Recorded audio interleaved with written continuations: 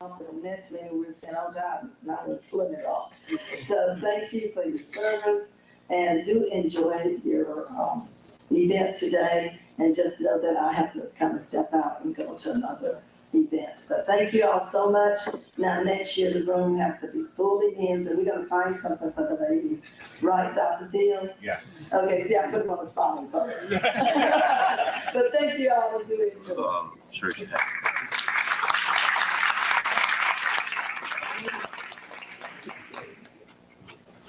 Thank you, Dr. Dawson. Again, thanks to the committee for your hard efforts and work and support in this event that we continued on, and looking forward to taking it to the next level with the new with the Barbershop edition. This morning, we're going to focus and have a conversation about advancing Black male health equity, and we come from the perspective of clinical trials, increasing the diversity of Black men in this space, but also in the work profession, increasing the presence of Black males in the nursing profession. We know that people have better outcomes than providers, and that health providers look like them. Many studies have over and over again proven that. And so we have to begin to do the work to increase on our end how can we do that.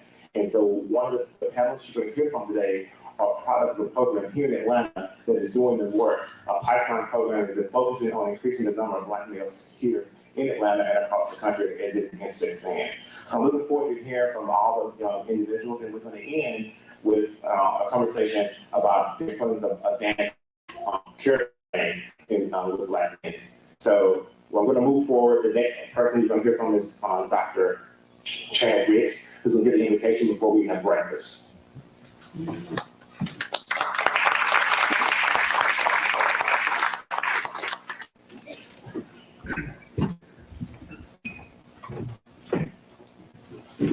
Good morning, men and women. Good morning. Let's bow our heads. Dear Heavenly Father, we thank you for this opportunity to fellowship, to break bread. We ask that you open up our minds and hearts, our spirits, and come into this place. Give us the vision, the mission, the value, the drive to include and bring everyone into this conversation, into this thought process, so that we can heal those minds, bodies, and spirits for those who have been disadvantaged and disenfranchised. This we know is your work at your hand according to your spirit. We thank you now and forevermore. In Jesus' name we pray. Amen. Amen. Thank you, Chad. So now we'll have breakfast, and then after that, we'll come back and get started with the program. Enjoy your meal.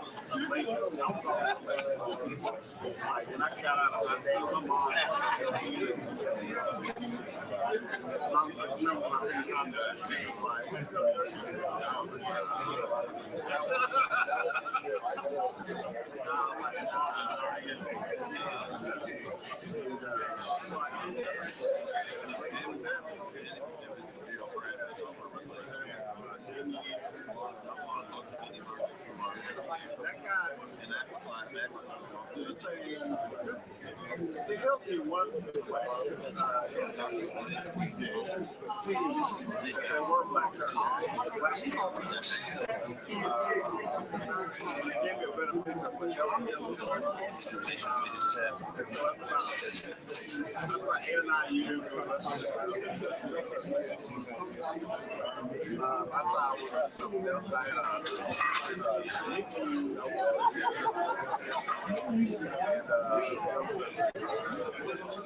young lady, black girl that was your age. That's like to see white people.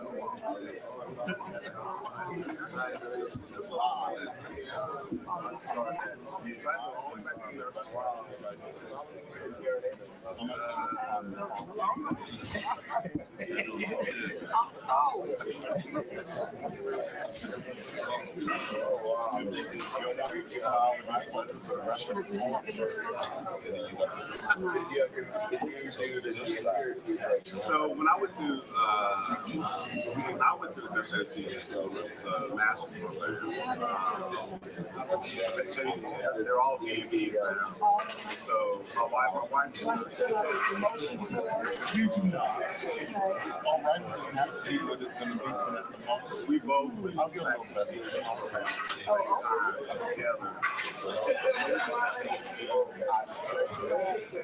No, so I'm in the military as well. So it makes it, I do some evidence, well, I'm not full-time. I'm going to do it. It's like, I like going to work, being work, never done that. Yeah, it's always. Are you so that's like 19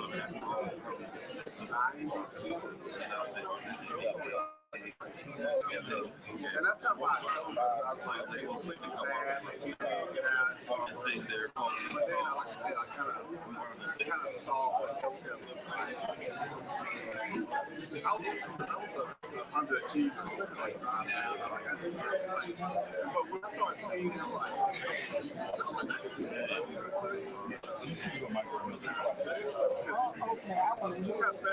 in undergrad,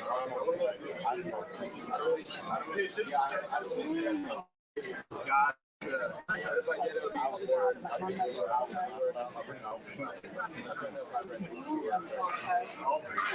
What year are you?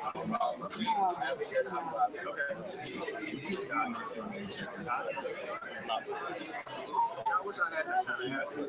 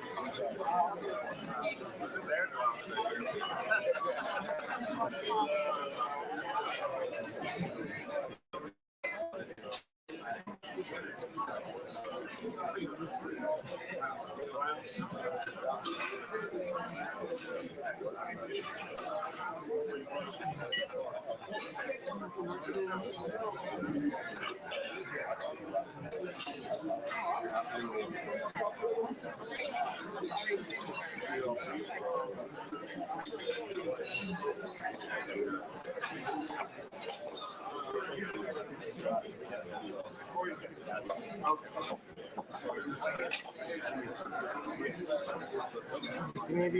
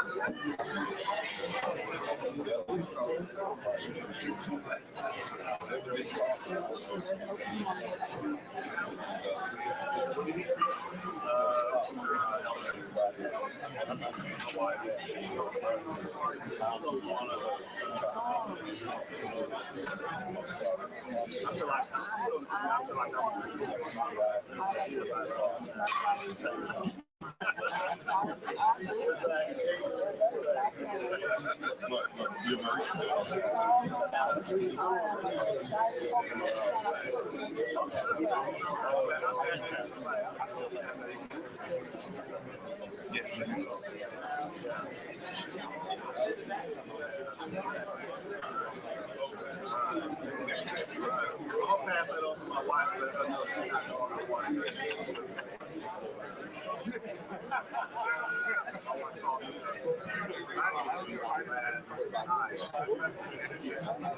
She was taking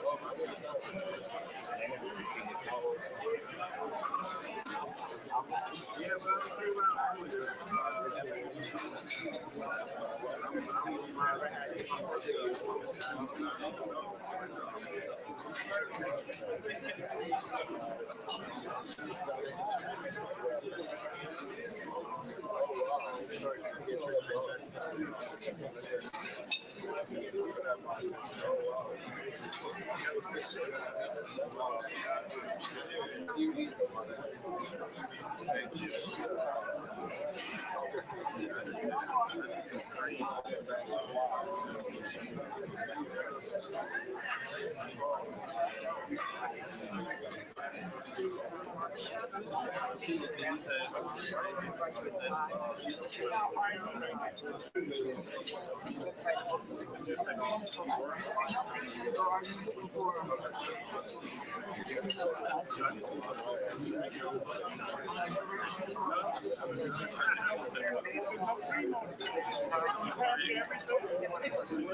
said, I want too much. You heard what he does everything. I'm saying you have no, and I have made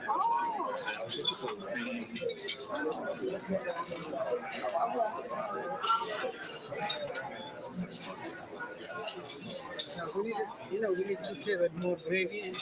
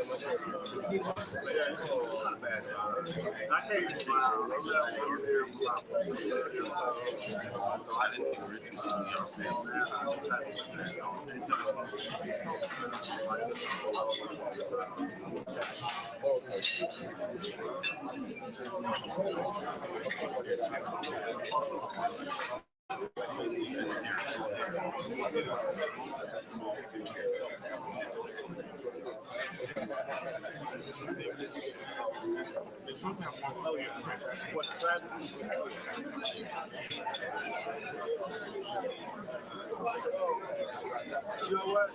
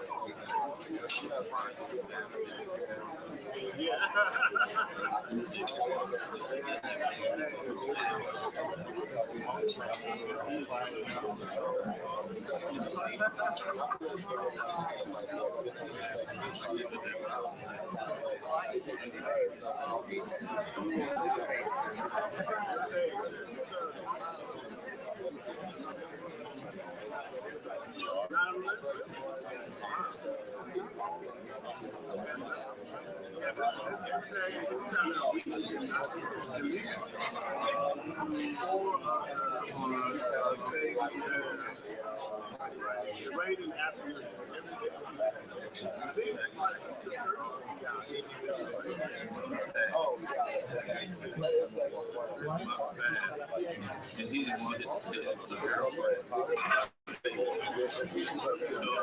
He's like, he's bringing up walking in my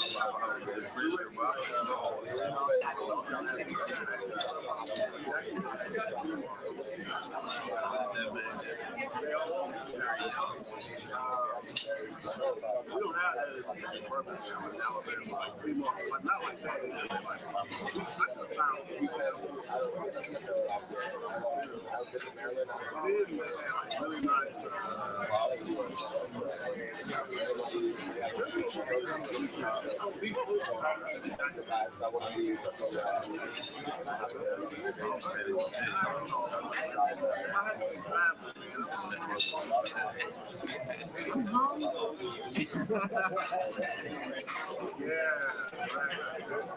I never had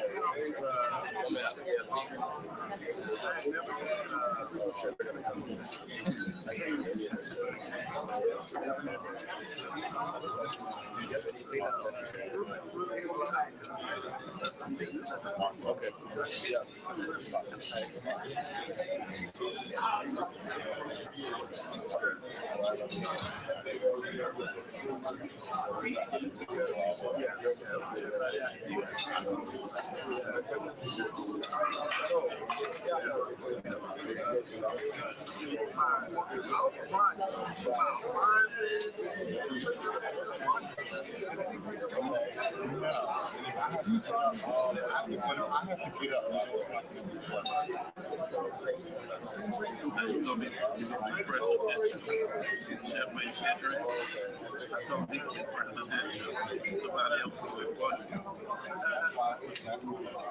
know your historian.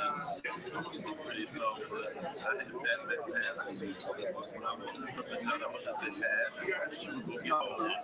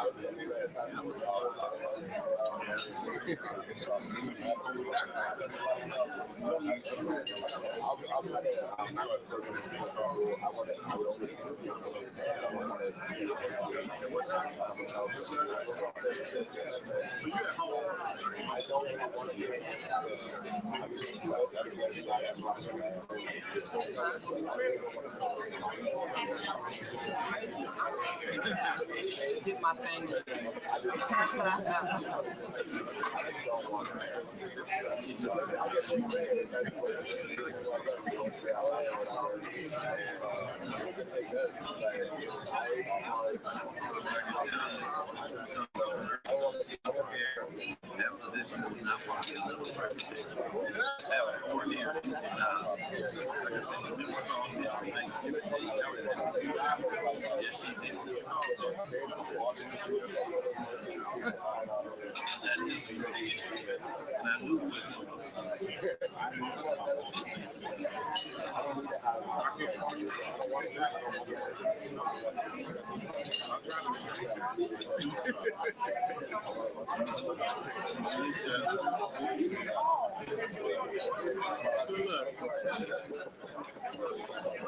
Look, you're not that far.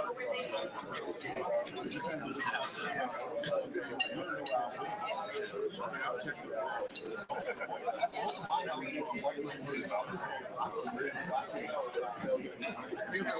We've been here before. I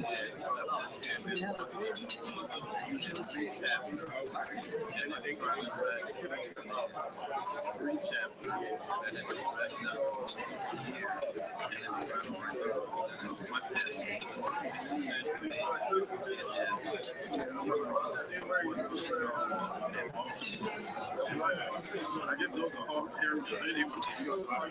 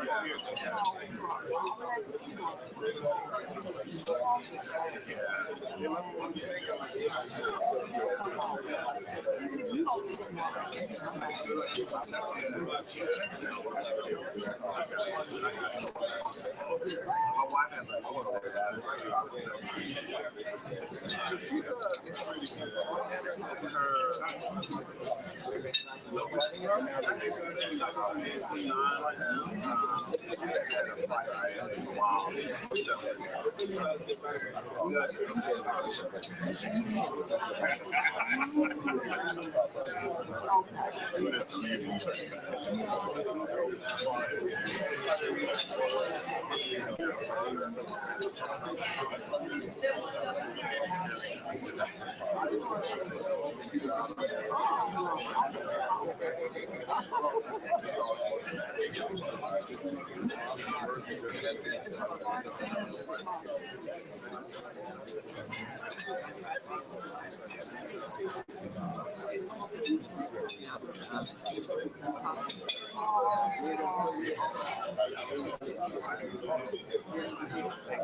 Did you have coffee already?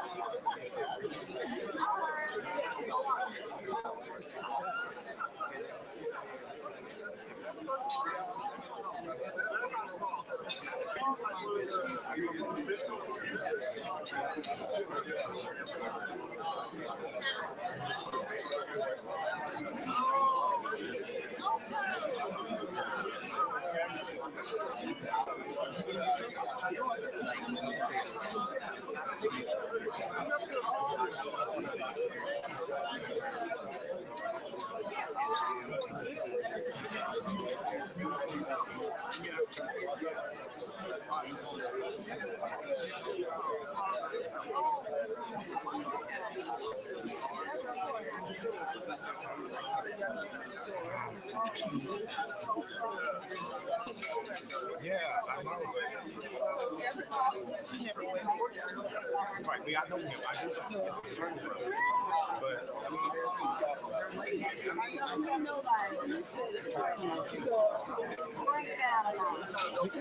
yeah, he can put up here and I understand.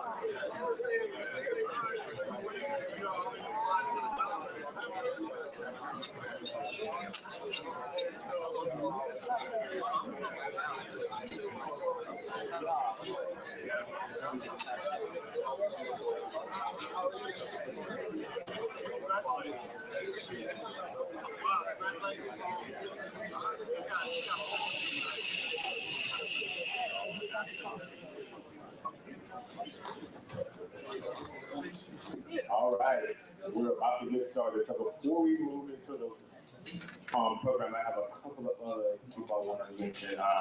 The Association of American Physician and Nursing has representation here, the immediate past president and the current vice president here. Thank you guys, Blake and Courage.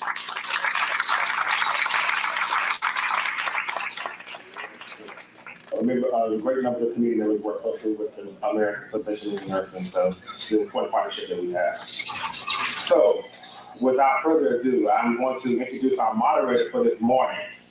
Some of us already know who he is. He's very familiar with his work here in Atlanta and across the nation. I hear him very often on Wednesdays in the Ricky Smiley Morning Show. Great as his infotainment at that segment time. So Dr. MJ Collier serves as an all-air personality and host of the longest-running health talk show, Your Health is Important, radio show on WYZE, 1480 AM. Atlanta's own hip-hop doc provides medical commentary on the syndicated Ricky Smiley Morning Show, heard locally in Atlanta on All News Classic, 102.9 FM, every Wednesday, 8:20 AM, Eastern Standard Time for Wellness Wednesdays. Dr. MJ Collier is a fellow of the American Academy of Family Physicians and is currently serves as president and CEO of Atlanta West Primary Care Associates. In the position of medical director, he coordinates primary health care services for men, women, and adolescent children. Ladies and gentlemen, I present to you Dr. MJ Collier, who will be moderating the program for this morning. Good morning. We can do better than that. Good morning, men and ladies. I am Dr. MJ Collier, host, producer, and on-air personality of the Your Health is Important radio broadcasting only interactive forum that allows you to call in and ask your healthcare questions. And we are live now. We are doing a live broadcast as we speak that is going out on all social media. And you can reach me on all social media at ASK Dr. MJ. So it is my honor, my privilege, my passion to be here this morning for the third annual Men's Bowtie Breakfast.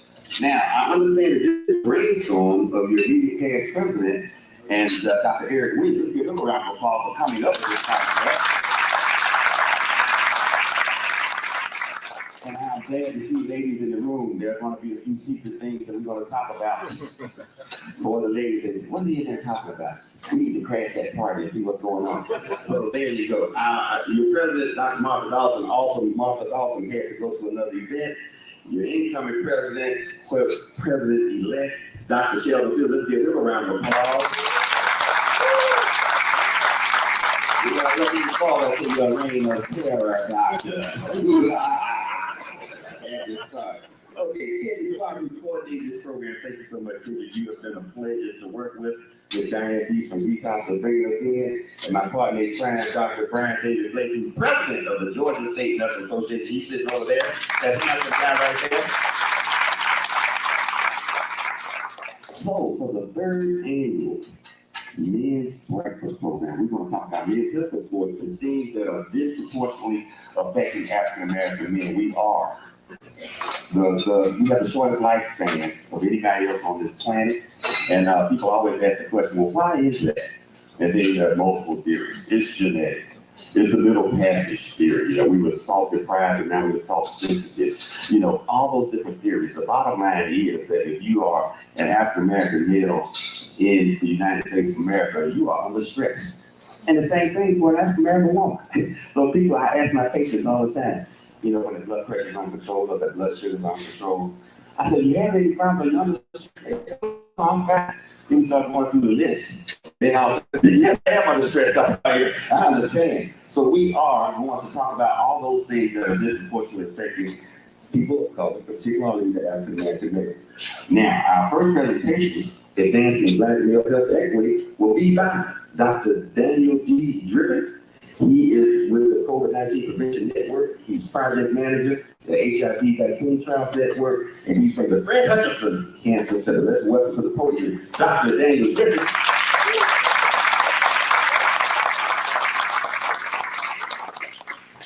So good morning. Good morning. Come on now, I've been up since 7:45. Good morning. Good morning. Thank you. It's good to see you. Your bow ties look great.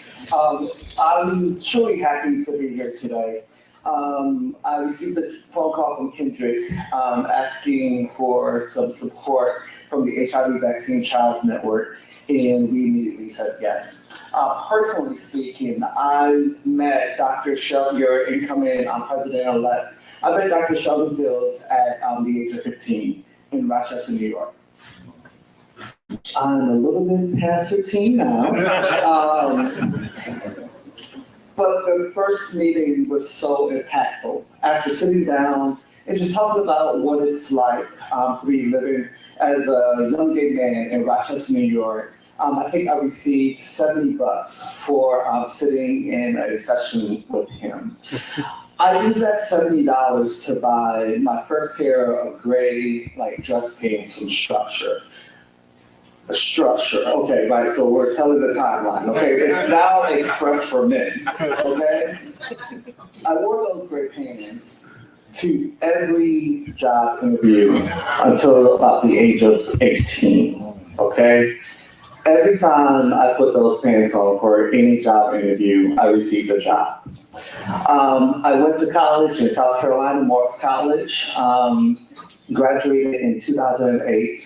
And quickly after graduating in 2008, I started a year-long social justice leadership program known as the CRIP Fellowship, Creating Responsible Intelligent Black Brothers Fellowship. The fellowship was specifically designed to create social justice leaders, specifically at the intersection of identifying as a Black gay man and wanting to change HIV in our communities. That was the first time I saw Dr. Fields since 17, 18, since leaving Rochester. And I had the opportunity to share that story with him. He cried. Now this is, when you see a tear, you have to mark it down in your journal because, it comes few or far between. Between him and a handful of others that I call my chosen family, December, this upcoming December, I will graduate with a doctorate degree in public health. Because of it. All of this is equity. These are the important cornerstones of equity. We have to be mindful of where people live, where people play, where people pray, where people go to sleep at nighttime. But all of this ultimately creates a new conversation of how do we keep all of our community members the healthiest that they can be, okay? I have the actual pleasure, I'm not speaking past this, I had the actual pleasure of bringing up one of the best humans I've known. His name is Louis Shackelford. Louis Shackelford is the acting director of the External Relations Division at the HIV Vaccine Trials Network. Between myself, Louis, and our other colleague, Kyle Gordon, who's at another conference, Saving Ourselves Symposium on the other side of the city, 2 conferences at one time in Atlanta. We're running back and forth all week. Pray for us. But Louis will tell you a little bit more about the importance of the HIV Vaccine Trial Network and why we are here today. So again, congratulations on the 3rd annual Bowtie Breakfast. We look forward to seeing you next year. And again, please have a great morning. Louis, please.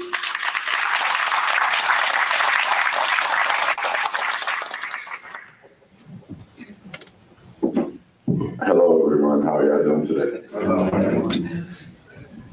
So y'all sound so excited to be here. And I know it because I am too. So I want you to know that I really honor and respect you all calling us to be here today. It is awesome to be here. Thank you. I want you to know I love y'all so much that I put on my best fake bow tie that I have. This is my best one. It's also my only one.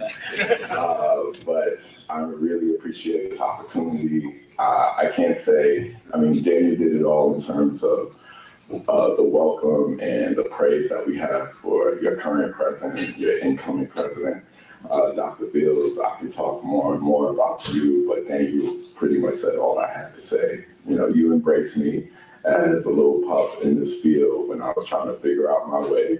This random, regular, smegular, straight guy in a room full of the LGBTQ community working in public health, and I was like, I don't know how long I'm gonna be here. You know, I just wanna help people. I just wanna help the community. I don't know where this is going, but you know, I'm here to help. And so I'm just grateful for all of your support. I'm grateful to be in this room with you all. So anyway, I'm not gonna hold y'all up long. You know, this slide deck is usually about 80, so I cut it down to about 50 because I was told I was supposed to be short. So, you know, just give me about an hour, hour and a half. I'll get you out of here real quick. So again, my name is Louis Shackelford, he, him pronouns. I am based out of Seattle, Washington. Let me get into this presentation. And I am acting director at the HIV Vaccine Trials Network. So my presentation today is going to be actually real quick. I'm joking. It's going to be really just showing where the burden of HIV is today, why it's important. So I'll hopefully answer a lot of whys today. Why are you talking to me, Louis, about HIV? Why, if HIV is still a burden, why do we need more options? I'm going to talk about why we think the options that we're researching are very important to ending the epidemic. And I'm going to talk about why you are important in terms of dismantling stigma and discrimination. So again, a few little things about me. Again, I am Louis Shackelford, he, him pronouns, acting director at the HIV Vaccine Trials Network.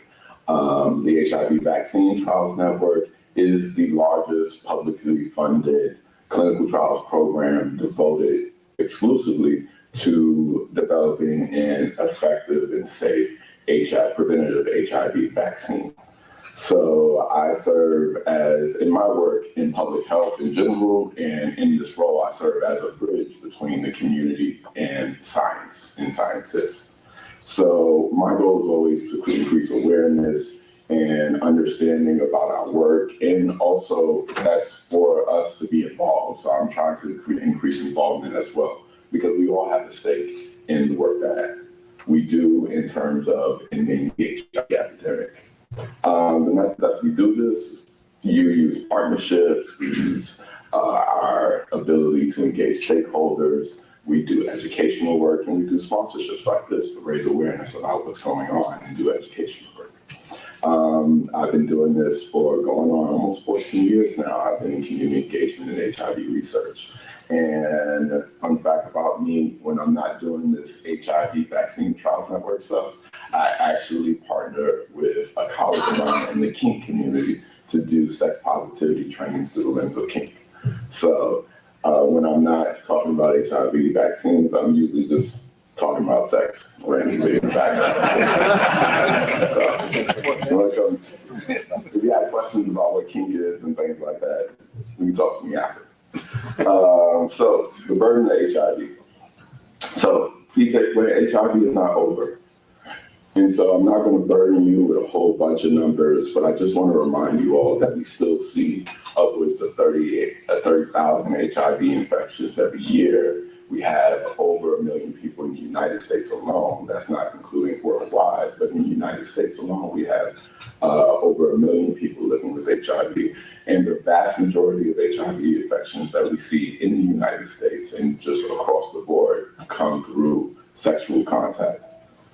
So, and if you look at the states on the side, those are the numbers. And you see Georgia, the state where we are in right now, is number 4 on the top 10 list. And then the state where I was born, New York, is right behind them. So they're kind of neck and neck. So I would be remiss if I don't talk about how the epicenter of the epidemic at this point in time is really in the American South.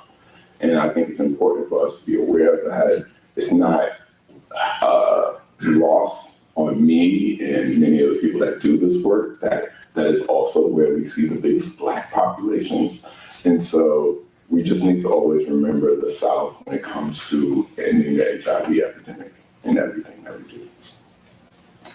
So the way forward, that's where we are. How are we going to combat this? So we actually have a lot of tools already. We have injectable PrEP, this medication that you can take to prevent yourself from getting HIV. That's one of our latest and greatest innovations. We've had oral PrEP now for a little bit more than a decade. We have post-exposure prophylaxis, which is something I know that a lot of nurses in here are familiar with.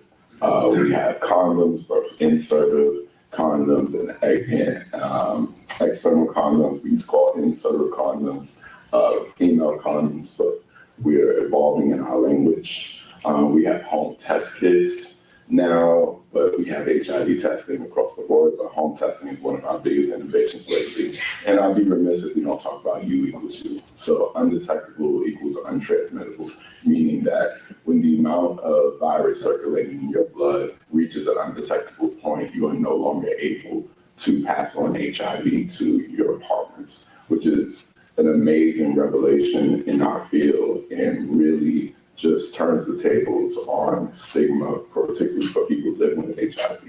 So I think that's astounding, and I think it's something that we always need to trumpet wherever we are, because more people need to know that science. So why are you talking to me about this, Lewis? You know, we got all these tools, these things are all effective. Why are you up here in the morning in my face telling me about all this stuff? And I'm telling you about this because I think we need more tools, actually. Because when you look at the numbers across the board, whether you are a transgender individual in the United States, whether you are a man who identifies as gay or bisexual, or if you're just a regular smuggler, straight guy like me roaming the streets, we see that the numbers are clear and we see where the epidemic is hitting hardest. And it's hitting hardest with people that look like us. It's hitting hardest with people like the ones in this room. And so across the board, in every category, you see Black and brown people leading the way. And so that's not acceptable. And this is why I think that we need more options. And you can say to me, Lewis, that's just 1 year. You know, what does that really say? And I really like this chart because it shows not just the triangle is where actually the dot is 2017, the triangle is 2021. So it shows how we move the needle in terms of HIV infections over the past few years. And you see the needle has not really moved. Even with all those great innovations that I just showed you, we still have a lot to do. And we have some communities that have not changed at all. If you look at Latin communities, stable, no movement at all. So we need more and we can do better for our people. And that's my conclusion, that we need more options because the options that we have are not enough. So that's why I'm up here talking to you about what we're trying to do in the HIV Vaccine Trials Network to move ending the epidemic forward. And so, but the other thing I want to talk about, because I want to talk about what we do and the research, types of research that we do, but I also want to make it clear that I don't believe that we're going to just pill and shot our way out of this epidemic. You know, stigma is not going to go away just because we have better pills or better shots to give people.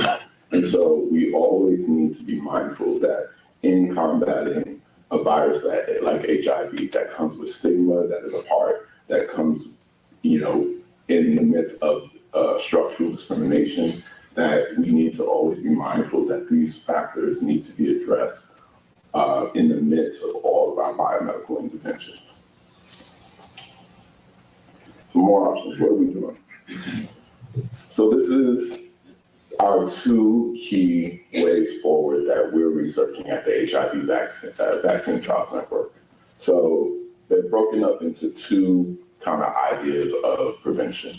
And so you have active immunization, which is through vaccines, but we're also working on passive immunization through what we call broadly neutralizing antibodies, or BNABs. So on the vaccine side, you have a vaccine which has a substance that stimulates an immune response. I know I got calls coming through too. So vaccines stimulate the body to prepare to fight a particular virus, in this case HIV, the substance that is used to stimulate that response is usually called an antigen. Vaccines are really good, but they actually take a little bit of time to give you enough immunity so that you have the protection that you need to fight HIV. So it usually comes in around 2 to 3 weeks after you receive your vaccine. So it's not immediate, but the protection that you do get, there's potential that it can last for years. But we also know, many of us through the COVID-19 pandemic, that when you receive a vaccine, that it elicits an autoimmune response. So you can feel really, I know when I got my COVID vaccine, I felt pretty good at first, and then there was like 2 hours where I felt like just kind of lousy. And you know, that's just the immune system just doing its job. But we see those other immune responses when you get a vaccine. So that's something to consider. Now, on the antibody side, we have these things called broadly neutralizing antibodies. So it's the idea that, you know, on the vaccine side, if you look on my slide on the side, you have the vaccine has an antigen and it goes down into your cell. And then those little red things, those are the antibodies that are created by your body. So on the idea around broadly neutralizing antibodies is, what if we skip the step of giving you a vaccine and teaching your body how to make those antibodies? What if we just gave you the antibodies? And so the advantage of just giving you the antibodies as opposed to going through the step of vaccination is that you would have immediate protection.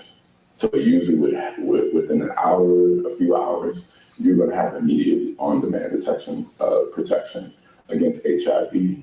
This protection would last potentially for months, could last for about 6 months, but you would be receiving an infusion of antibodies or an injection of antibodies every so often, maybe every 6 months. So those are the two different main methods that we're testing at the HIV Vaccine Trials Network. And I would be happy to, if you have any questions about any of these things, please feel free to come up to me.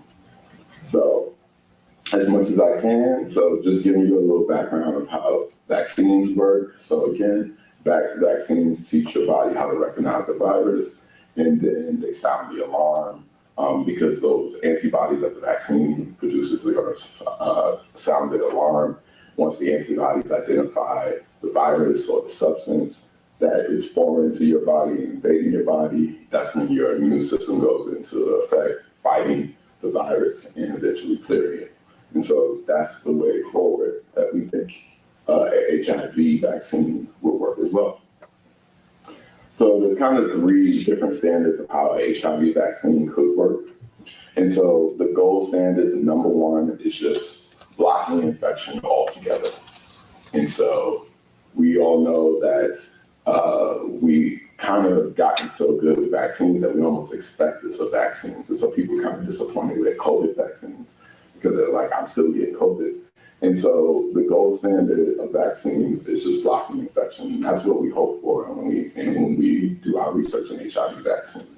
Now, the silver medal would be triggering that T-cell response. So this is combating infection and clearing it to prevent disease. So this is very similar to what happens when you get a flu vaccine. You know, you still may receive an infection, you still may get the flu, but your body's able to clear that infection. And so you get a little sick, but you are able to avoid disease, and that's what we're looking for in the HIV vaccine. That would be our silver medalist. And then our bronze medal would be a vaccine that prevents the progression of disease. So this would be a vaccine that even if you were to get HIV, it would slow the process of you going into an AIDS-like condition. And so that is still very powerful because there are many places in the world that still struggle in terms of getting HIV treatment.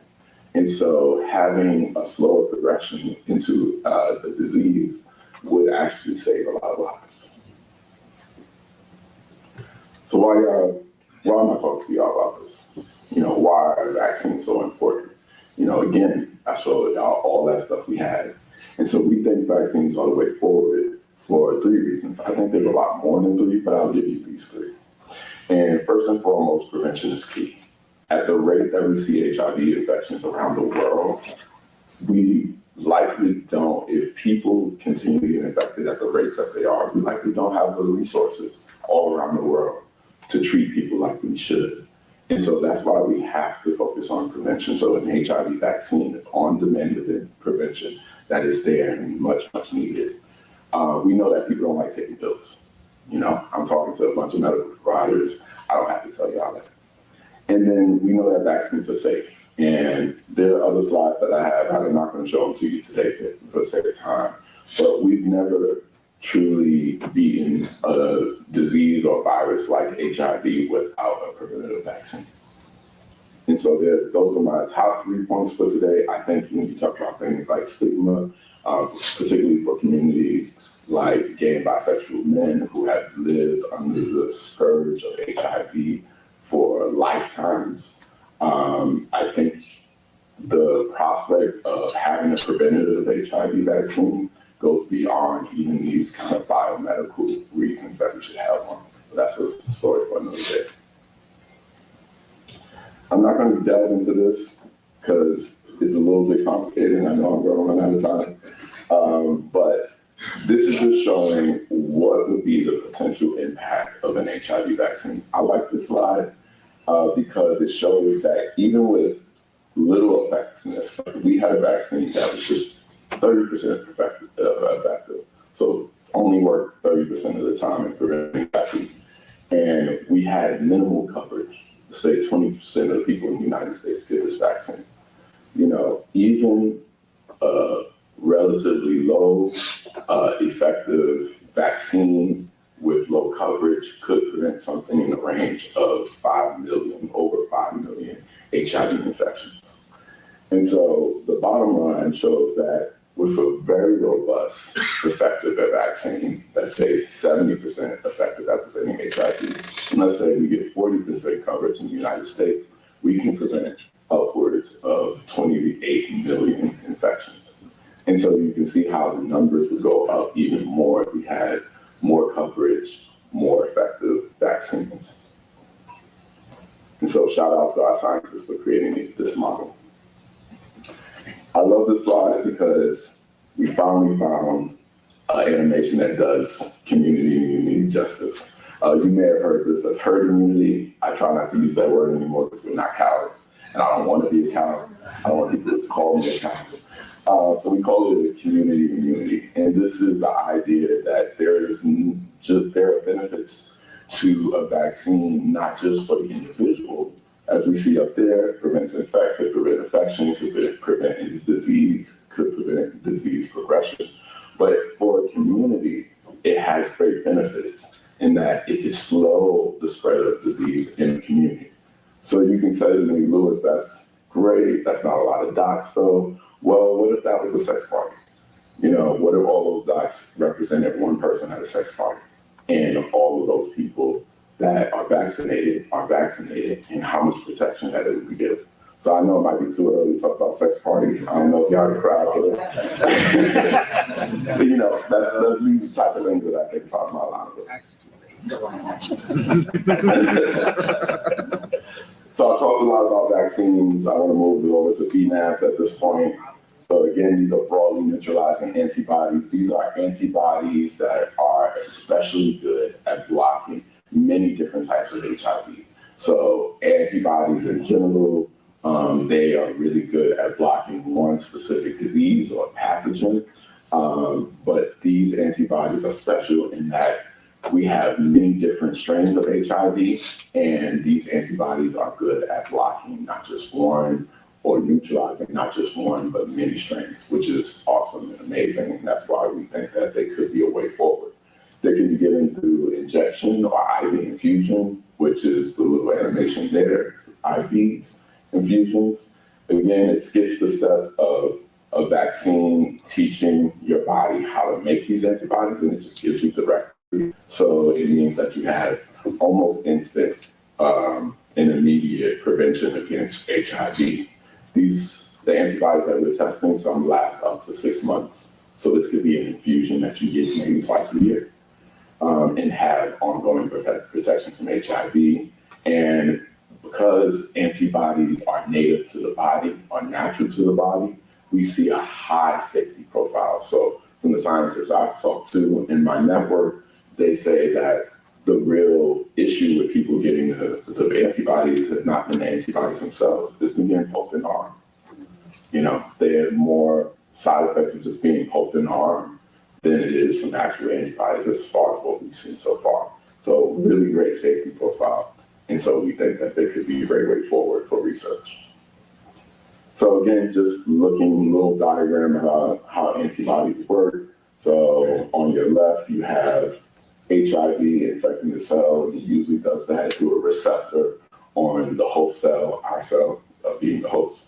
And so what antibodies do is they block those kind of landing gear. So if you think about this host cell at the bottom being the land, HIV has to use these little things sticking out of them to land on it. And I would call that sometimes it's called the landing gear. So it just blocks its ability to land and engage the cell and infect the cell.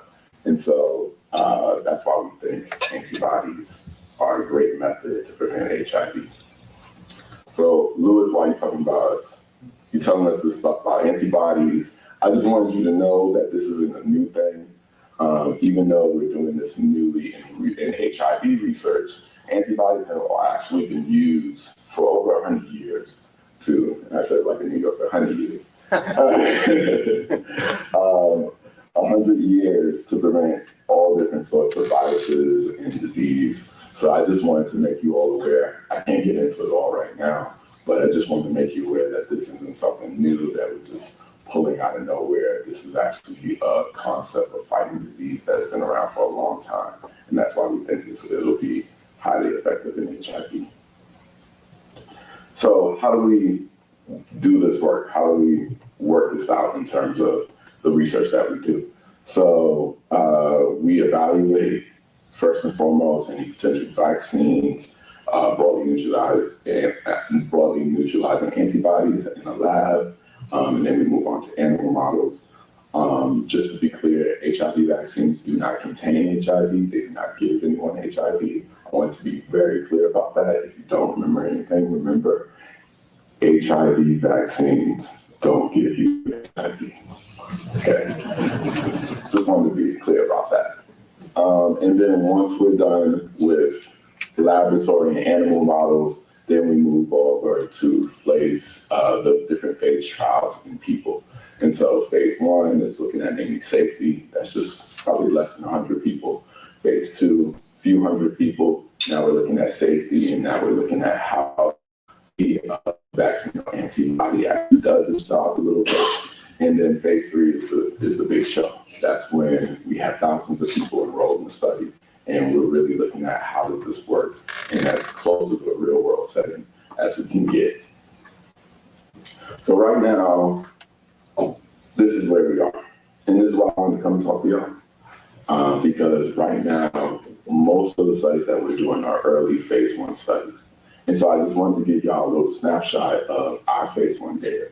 And so this is historically the percentages of different racial groups that have participated in our phase 1 trials. And so this is really critical because I think we're doing an okay job at 17%, but I think we can do better. And so for that, I need your help.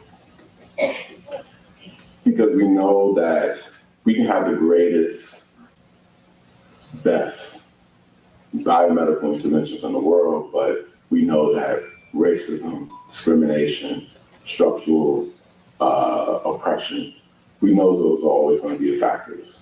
And so those are going to be limiting factors, and research, conducting research is going to be a limiting factor in whatever great things come out of our research. And so we need folks on board, we need support, we need people like you. And so I like this slide. This comes from a study that looks at structural inequity in healthcare. And so the top 2 tracks are when people, particularly health providers and researchers, see race as destiny.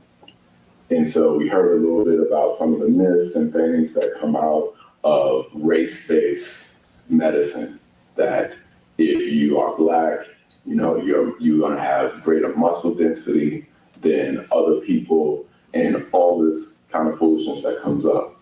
And it leads, basically, it goes into our research. And that's why I like this slide, because it shows that research is a foundation thing. It goes into our medical education, it goes into clinical practice, and then it creates racial inequities. And it becomes a closed loop. And so if you look at the bottom, this is race-conscious medicine. This is medicine that sees race as, or racism, I should say, as a structural issue that needs to be addressed in concert with medical treatment. And so that is the path for us to get to a place where we start to dismantle, where we start to reduce inequities. And so that's why I feel like it was important to come and talk to you all today, because me and Daniel, we can't do this alone. We are there at the table with scientists, holding them accountable for the types of research that they do, holding them accountable for things they say about communities that they may not identify, about our community. But it can't just be us. We need you. And so what I would like to leave you with is what you can do. And so first and foremost, share this information. You know, so many myths, so much disinformation, misinformation circulates through our community and just circulates in general, that we need trusted sources. And so share the trusted, reliable information that you get from me and other sources, first and foremost. And I know that we do it a lot, and I know it's a lot sometimes. As much as you have capacity, continue to address stigma and discrimination in your circles.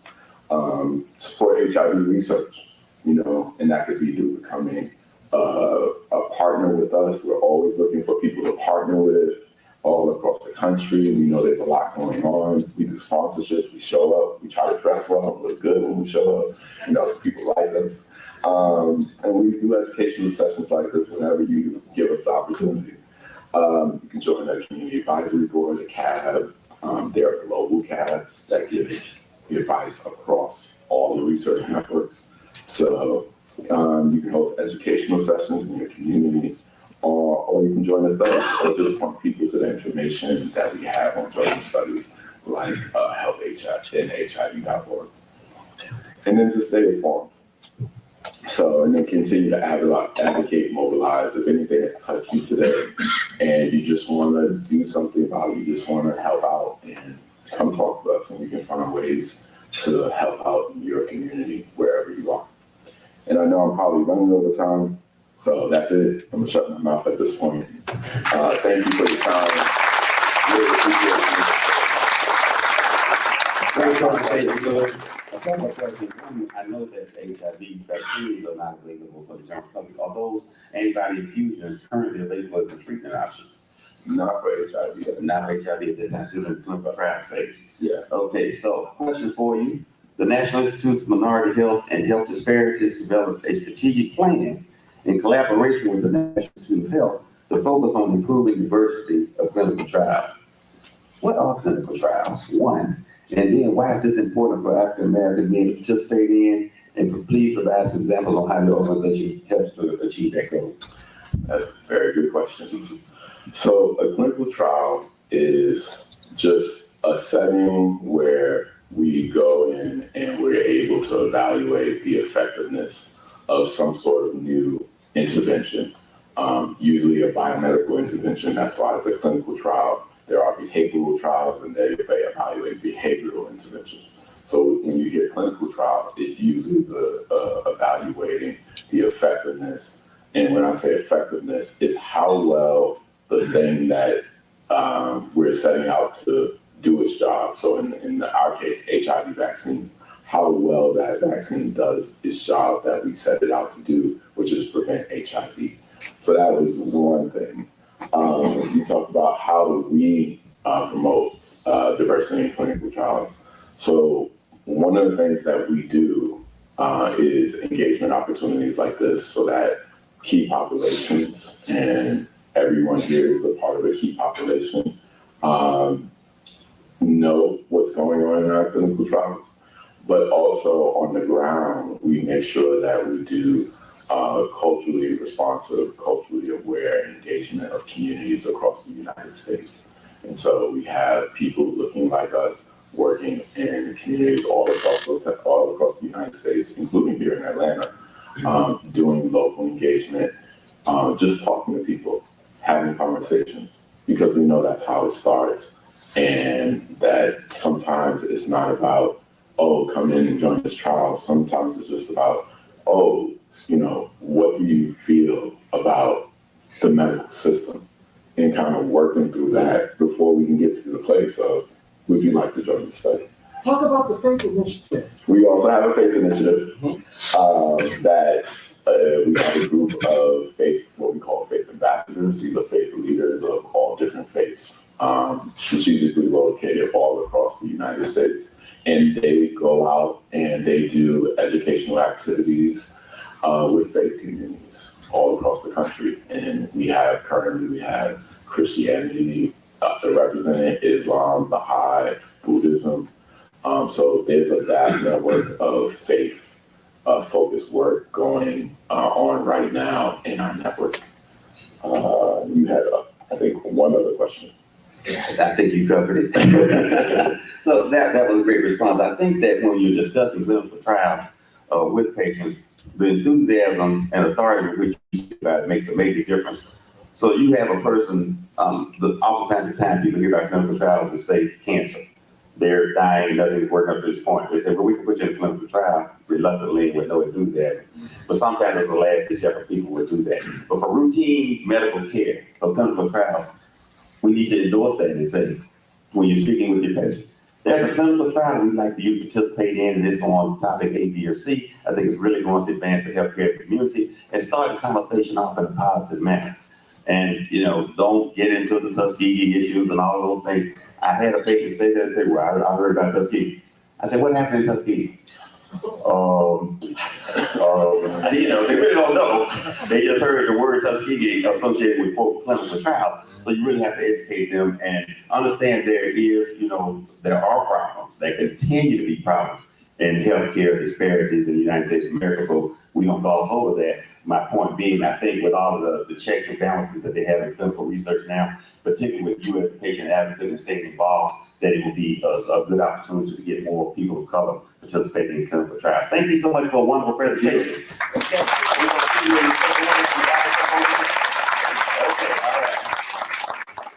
Next up, to talk about high school to higher education program, H2H. What a wonderful pipeline program that is going to hopefully help with the shortages that we have across the board as far as healthcare workers are concerned, but to get young people interested in health as a career. Everybody can't be a social media influencer or a rap artist. We got to have some healthcare providers. So if you've ever done career day speaking at schools in this day and age, first question I ask you is what? How much money do you make? How much do nurses make? And the second is, do you have to deal with blood or other body fluids or things like that? So we have to, have a good pipeline for doing so. So join me and welcome to the program and to the podium, Dr. LaDonia D. Patterson. She's with the H2H program.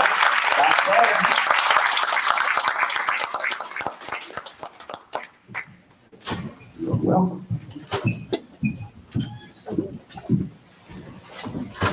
Good morning and welcome everyone. Good morning. I am really happy to be here with you all today. And so I just wanted to start by thanking Mr. Kendrick Clark and the members of the Men's Health Committee for having me here to talk to you all today about a really important program.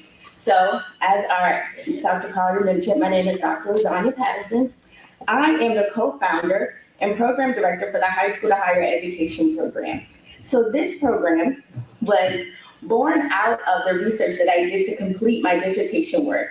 And we started it in October of 2020 with an innovation offered by the Center to Champion Nursing in America.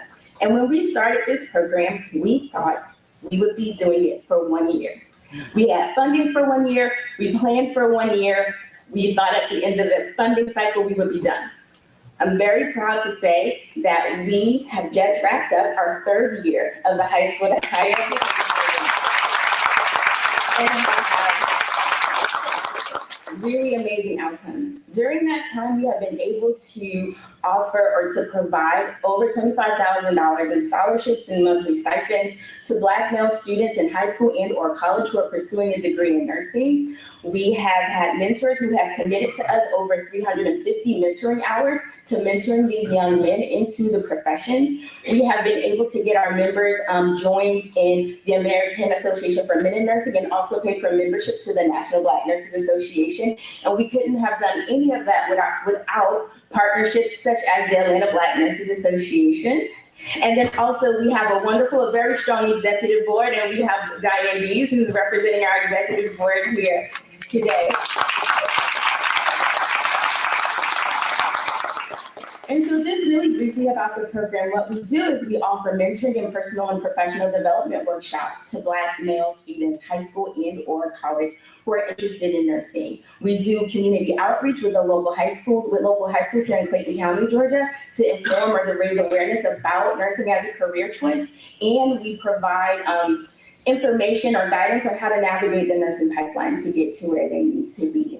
So this type of program is so very important, not only because it's committed to diversifying the pipeline into nursing, but also if we are able to diversify the nursing workforce, as Mr. Kendrick Clark mentioned in his opening talk, that we can help to improve health outcomes for some of our most vulnerable populations. We know that racial, ethnic, language, and cultural concordance between healthcare providers and patients leads to improved health outcomes for some of our patients. Well, one thing we absolutely need to recognize within this country is that the health status of Black men is intimately tied with the psychosocial historical positioning of Black men within the United States, if that makes sense to you. And so it's so important to have healthcare providers who have a unique and keen insight into what those experiences are like.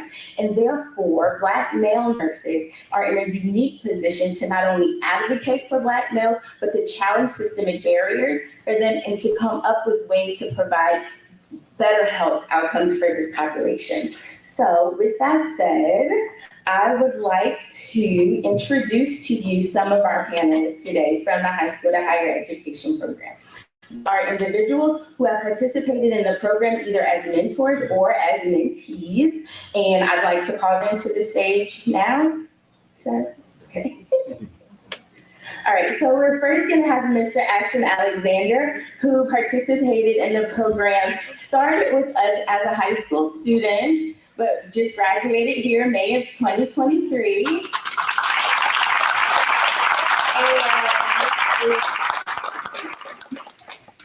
And is completing his prereqs and is on track to starting his nursing program at Chamberlain University here in Atlanta in 2024.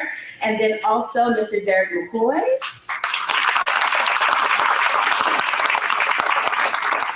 Who started with the program as a nursing student. He's a new graduate now, but started with the program as a nursing student. Started his nursing career here in the ER at Grady Memorial Hospital, but is now traveling, has taken that experience and is now traveling, doing travel assignments. And then the newly minted Dr. Everett Moss, who just completed Dr. Moss just finished his DNP in nurse anesthesia, CRNA yesterday.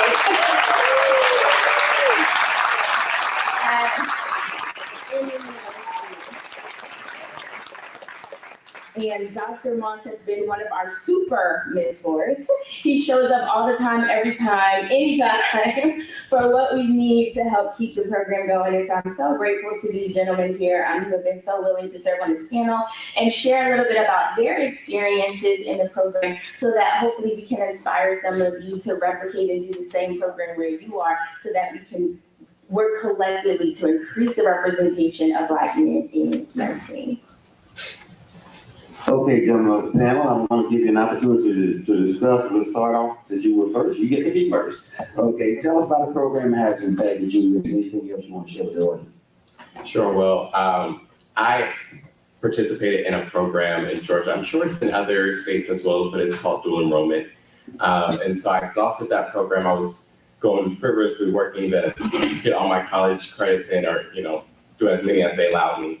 But I eventually exhausted that program, and so I was looking for other places that I could, find funding or, just learn more about nursing in general, because that program didn't teach me anything about nursing. I was just doing prerequisites.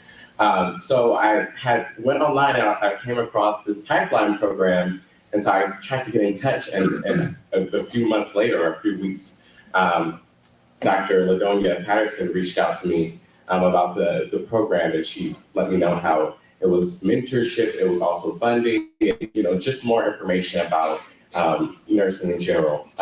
Because when you're starting out in high school, you're wondering why exactly, what exactly is this process like? What is the NCLEX? Am I going to be able to pass that? And just all the information that composes of, you hear nurses talking about it. And so you're just wondering, walking into that door, okay, I need answers about this, but you have no nursing friends or leaders to help you out with that. So being a part of this program has connected me to Black men in nursing, in the nursing field, so that I could get their experience about it, and also learn more about the specialty groups within nursing, it helped me to break down some of the barriers in my mind about nursing, because I would get online and see different like burnout, et cetera. So, so just being a part of the program. Because I was like, do I want to be a nurse really? But yeah, it really did help with, hearing those experiences in other Black men and receiving that mentorship. So I really appreciate being part of the program.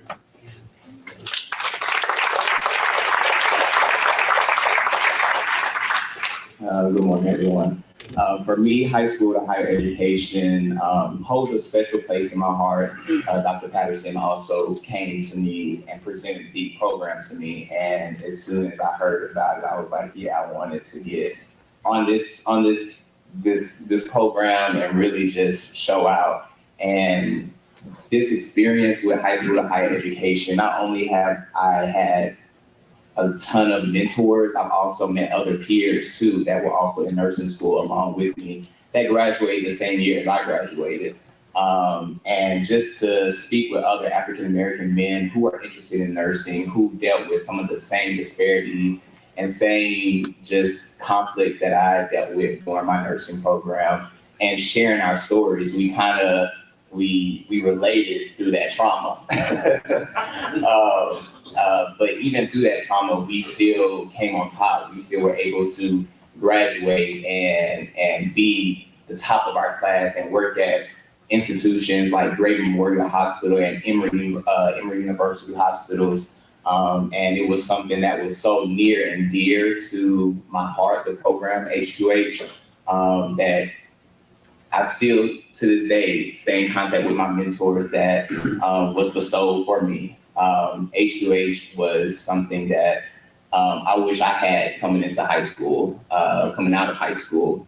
When I came out of high school, I wanted to be a physician assistant. And through that track, I went back and forth between biology and nursing and biology. But I found Dr. Patterson, and she really was the GOAT to helping me to just really push forward through nursing and really make a difference in the community. So yeah, thank you.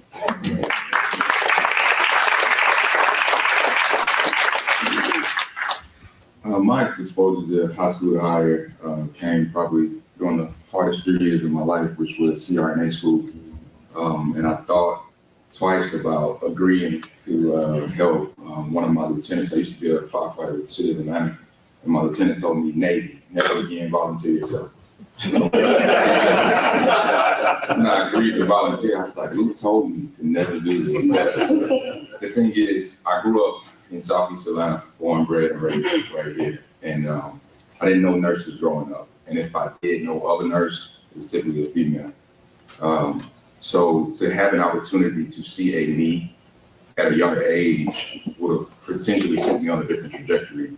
And I don't regret the things that I've been exposed to throughout my career path, but I feel that it's a privilege and a blessing to be a mentor to other Black men who are potentially pursuing my exact career path or a similar career path. So this is just one of the many opportunities to pour into others because I feel very blessed and fortunate to have had so many pour into me throughout my life. And, you know, losing my father at 14 years old, I didn't have that particular role model to continue to guide me. So I'm just here to offer what I feel like I lost out on due to losing my father at a young age.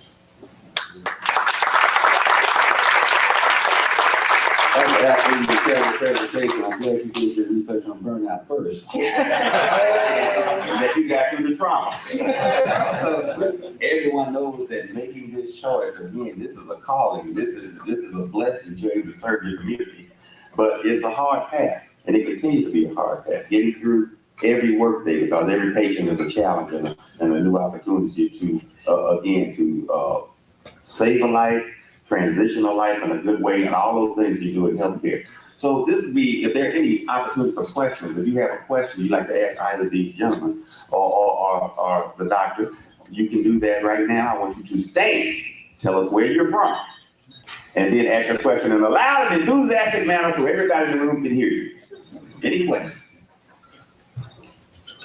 Yes, sir. Mr. Morgan.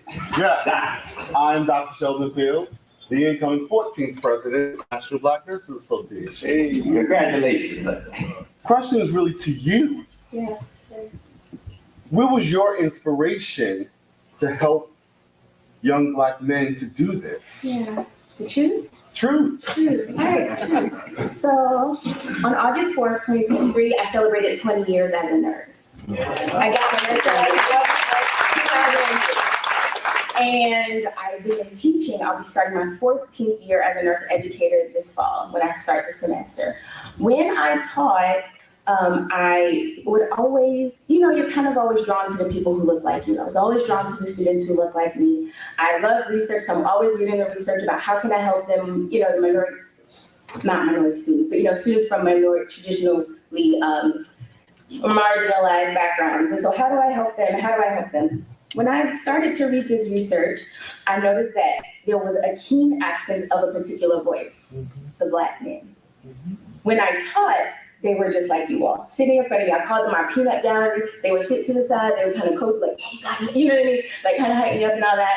And I loved them, but they were missing from their research. So I intentionally started to do searches on Black men nursing, those of you who have finished doctoral degrees or have done any research, wrote articles, anything like that, you know that when you do a search of the literature, you look at a lot of titles. I looked at over 9,000 titles, trying to find an article that positively displayed Black men in nursing.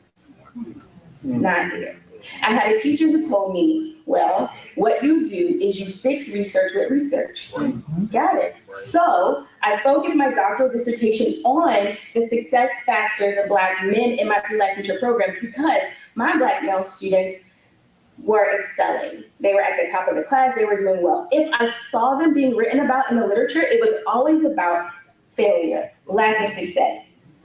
And so I wanted to be intentional about interjecting a counter narrative into the research so that there could be something else for young high schoolers to look for when they're searching for Black men in nursing. And so if I'm very honest with you, I did it to represent my Black male students, to represent all the positive Black men in my life, particularly my dad, because I definitely think that there needs to be more stories of success rather than failure. And trust me, my dissertation committee tried to make it a failure story.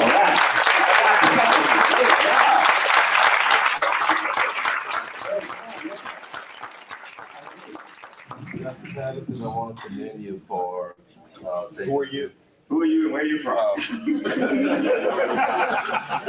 Dr. Eric Williams from the Council of Black Nurses, the first chapter, Los Angeles, immediate past president, soon to be passed. Thank you, Dr. Eric Williams from the Council of Black Nurses, Los Angeles, soon to be past president, and the 12th president of NBNA. I want to commend you for your efforts, and as I sat here and thought and pondered through the presentation, your work, I thought about my journey and working at a place called Charity Hospital in New Orleans, I was definitely a minority 40 years ago. And it was always the Black female nurse that took care of the Black male nurses. And when I taking it to a well evidence-based model. And I think that, I was a minority in nursing school. And when I went to Charity Hospital, after a while, everybody thought I was a Dilla grad because I hung out with Dilla graduates. So, I started going along with the program. I'm a son of Dilla University. But when I sat here, I pondered and thought about there's more work for NBNA because I asked the question, are we there yet? And being a Black male out of 60 students, people tried to castrate you if you didn't know who you were from your parents and uprearing. So I think the question for NBNA is, well, how do we, because we're not there yet. If we're still hearing these stories that happened 40, 50 years ago, we have a lot of work to do, and everybody should take someone under their arm and say, yes, you can. I've done it, you can go further. And that's what I'm really enjoying about this, that when I came to NBNA, we may have had 2 or 3 males, and we have more now, more than we've ever had. So I think I commend you for your stories, but the struggle is real, and we all have to lift as we climb and take someone with us. But I think NBNA, the moral of this is that we have more to do. We have more, we can't stop. We can't get weary because people are actually struggling in these white environments. And the last thing I want to say, we need faculty. We need faculty to become deans, because where I'm the dean of nursing, and I have more Blacks there now than when I moved to Santa Monica to California. But when I went, there was only 2 of us. Now my faculty is 50% African American, but we're more qualified in many situations. So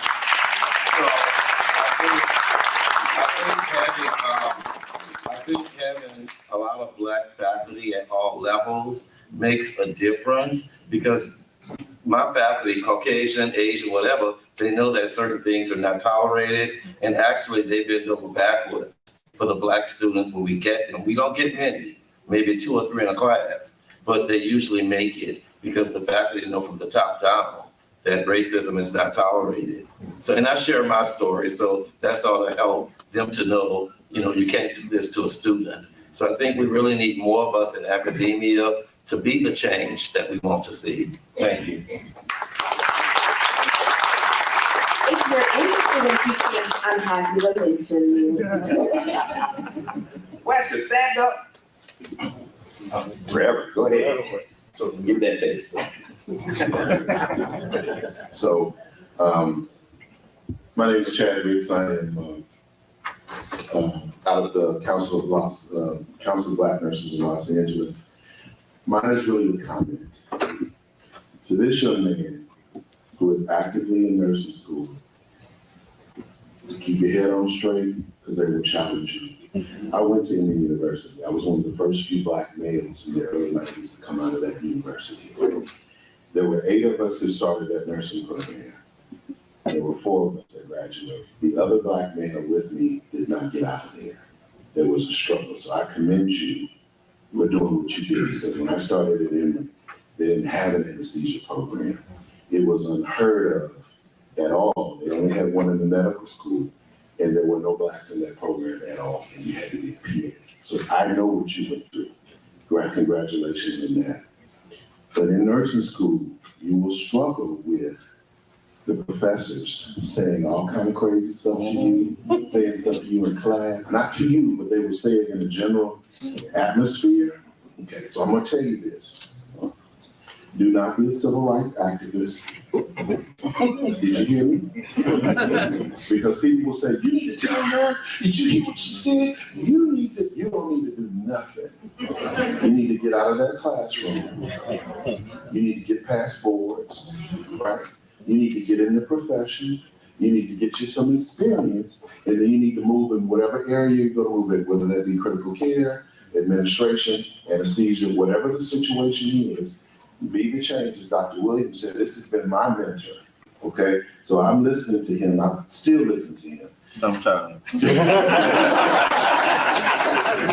But what I do want to say is, Yeah, he is. do not be discouraged in what you are doing. Get out, do what you need to do, and then, as he just stated, you can be the change that you want to see. I love this one, and this one particularly because he said something yesterday that made perfectly good sense to me. We have to help one another. He said, I only help people go into fame that look like me. Right? So that may sound really bad publicly, but it's a fact. Where he may say it, others may not say it, they just do it. Okay, so you get in those situations, you do the same thing that was done for you. For you who was going into traveling, I did that for many, many years, it's funny, but you will go into environments where you will be the only one. Critical care, emergency services. It's changed a little bit, but not so much, depending on where you go. They will watch you, they will make sure you do what they think you should be doing. So be meticulous in what you do because they're going to follow behind you even when you think they're not. You will be brought up, stood up on stuff that you were not even aware of for people believing that you shouldn't belong there. And I'm here to tell you, you belong there.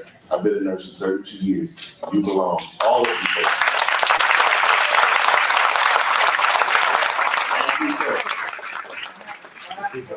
Okay, good.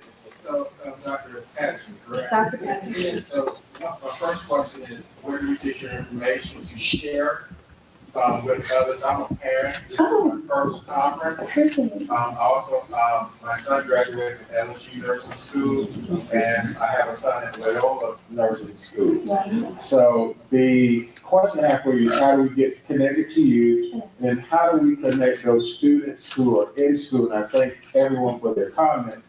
Because right now my student at Loyola is struggling and stressing because, as you know, it's time to pay that tuition. Yeah. Now I'm old school.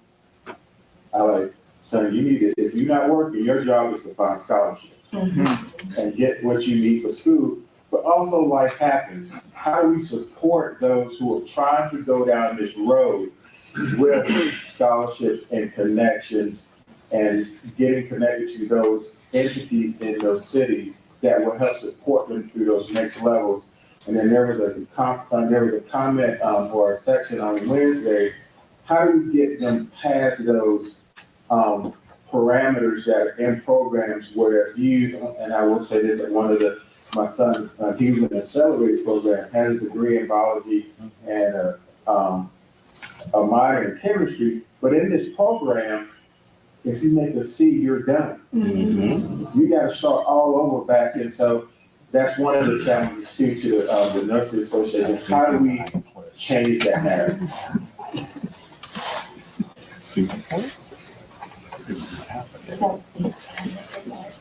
Okay, so that was a great question. I'm gonna try to keep it brief. How do you contact me? I'm on the Wova app, right? So you can find me here. I also have cards, so if you catch me, I can give you one of my cards. And then I also have cards specific to the H2H program where you can just scan it on the back, takes you directly to the website for the organization, and then we offer scholarship. But I also think that getting connected with the local ABNA or the local NBNA chapter, yeah, can help because there's scholarships through that and getting them involved in that way. And then I'm always happy to talk about student success. I gave a talk on Wednesday about exactly what you're talking about. How do we help these students from day one navigate their way through the nursing pipeline because they don't always know coming in, but just giving them those tips and tricks, and that's some of what we do in the H2H program with our mentoring. Good morning, CJ Marbley, New Orleans Black Nurses Association. So, sir, I can help you out in the back there with your two boys.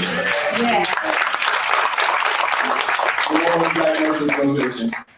I'll start with you before. All right. So I'm the chief nursing officer at New Orleans East Hospital. I'm also a new elected board member. And I want to, this meeting in the program, want to let you know that we're here to support. I want to ask the participants, what do y'all see we need to do? What do y'all, from your perspective, what do we need to do to grow this program? what's needed from the audience, from MBNA, and from local chapters. Hollywood, other cities. I really think it's word of mouth, because I knew nothing about the program when LaDonia reached out to me to be one of the mentors on the program, and I tried to use my network to spread the information whenever we would have open sessions. I would share on my social media.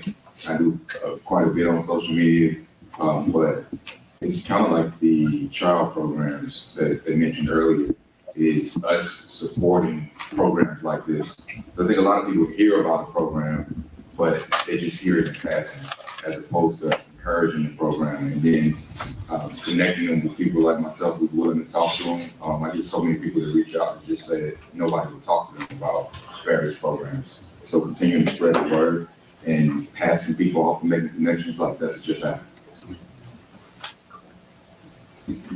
Just to echo Dr. Moss's statement, just word of mouth. I know for me, whenever I have a patient that is around my age, 24 years old, who is kind of lost on what they want to do, and they say, hey man, how can I get into nursing?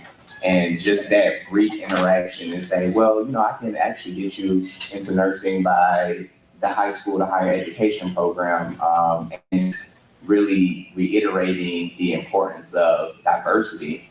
And a lot of young Black men, they don't see men as nurses, they only see women. So a lot of them think that nursing is a woman's dominated field, which it has been for a long time, but I do think we're at that point now, which it's time for Black men to step up and say, hey, thank you women for everything that y'all done. Let's take it to the next level and really push this narrative that Black men can be nurses.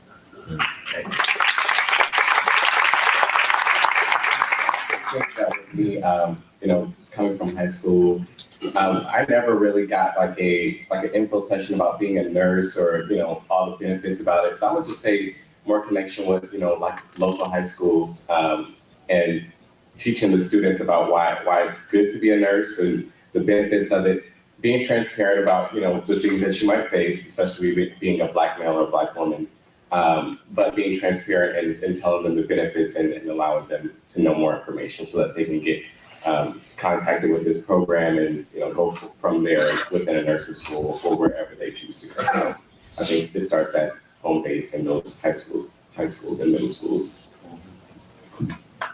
Okay, we gotta bring it to a close now. We'll continue afterwards. Let's give a big round of applause to our panelists.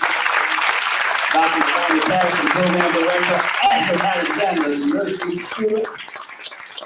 Derek McCoy, now traveling nurse for training in Grace Hospital, the hardest man in medicine, and Dr. newly elected Dr. Eric Paul, now doing nursing at school. Former firefighter, training for your service. You always a firefighter. We're going to take my fire and follow you.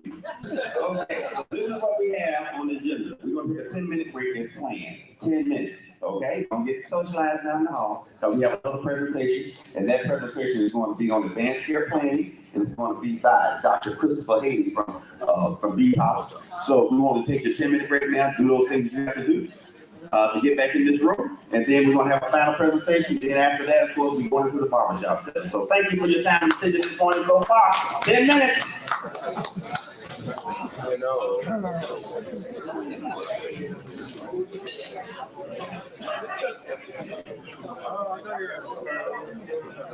Dr. Patterson is over here. If anybody who wants to get her information, she has business cards, etc. Meet and greet.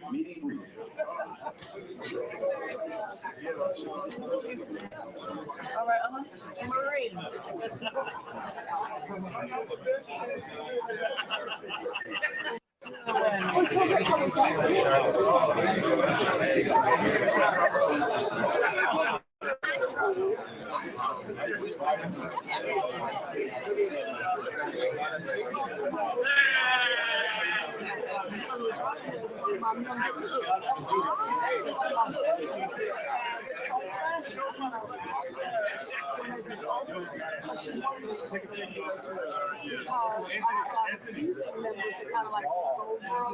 So the younger members don't really have their voice. And I told her last year, I said, have you ever been to a community conference? She said, no. I said, so let's table this. I'm not going to talk about it on the after the conference. And you know, we're at the conference. Do you still want to talk? She said, no.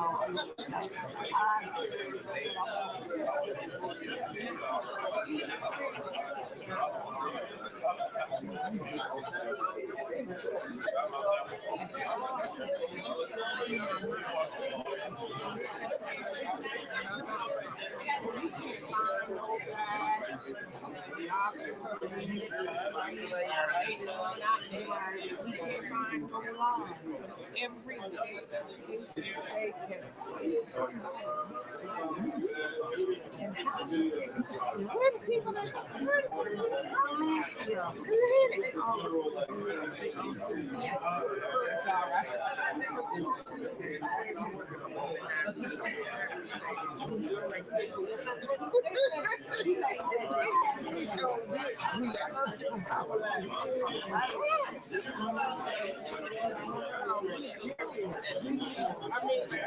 say oh, we got harder. Right. Let me introduce you to somebody. Okay. Carter, my medical nurse mentor, she retired. I took her place. Congratulations. Yes, and so Marie, this is Carter Todd. Hi, my name is Carter in Sacramento. Black nurse. Yes, ma'am. Carter Todd. Our Todd's been over here for Oklahoma. I don't know where they come And our Todd said, yeah. How you enjoying retirement? Oh,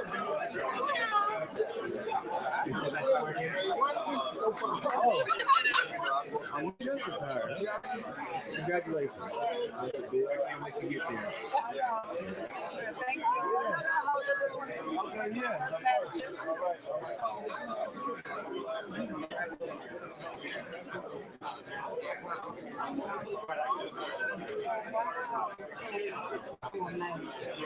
So, you know, I never come to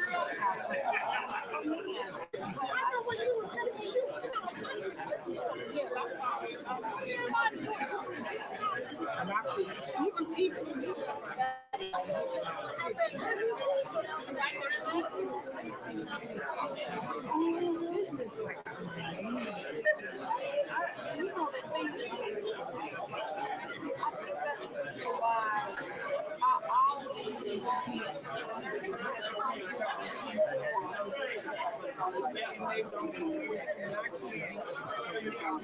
Yeah, we talk all the time, so I can give you definitely get it, but I've just been in contact with her.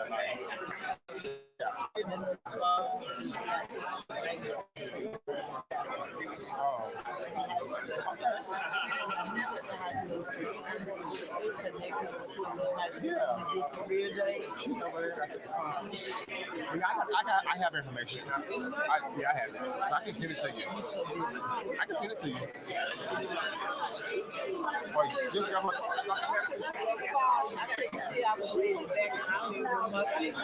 I'll get my card.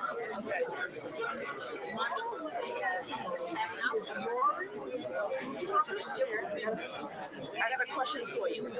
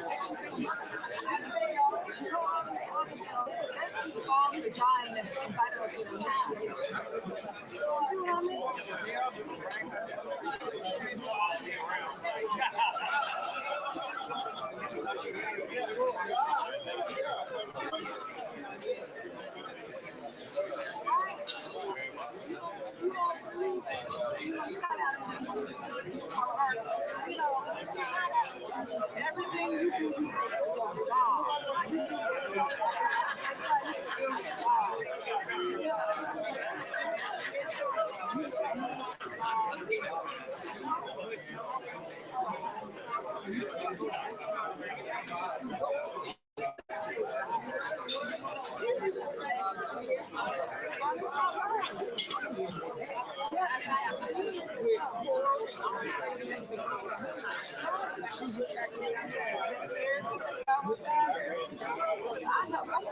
Some of their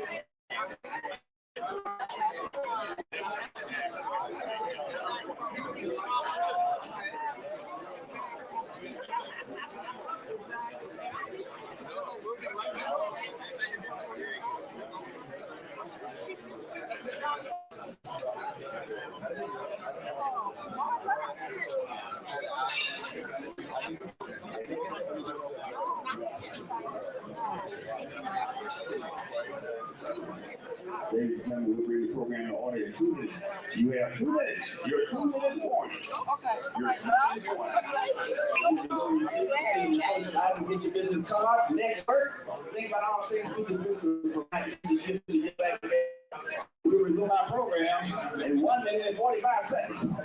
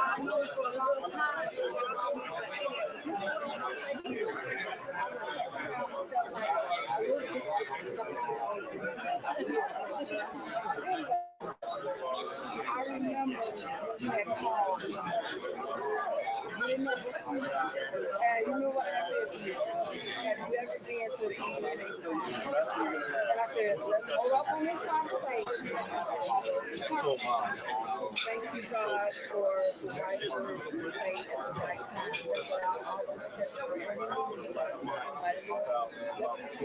always tell you. You are everything. And so, thank you.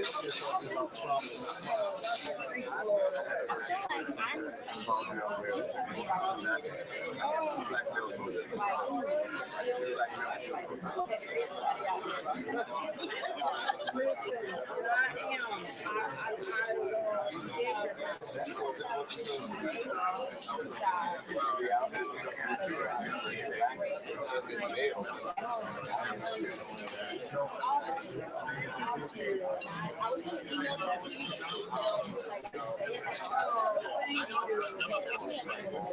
gentlemen, resume your seats. Please take your seats before the start of the program.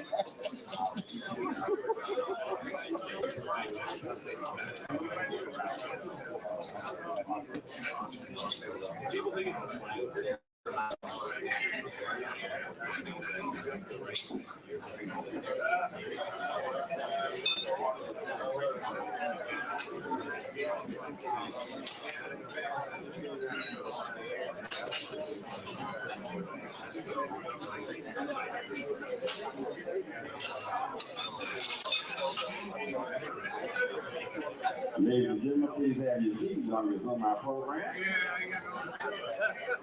I ask the staff of the Hilton to please continue to caretakers as necessary to do so as quietly and expeditiously as possible so we do not interrupt our speakers.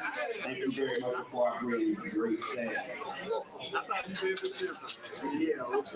Okay, ladies and gentlemen, once again, I am Dr. M.J. Collier, your host for this morning's Bow Tie Breakfast. It has been an absolutely phenomenal program to this point. What do you think? Let's put your hands together as the planning committee. This program is great.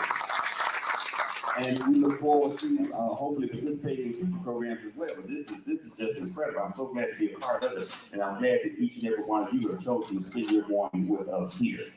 Okay, our next speaker. The topic is advanced care planning, inform and empower while advancing Black male health equity. Our speaker this morning, Dr. Christopher Halsey, bereavement management with Vitas Healthcare of Philadelphia. All the way from Philly, put your hands together and welcome our next speaker. Dr. Halsey, the microphone is over to you. Okay. All right, well, good morning, men and women. Good morning. Can we just clap our hands for the amazing Black excellence in the room? For me, my encouragement comes from seeing, my community excel and do great things in the world. And so as the stories are being shared, my tears were flowing and trying to hold it back for a few of them. But I'm just so gracious and honored to be here with you. To the president, the soon-to-be immediate past president, Dr. Dawson, to your incoming president, Dr. Fields, thank you so much for the opportunity. And I also want to say I'm gracious for acknowledging my boss, our senior national vice president of community affairs, Diane Deese, who I had the privilege of working with for the past 10 years. And I remember coming to Vitas some 10 years ago when they were recruiting me, because at that time I was one of the only Black men in the community in Philadelphia talking about end-of-life care and some of the work that needs to be done. as it relates to bring awareness to advanced care planning, making decisions, as it relates to healthcare issues. And so when I first came, or when I first got my interview and they were recruiting me, I kind of turned it down a few times for the job. And they said, well, this is huge organization coming to Philadelphia. And we think you would make a great connection, and that organization was you guys, MDNA. And so that was 10 years ago when it was in Philadelphia. So here I am 10 years later, participating, being a part of the gracious for that. And so today, I know some of the past presenters shared some things that I may kind of remind you about in my presentation, which is advanced care planning. The goal today is to basically familiarize the community and you as healthcare providers about advanced directives and advanced care planning. Some of the things, my background is I'm a clinical chaplain in end-of-life care. Spiritual care support is what I do. I was just telling somebody earlier, at one point, I wish that high school program was in effect when I was in high school back in the 90s, because the reality is I wanted to be a nurse. And so there was a 2-year waiting list at the time, and so I said, I didn't want to wait at that time, and then I ended up going another direction and going into ministry and all of that. And so then about 16 years ago, I thought about it again. And so, but, I understand now my role is to support, nurses and all the work that you do. I have an amazing heart and connection to all of you. And so this topic is basically something that all of us need to engage in. All right, typically when we talk about advanced care planning and you're seeing your patients and other people, it's usually us and them.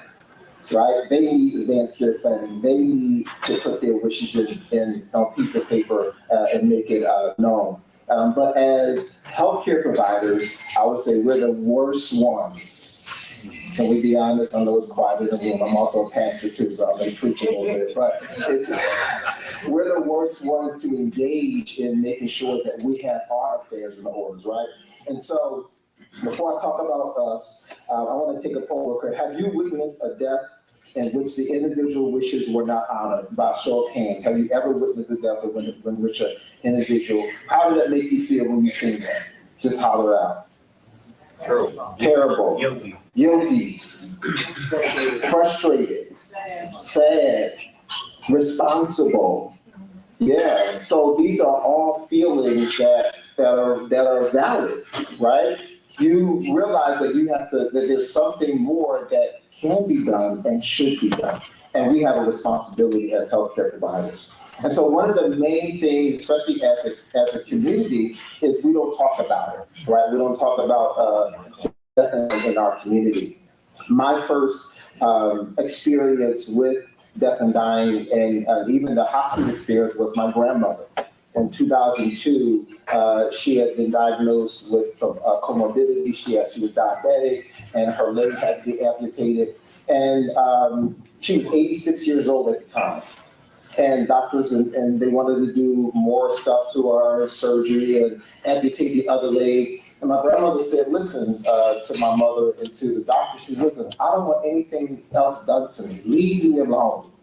Let me just be in peace. And we're a faith-based community, faith-based family. My grandmother was a church mother of her church. I was a young minister at the time. And I remember there was a neighbor who came to me and said, hey, listen, your grandmother said that she doesn't want anything else done. And she made her peace with God. And I said, what do you mean made her peace with God? We don't believe that. We believe in miracles and healing. Everything's going to be good. But then I realized that at some point, grandmother's body wasn't working like she would want it. She wasn't having a good quality of life, right? So she was able to voice her concerns and her wishes to my mother, to my aunt, to kind of let them know, listen, let me just be at this point. And that was my first experience with hospice or end-of-life care. Hospice came into the home and provided the care for her. The nurse came, the chaplain, the clinical chaplain, the social worker, the care aide, and just really did a beautiful job and allowed my grandmother to have what we call a good death. And so it only happened because she was able to share her wishes, right? She was able to say, this is what I want This is what I don't want. I want to go home. I don't want to be in a hospital anymore. I want to go home and be with my family.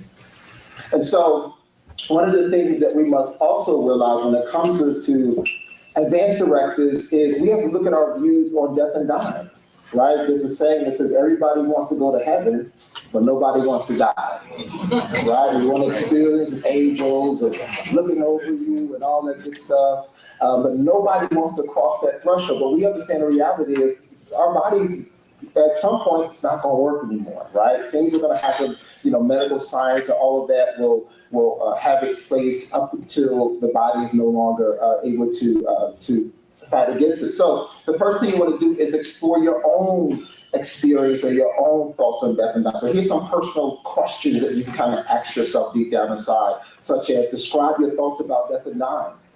Describe your very first loss that you've ever experienced. How do you respond to others who are experiencing loss? What is a good helping relationship? Were you able to share your concerns about your first loss experience? These are things you want to ask yourself. What is your greatest fear concerning loss? How do you respond to others experiencing loss? What is your greatest asset that you bring into a helping relationship? So these are some of the things that you want to internally think about when you're thinking about death and dying, right? If these things will help you look at your own convictions and preferences as it relates to that. And so we understand that there are lots of things that can influence our perspective on death and dying, right? Race and ethnicity, the influence of ethnicity and race is big as it relates to talking about death and dying. To some, it may not be acceptable. It can be viewed as disrespectful, bad luck, loss of hope. Such communities as, of course, the African American community, the Asian community, the Hispanic community, Native American cultures, they may not wish to learn about terminal diagnosis to avoid emotional suffering and to preserve hope. And I've learned both by lived experience as well as evidence-based research that there are cultures who just won't talk about it. I remember my first experience with the Asian culture. We used to work with a surgeon years ago, and whenever she would go and tell her patient that they had advanced illness or advanced cancer and that surgery was needed, of course, most patients would be, upset and very emotional. She'd say, "Chris, you're the spiritual guy. Can you go in there and talk to them?" And I would talk to them. And I remember we had an Asian patient, and the son told the doctor, "Don't tell my mother that she has this cancer," because the belief system was, that it'll bring a sense of speed up the death. Other cultures are Native American, Filipino, and Chinese cultures believe that spoken words may become self-fulfilling reality.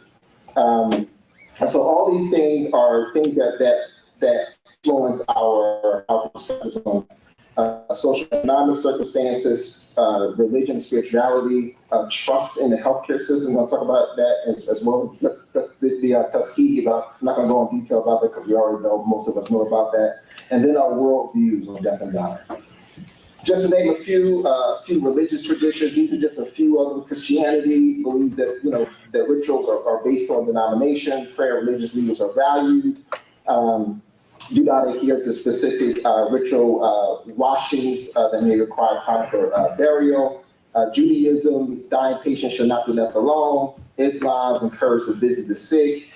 Family and friends may pray together. So all these things are factors that can influence our belief systems on death and dying. Of course, then you have the distrust in the healthcare system. Recently, I finished a certification in DEI from Stanford University, and a lot of the studies and research that they mentioned or that we learned was stuff that I already knew about, but some of the stuff was really eye-opening to me. Like, wow, like this stuff is still happening today, right? So there's a lot of work, a lot of awareness that we, as a community, must continue to do. So these are things that the Tuskegee Airmen in the 1970s, Native American women were sterilized without their consent. And this is one that was recently done, a study of Black American views of trustworthiness of physicians, and not to beat up on our physicians. But this was done in Chicago by 66 Black men and women who engaged in the focus group. And some of the things that they shared was they had fears of being experimented on. Somebody said that earlier, doing routine provisional health care. Somebody else stated, I don't know how most people are, but it reminds me of the Tuskegee Institute, but they messed around. This is a quote, messed around and they made the brothers have the disease instead of treating them. They wanted to see how it was going to affect them. Another one was my friend's wife was experimenting on like that from a doctor at the hospital, and the doctor kept giving her medicine and medicine and medicine, and she went into a coma, and they were treating her for the wrong thing. Then they said she had AIDS, but she didn't, and she had lupus, plus her leukemia, and this medicine. So then all these things came up out of the conversation of the focus group that was done in that Chicago area. And so these things are definitely influence our decision when it comes to end of life care. So the question is, how do we find a middle ground among all these competing issues, right? How do we, with the distrust, with all the other challenges, how do we find a middle ground? The middle ground is advanced care planning, right? So here's a little background. End of life issues have long been a focus of intense societal debates, where essential questions concerning patient autonomy, quality of life, and end of life, and a withdrawal of life-sustaining treatments are considered.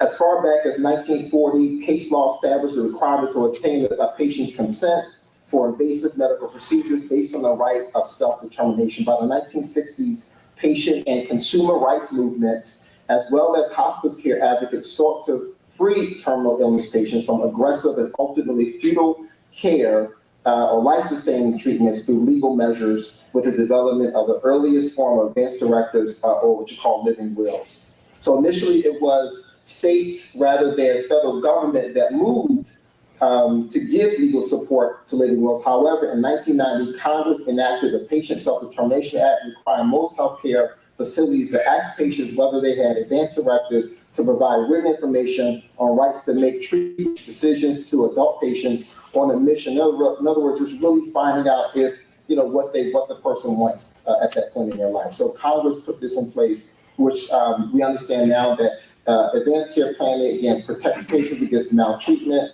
fosters communication between the patient and the healthcare provider, and it protects healthcare providers from litigation and end-of-life decisions.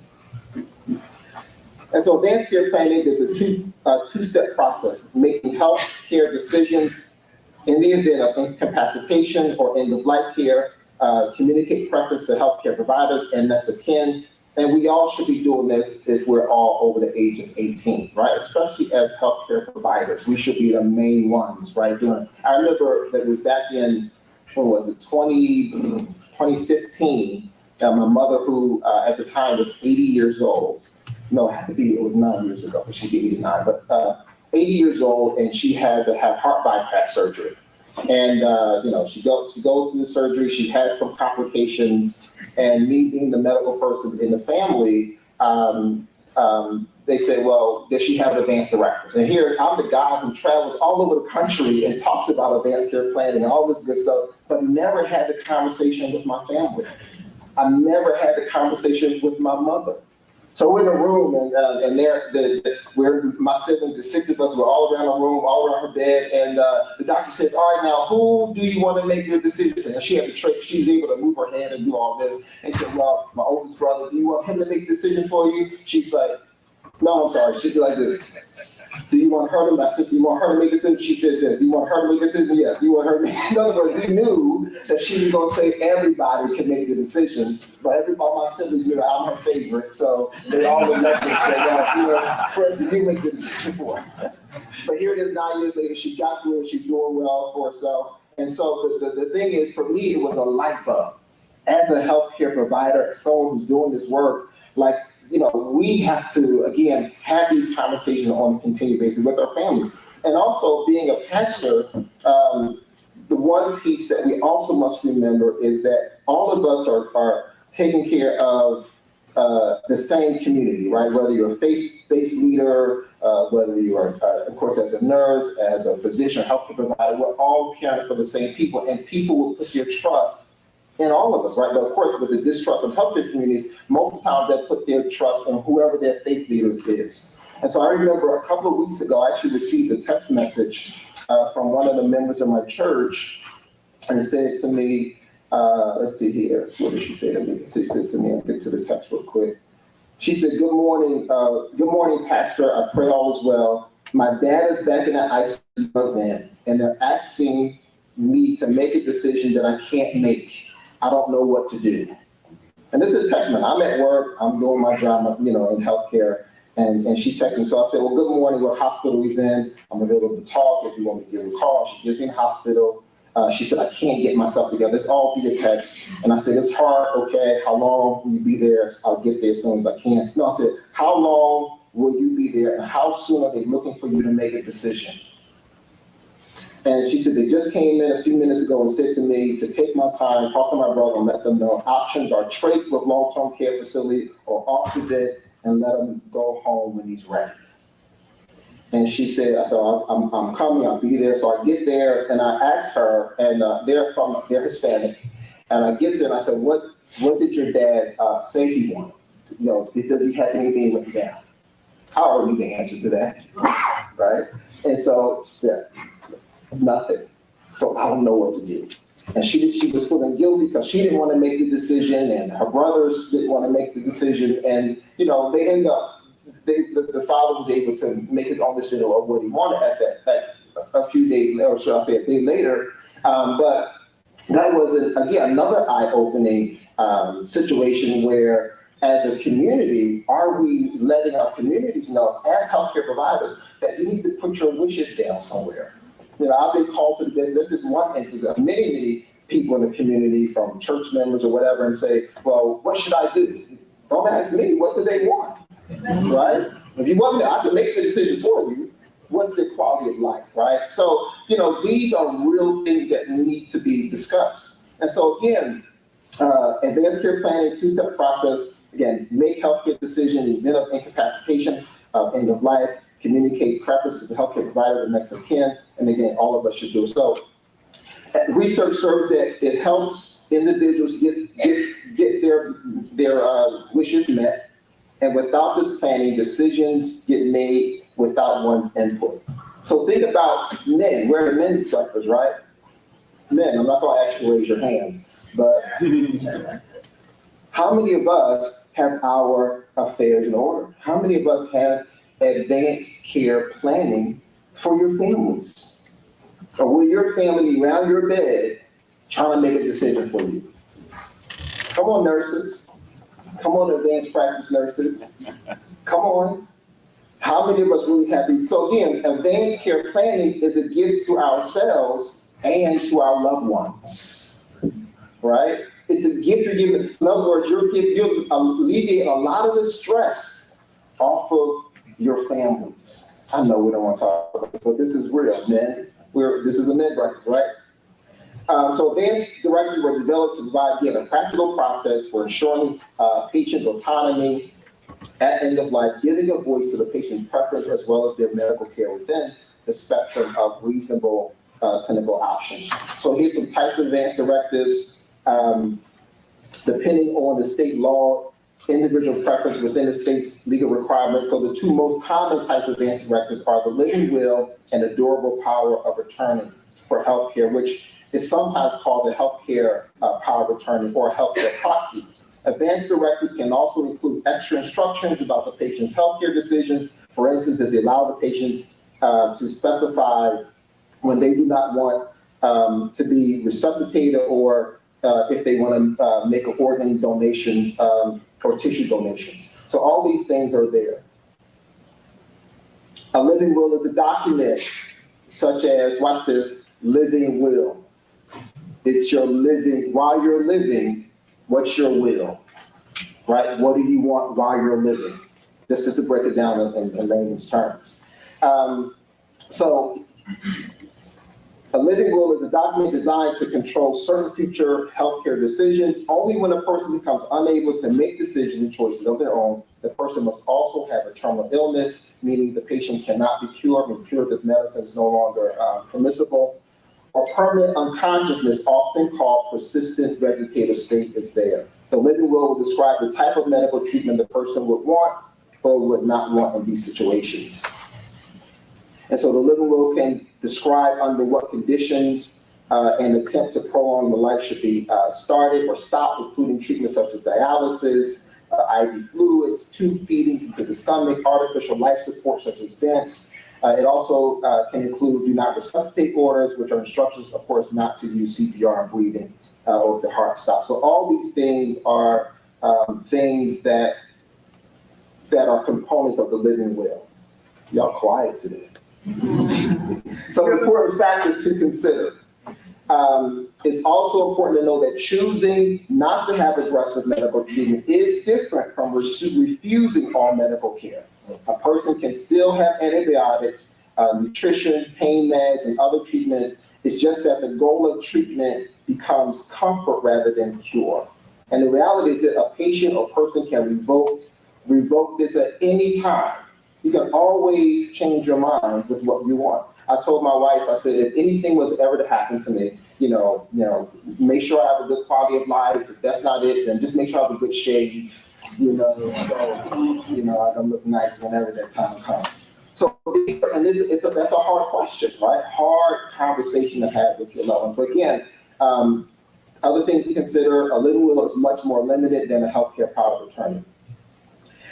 So following with the previous statement, we will now move to the durable power of attorney in healthcare. And this is also called a healthcare power of attorney. It's a legal document in which patients name a person to be their proxy or their voice, their agent, to make all their healthcare decisions if they become able to do so on their own. And these patients, the person will be able to make the decision for them. And the new thing now is when you are making a decision of who will be your healthcare proxy, that you choose someone that who will really do what you wish.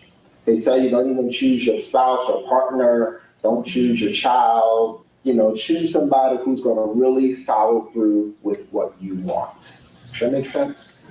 Because I've seen it many times in end of life care work where, mama didn't want that and she wants this and, I'm not going to do that. We're going to do everything for her, right? So all these factors come in place, but if it was all in writing, there'd be no confusion, right? So the person named, of course, on the proxy, again, they're supposed to carry it out. There also should be a backup person. So in the event that the other person just too distraught, that they can't make that decision, you choose somebody else who will do it for you. Again, it's I know it's a hard conversation. It's hard to do, but we really, like I said earlier, it's a gift that you give to yourself as well as your loved ones.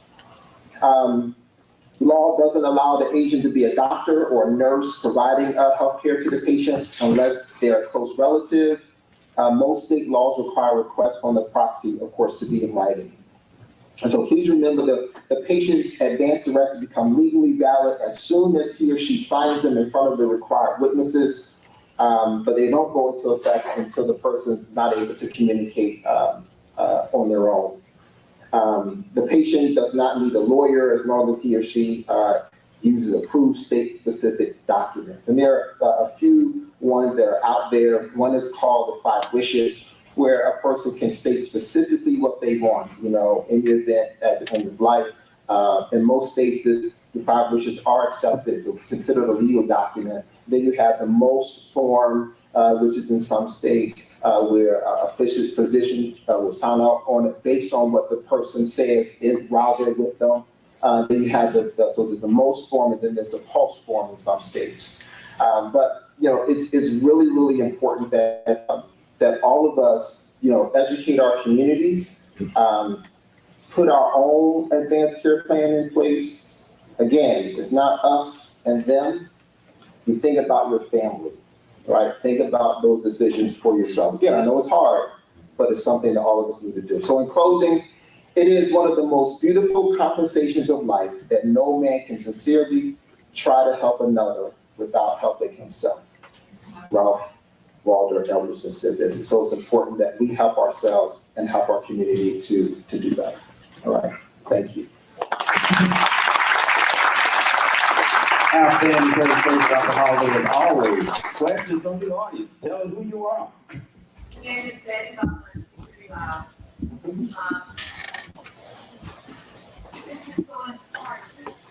as a provider, nurse practitioner in households with a lot of my population is gerontology. I've seen the impact of not being prepared.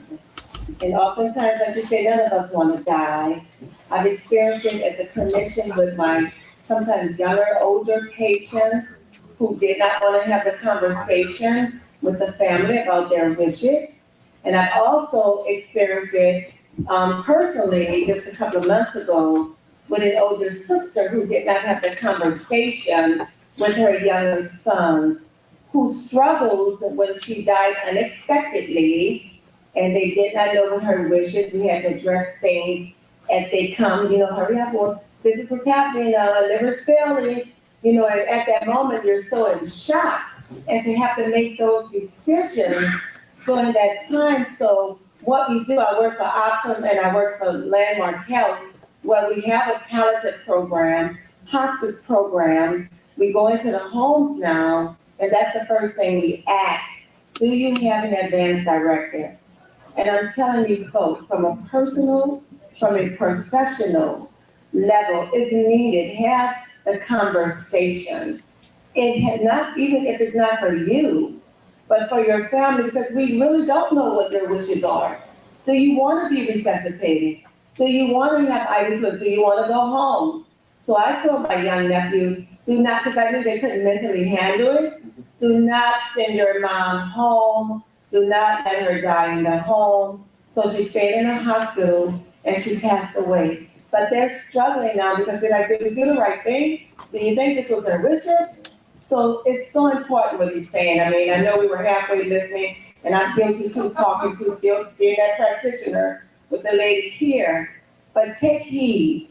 Go home today. I told my older brother when we left the funeral, have the conversation with your kids. I called a month later, did you have the conversations with your kids? Nobody's comfortable. And I don't know if it's us, because I'm seeing others have advanced directives and living wills. So please, when you leave this conference, tell them your wishes, where you want to be buried, whether you want extraordinary measures. It's going to be so profound for your family when that time comes. Thank you. Thank you for that. Yes. My name is Joby. I am the co-chair of MDNA Mental Health Committee and co-founder of Greater New York City Black Nurses. So basically, just to drive the point home, I was a transplant coordinator, so I facilitated the organ donation process from first initiation to the entire transfer of organs to the recipient and the ICU bedside nurse. So what trauma that I've dealt with what everyone is saying, Dr. Halsey, Dr. Butler, is that conversation that they're talking about is needed, and it's not happening. So what that looks like is, imagine family at the bedside. They don't know what to do. They don't know what the right decision is. They have to deal with guilt. They have to deal with, well, I don't know what my mother or father or loved one would want. And everyone has a different perspective. I've seen families fight at the bedside at a time where they should be most supportive and most loving of each other. And in our communities, the Black and Brown communities specifically, so when we talk about having these conversations, we talk about it, but I have a question for Dr. Halsey.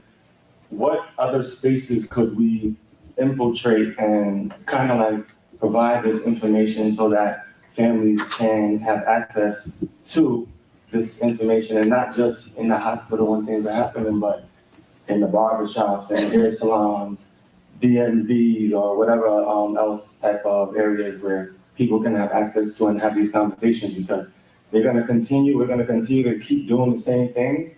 We're going to keep waiting. We're going to keep pushing it off.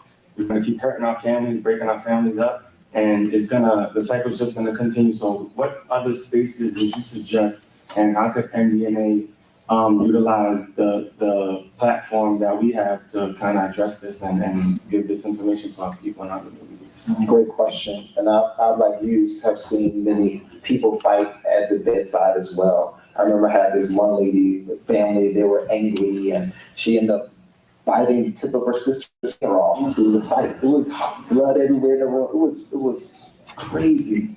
But, so one of the things I know that we do at VTOS, we do a program called Crossing Over Jordan, where we would empower like faith-based communities to be ambassadors in their area to kind of, we give them the tools as relates to advanced care planning, what to do, what the topic is, what it's all about, and we empower them to take it to their communities and then have various workshops throughout the year. And then at the end of the year, we would do a huge lunch or something where we invite everybody in to talk about their experience as it relates to walking through the process. So other people who may have not attended the workshop throughout the year, they now can see the results and have some evidence-based things that'll be impactful. So not just that, but we have to be very creative. Of course, we're about to do the barbershop scene in a minute. As nurses, as community leaders, right? Many of you are leaders in your community. Your families look up to you. Your communities look up to you.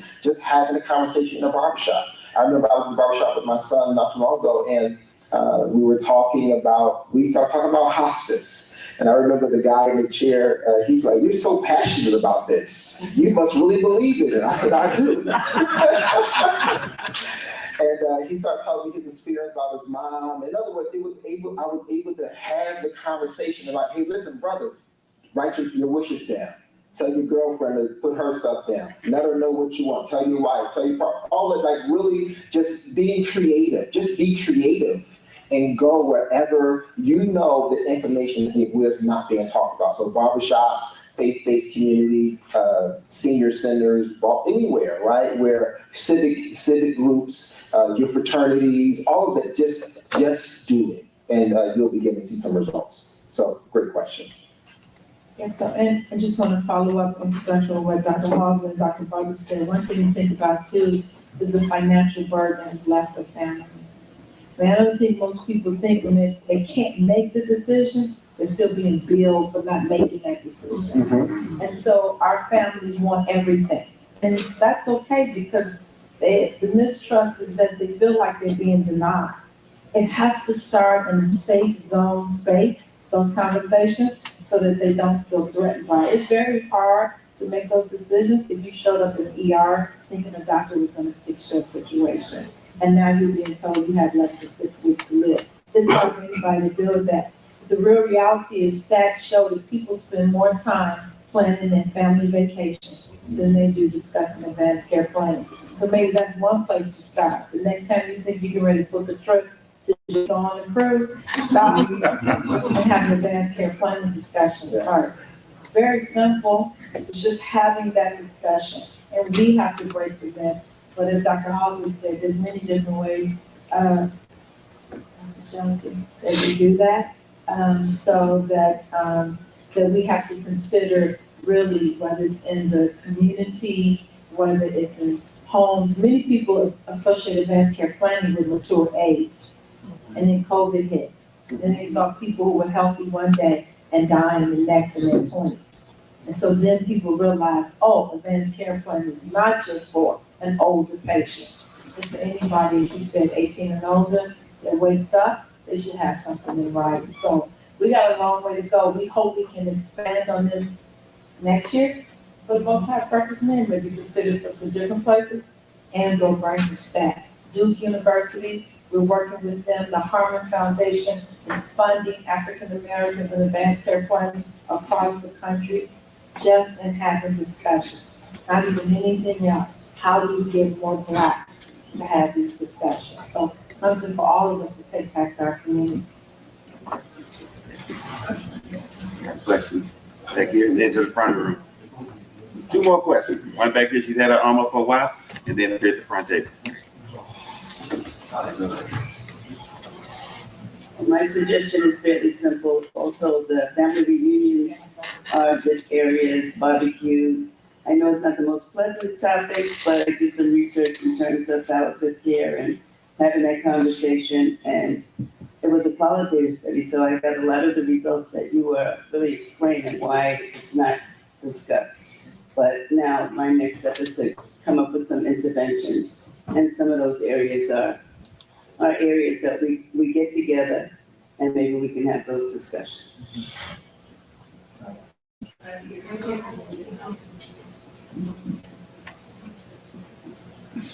you so much for what you have shared with us so far.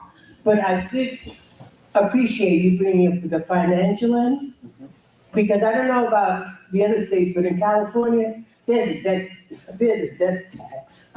In other words, and what I'm saying is, if you don't have a living trust, if you don't have your things in order, automatically your estate is gonna get taxed. And you're gonna have to pay some fees. And so you really, we really need to make sure we have a living trust in place in order that your assets go how you want them to go. And that's really gonna create in terms of our wealth. Because, in this country, is inherited wealth is what happens. And that's why the other people have what they have because they pass it down. And so, and one of the things I do want to explain to you, because some people say, I don't even have an estate, because you think it's a big thing. It's not. We all have an estate. So, whatever we do in terms of end of life, I think that needs to be included, hopefully even before end of life, that you begin to put things in terms of a trust, a living trust that could be changed, but in fact that it protects your assets and they flow easily to your family. Because, I recently saw something where someone died and one of the daughters had taken out money from the house, and now this man who has cared for his mother all these years is gonna have to move out because that wasn't taken care of. So, whatever we do, really let's look into that, into trusts, into preparation of passing on our assets, and all of that information gets done at the same time. In terms of your will, the durable, all of that gets done at the same time when you set up a trust. Yes, thank you. Thank you for that. You want to have that comment? That's okay. Okay, final question or comment? My suggestion was to have it at family reunions, but don't have the conversation, have the document. I printed out the 5 wishes to take to our family reunion. It's there, I make sure everybody gets it, and then start the conversation with children and parents. So don't just have the conversation, take the documents, have the documents available when you have the conversation, because they'll forget about it.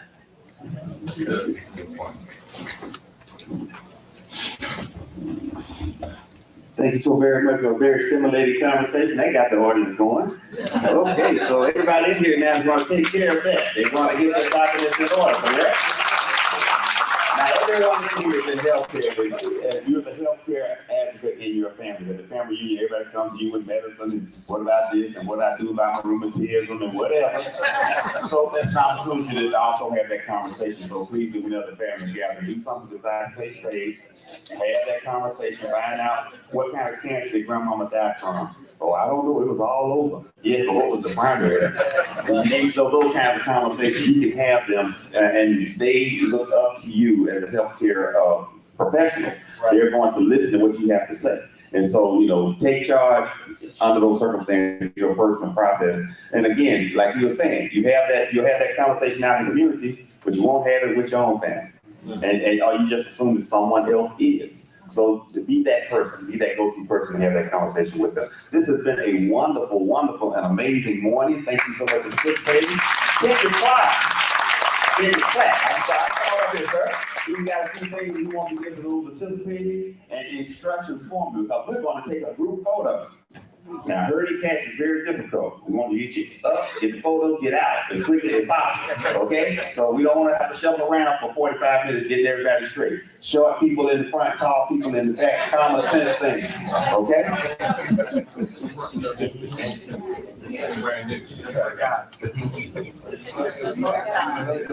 All right. Yes, yes, it's just for the guys. While we, okay, yeah, so on the table, and there is a QR code, a QR code. Please scan it and do the evaluation. Just a few questions that I'd like you to answer while we're closing up here. I was waiting for the description there. If anyone sees a bag that is lying around, it may belong to Dr. Eric Williams. I'm waiting for a description to provide of the bag. So if you see a bag that's lying around, it may belong to him. So lastly, thank you again for the sponsors of the event, the Fred Hutch Cancer Institute and the HIV Vaccine Trials Network. Also, thank you to the panelists in the high school education higher ed program led by LaDanya. Again, thank you to Detox for providing us here with the information. I do have some gifts for y'all here. If you all see, we have these nice bow ties here that are available through NBNA that our merchandise store on the second floor. But for the participants, we do have them here for you that I will provide for you here at the close of the event. So again, thank you for being a part of this wonderful event. Thank you all for attending. It turned out to be a great success. And so for the instructions for the picture, this is for the male participants only. The photographer would like us to go down to the to the lobby, and he's going to meet us there. Leave everything here. He only wants us to hurt your person, no neck lanyards, just your person. All right, then we're going to come back up here after the picture anyway. You can take the stairs that are immediately out to the right down in the elevator. If you are able to take the stairs to have the efficiency, please do so and allow those who need the elevator to do that. It's all about efficiency here because we do have to be back up here and next door at 11:30 to start the second segment. So at this time, again, thank everyone for attending. We will begin to proceed downstairs to the lobby for the picture that is for the male participants only at this time. Thank you. Okay, then leave your name badges on the table because you gotta come back up here and get them so you won't lose it. We don't want you setting it on the floor in front of you. Leave your bags and everything that should be safe in this room. Leave your brown bottles of Crown Royal in here as well. And we look forward to starting the next session promptly on time. Let's get this photo taken. All the ladies, thank you for coming out as well. We really enjoyed having some diversity in the room. Put your hands together for the ladies. Gentlemen. Okay, let's go get that picture. We will be back.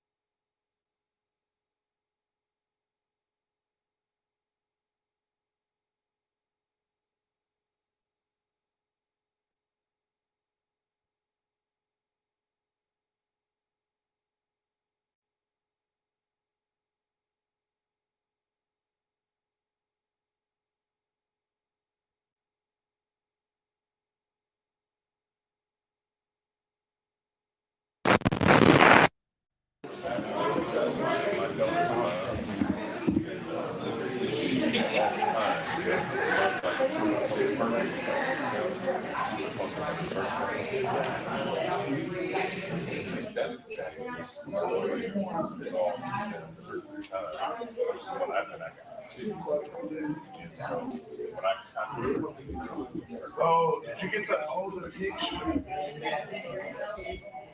I wasn't either. I didn't get the older picture. That's why my phone was over here. Did you do it? I was there with you.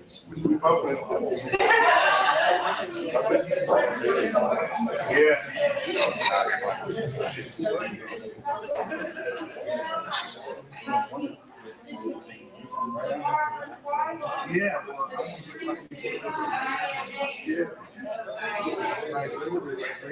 Well, I'm gonna talk to Dr. Johnson. Why are you gonna talk to Dr. Johnson? I'm gonna talk to Dr. Johnson.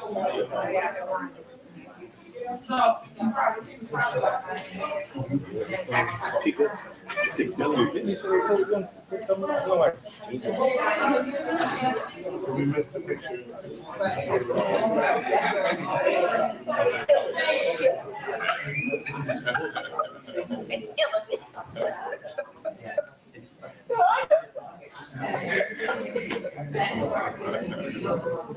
Dr. Vaughn. Yes, sir. How are you? I'm well, thank you, Brad. Aaron King. Aaron King. How are you?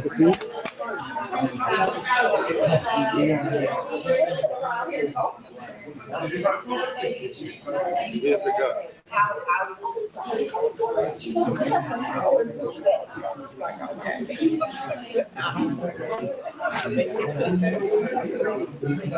Hey, let's go down. Where are they at? Or they took it already? Oh, yeah, we just came back up. I don't know.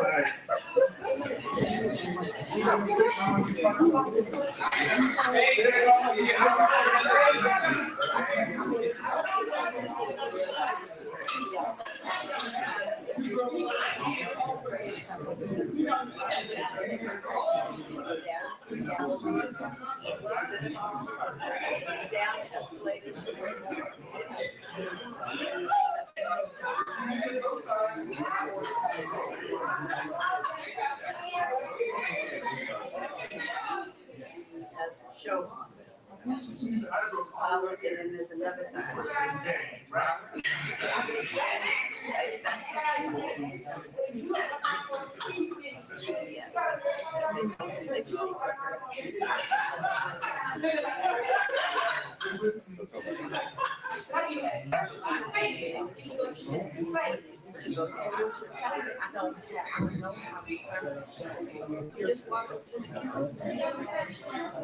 Let me go.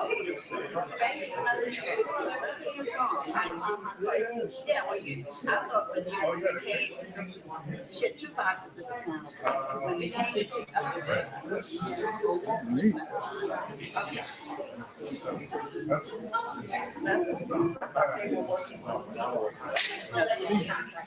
we do, but 144 people and all that kind of stuff.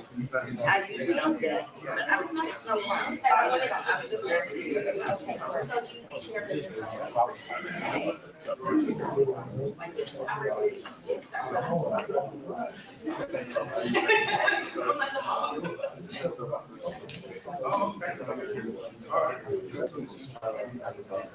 Yeah. Did you guys say them over there? I'm like, oh, right. Yeah, I mean, this is a great way to start networking. Yeah.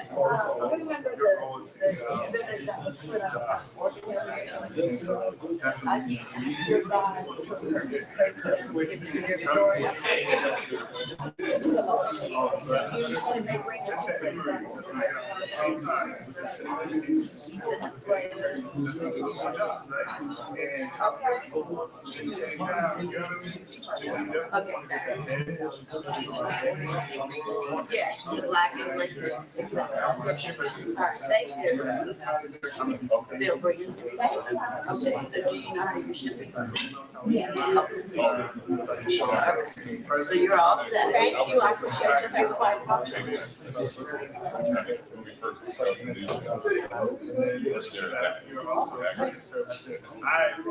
That immediate day. I've never seen that before, where it was so many microphones. Like, I didn't even have a place to put my notes. I was asking to put my notes like microphones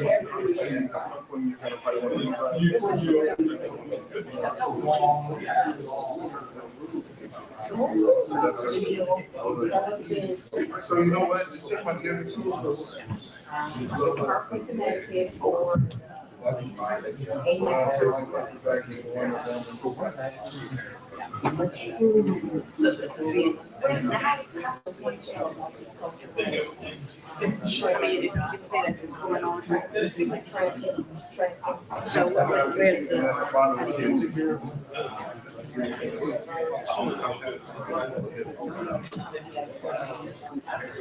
That might keep some of the ladies happy. I don't think you're gonna be able to. Oh, we can't say, the ladies can't say? No, no. No, Dr. Johnson and the guy said no women. No, what y'all gonna be talking about? No. I think it's just, we need to hear what y'all talking about then.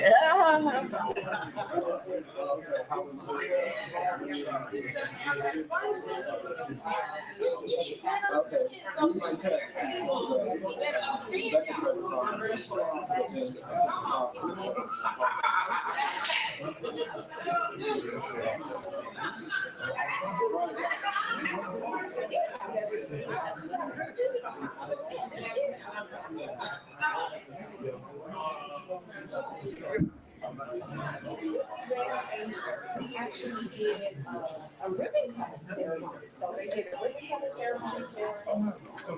I just want to give you a heads up. I missed this from it really be You on that live with Collier. You got somebody in the air. That's what we've been doing on TV. We're never going to get we're going to be asking for statistics and this is the guy that's going to have it. So, we're going to start next week. And as the conversation rolls, I'll kind of give you the order. I don't know, he was in the OSAC. Yeah, and so whatever level you were in that, I can't remember what you were. I think you were number 2. I think you were number 1. Oh, Dr. Johnson, they are going to be so those it's his wife, but everybody else I said no. He's on the panel.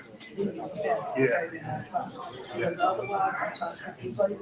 I know. They were coming for me, Dr. Johnson. So this is our national president.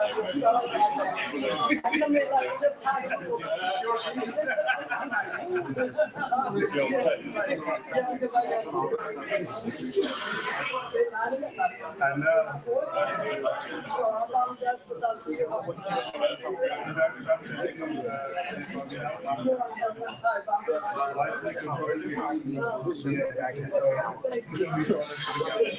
And we're really trying to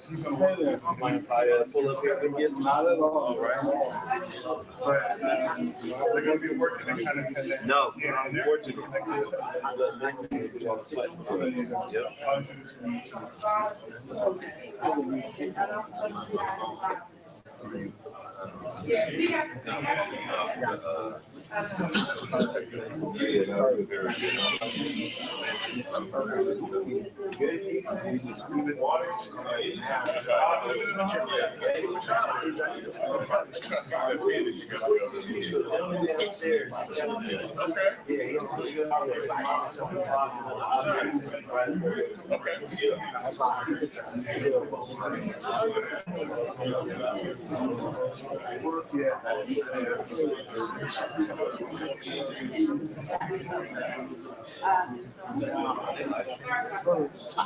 Aaron, y'all live stream? Yeah, it's gonna be live. Like, the girls are asking. Aaron, okay.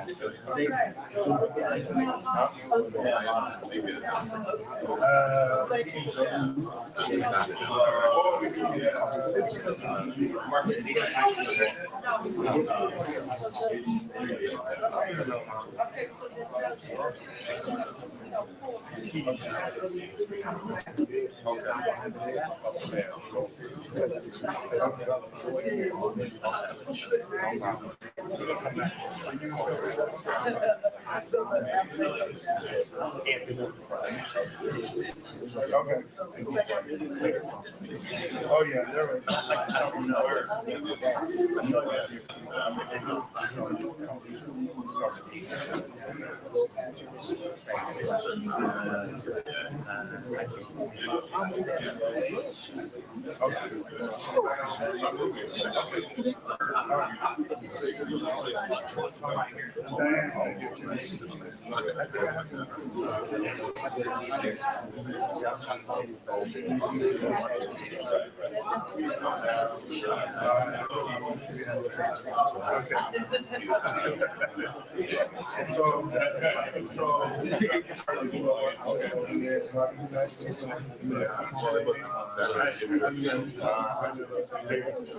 Y'all can sit right here in the front.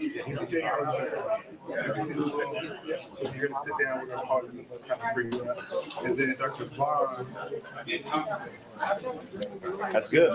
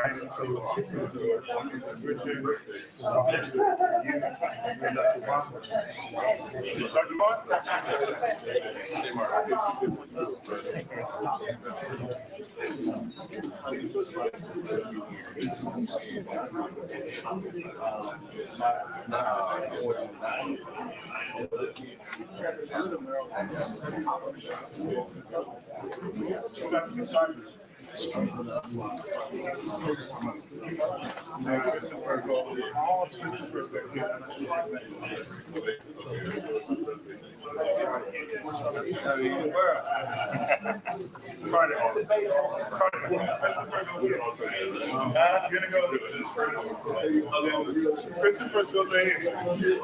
I'm trying to tell you something. Prince.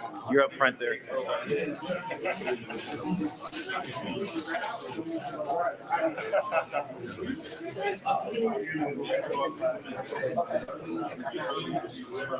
That's what I would want.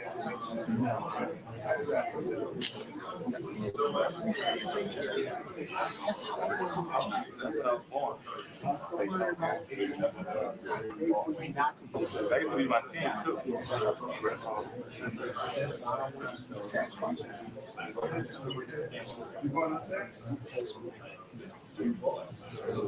Still waiting for Dr. Collier.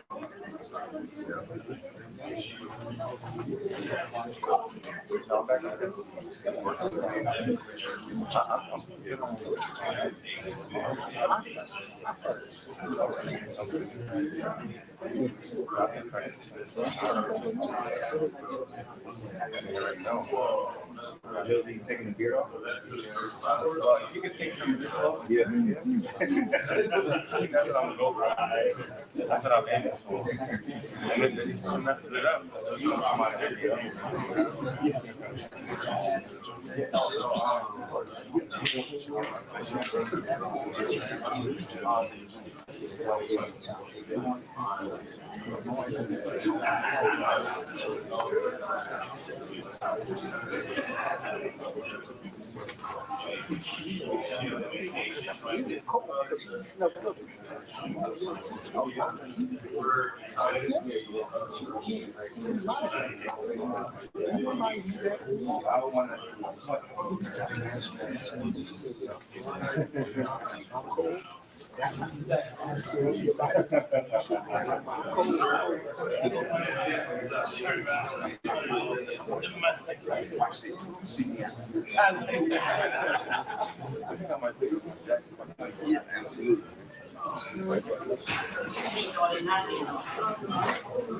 Gotta watch my mental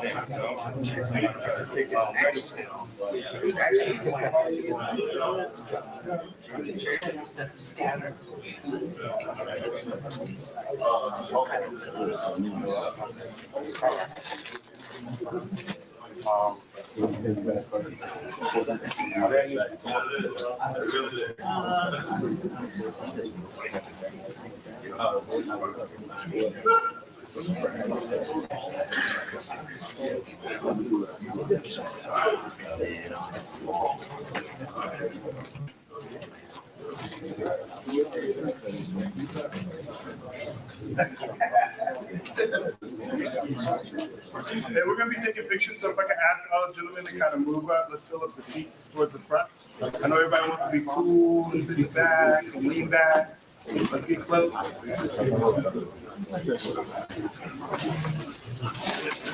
We'll be starting just in 2 minutes. We're just missing our moderators. That's it for a roll. Let me put this back.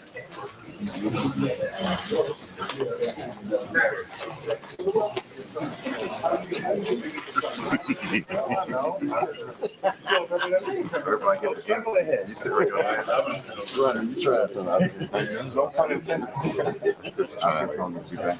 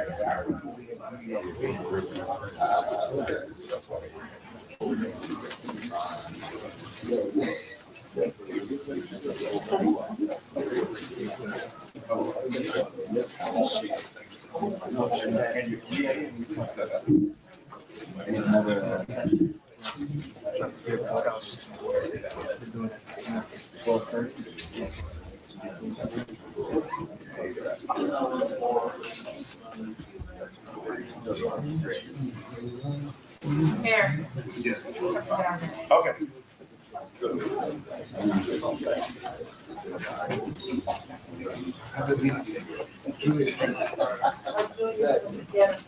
Josie went on.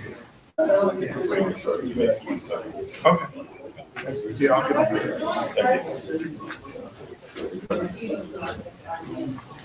So this is value.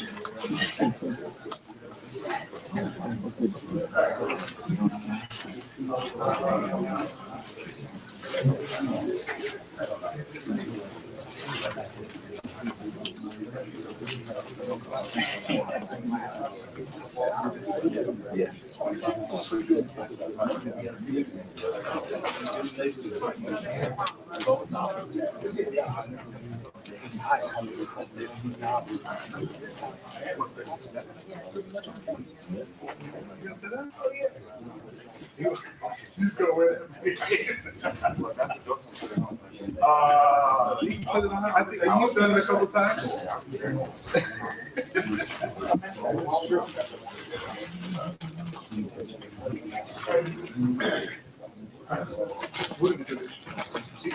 How you want to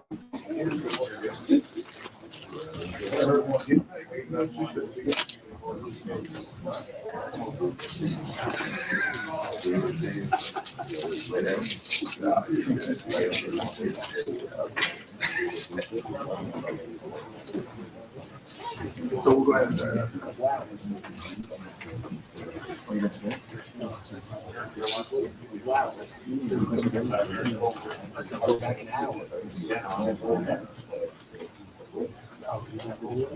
All right. Good afternoon, morning. Yeah, good morning, everybody. My name is Aaron King.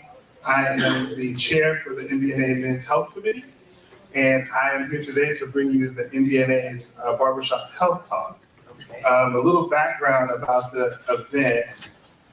Many of the chapters here, we're doing barbershop outreach. It's been going on since the 80s, specifically to reach Black men. So anywhere from hypertension to diabetes to prostate screening, we've been doing that. Historically, Black men have always served as barbers. Even if you go back to slavery, we were going out and being loaned out to learn the skill of barber. And so from there, it gave us a real opportunity to become entrepreneurs in our neighborhoods, right? And service in our own communities, right? Showing us that sign of wealth to be able to go and have someone else groom you. So it's been very important, and a lot of great conversations happened there. I remember it was very different from when my mom started coming to the barbershop, right? And you get the real talk. And so it became like this spot and this space was very comfortable. And you really gotta have respect, right? It's something that hasn't been duplicated. It's not commercialized. You don't hear of supercuts or sports cuts, right? For Black people that is all over the country. So it really comes from the roots of the community. And that's what's really important. I've had the opportunity to work with a lot of barbers, and they are about community because they really touch. I don't mean that as a double entendre, but a lot of men in the community. So I'd be remiss if I didn't shout out some of our sponsors that made this event actually come to fruition, right? I remember it started as an idea, and then they put me on the spot with Dr. Dawson, and then she said, bam, we're gonna do that. Find some sponsors. So first, I don't have a podium, so I gotta wait for my cell phone. New Orleans East Hospital, LCMC Health as a sponsor, the Association of Organ Procurement Organizations, also known as AOPO, LifeLink of Georgia, Life Center of Cincinnati, Versity, who we have represented here, and we're responsible for our Divine Nine panels if you had the opportunity to see those on the second floor. Donor Alliance, the Association of Multicultural Affairs and Transplantation, Sierra Donor Services, Infinite Legacy, Life Source, and Live on New York, and finally, the Decision Project. So we have a couple people in the room. I'd like to really acknowledge the advisory board that we have from MBNA, Dr. Julius Johnson. We have Mr. Carter Todd here, Dr. Angela Moore, and Dr. C.J. Marbley. Also, in addition to that, we have Mr. Steve Miller, who is the CEO of the Association of Organ Procurement Organization. He's made this event come possible. And then Dr. Dwayne Allen, who is advisory board for DMPs of color, also here. Blake Smith, the immediate past president of American Association of Men in Nursing. And then Dr. Curry, I should have practiced this. Bordelian? Close. Bordelon. Yeah, that was the second guess. Newly elected vice president of American Association of Men in Nursing. And I would like to pass the mic now over to my colleague, my co-chair from the East Coast. They've been kind of shady to me this weekend, but soon-to-be Dr. Josie, and he's gonna say, Pigarois, something like that. There you go. City in France. Sounds like a water. Good morning, everyone. Good morning. My name is Josie. I am the co-founder of Greater New York City Black Nurses Association, current co-chair of MBNA Men's Health Committee with my brother Aaron here from the West Side. So today we're gonna spark this conversation. Like Aaron said, we utilize this platform and this space to have conversations and address the ideas of educating tissue and organ donation. And just the first person that I'm going to introduce is, everyone is important that's going to be on the panel. I'm moderator, but we wouldn't be able to have this even be possible if it's not for an actual barber.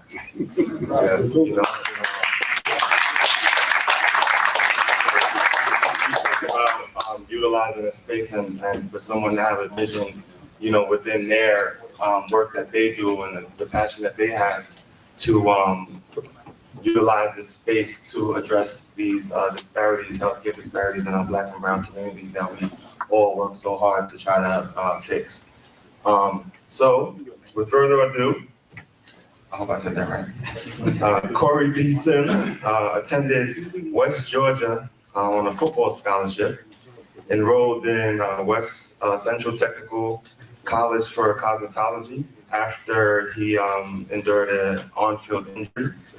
He started cutting hair at the age of 12 after a disciplinary lesson from his mother with over 25 years of experience as a hairstylist. He said he's gonna hook me up, fix my edges and all of that. Earned his bachelor in education and master of art and teaching and special education from Liberty University. Currently a U.S. history teacher at South Gwinnett High School for 15 years now. Married to Patrice for almost 15 years with 2 children. He's very passionate about self-care and healthcare awareness after losing his mother to pancreatic cancer and brother to diabetic complications. Corey believes in being a giver and blessing others and considers it his calling to give service to help others. So we are so glad to have Corey here today to help facilitate this conversation.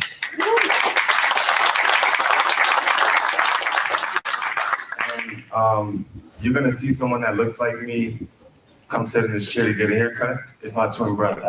So. Good afternoon, gentlemen. How y'all doing? Afternoon. It's 11:46 Eastern Standard Time. As things have been so eloquently articulated about myself.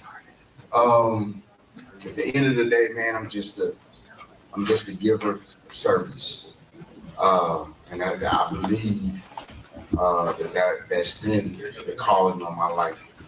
I believe that you are one of 3 things in this life.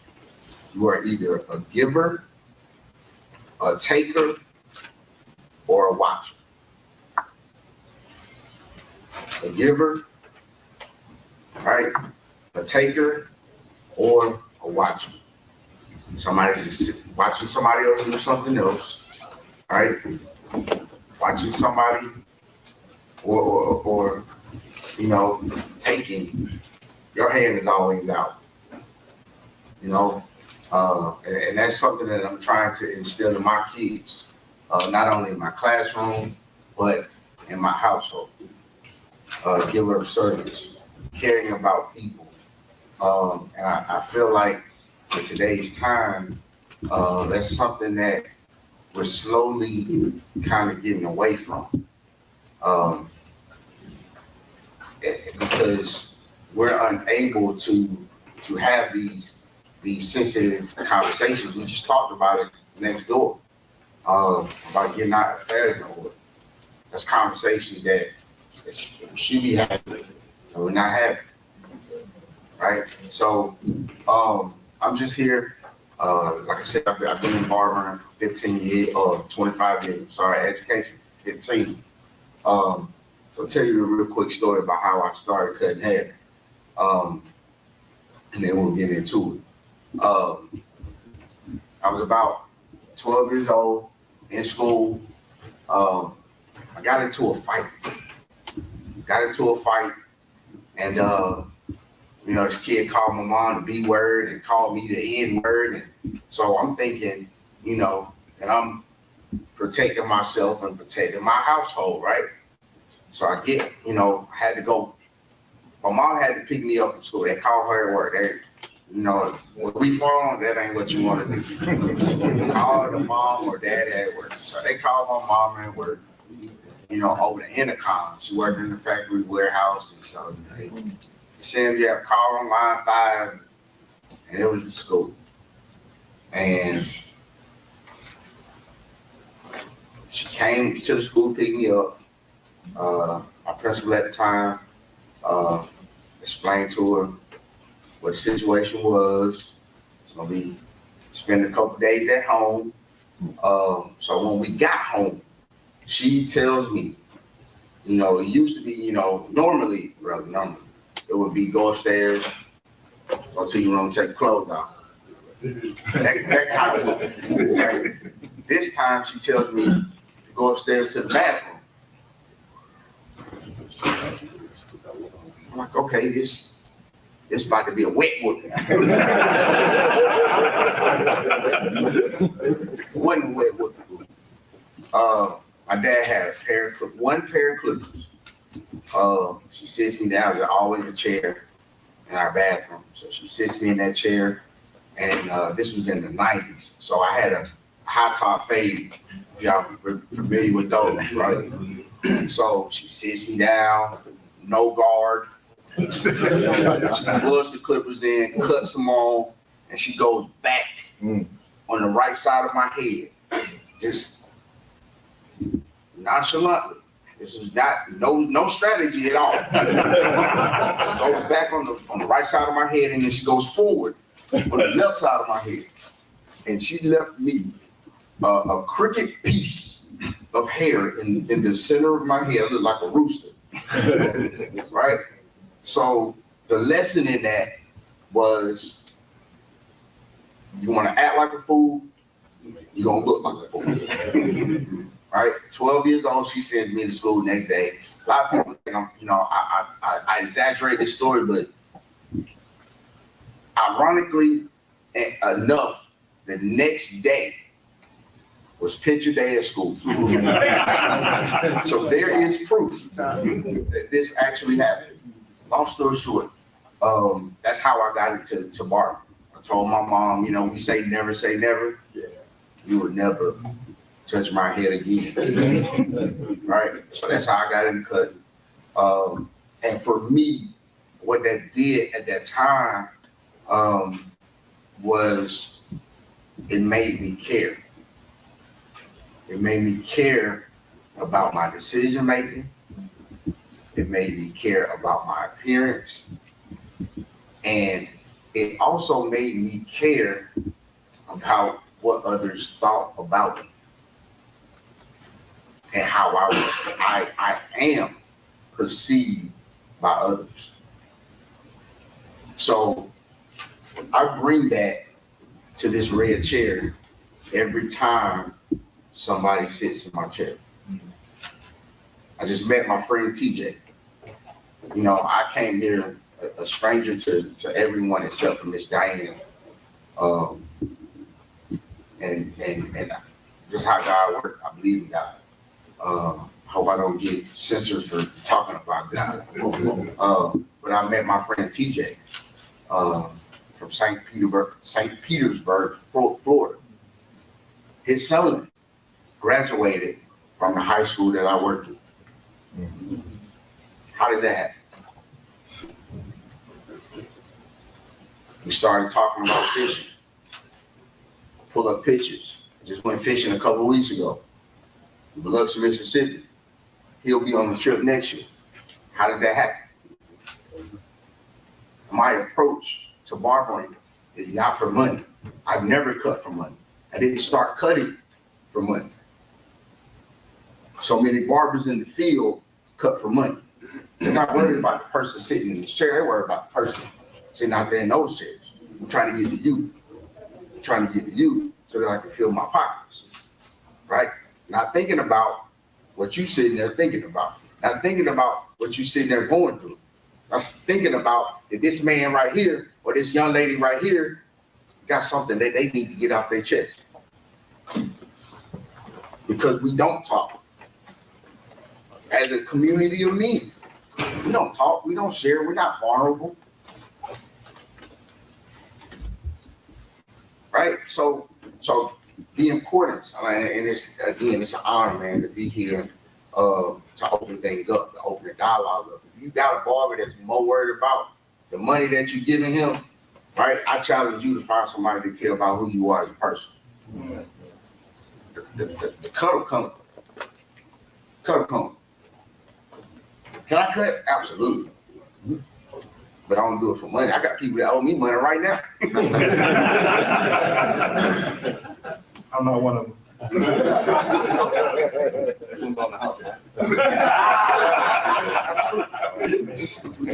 Giver of service. So that eliminates the money part. If you love what you do, then you're gonna put love in what you do. So I don't mind. We serviced over 2,500 people last weekend in back to school drives. Wow. The looks on those kids' faces going back to school, not having to worry about haircuts, not having to worry about school supplies.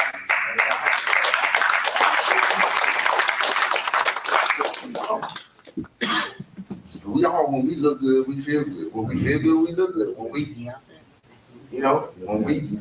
feel good, we perform good. Right. So, but that's it, man. I'm a barber. I talk. I listen. Most importantly, I'm gonna get this mic out of my hand before we be here at 1 o'clock. I appreciate y'all having me. All right.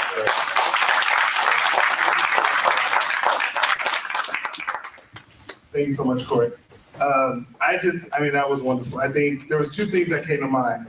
First, a little respect to your hairline because it's looking really crispy. I have to say. And there was another thing that you said. You said you've been an educator for 15 years and a barber for 25 years. I think that you've been an educator for 25 years, right? There's something, as someone that grew up in, just with a single mother, I relied on my barber, that relationship, and everybody can speak to that. You with your barber for years. I could count on my one hand how many barbers I had, right? And so I leaned a lot on my barber because he was checking on me, He seen my mom come in, and he's like, I'm assuming this guy doesn't have a dad in his life. So my barber was really close to me. And I've only changed barbers when I've left the city, right? Or I got to switch shops because you know how it is. But I'm going to introduce our moderator for the event actually today. And before I start that, I just wanted to acknowledge Dr. Sheldon Fields, our elected president for MDNA. A lot of characters, commas, dashes, and letters after his name, and we won't go into that because we are on a time limit. And then I would also like to bring in Dr. MJ Collier, who's going to do his introduction for himself. Okay. Good afternoon, gentlemen, once again. Everybody enjoyed the program so far this morning? It's been phenomenal, hasn't it? Okay, for those who were not there or those who need to be reintroduced to me, I am Dr. MJ Collier, host, producer, on-air personality of the Your Health is Important radio broadcast, the longest acting and running interactive healthcare forum, where you, the listener, can call in and ask your healthcare questions. I am the medical consultant for Urban Radio 1 and an official cast member of the Ricky Smiley Morning Show. And we are syndicated in 383 cities across this country, and it allows me to share and give amazing medical information to so many people. I can reach out and touch so many people. So thank you for participating in our Barbershop forum this afternoon. We are streaming live, of course. And so this is an interactive forum. This is not a lecture, okay? We want to make sure that everybody participates. Why? The Barbershop as a background was chosen because this is the most comfortable environment for African-American men, most men in general, but African-American men in particular. I know I went to the barbershop yesterday and the conversation was lively. People were calling me about this conference and I couldn't hardly talk to them. They couldn't hardly hear me because of the banter in the background about the topic, which at that point was road rage. But today, we want to talk about.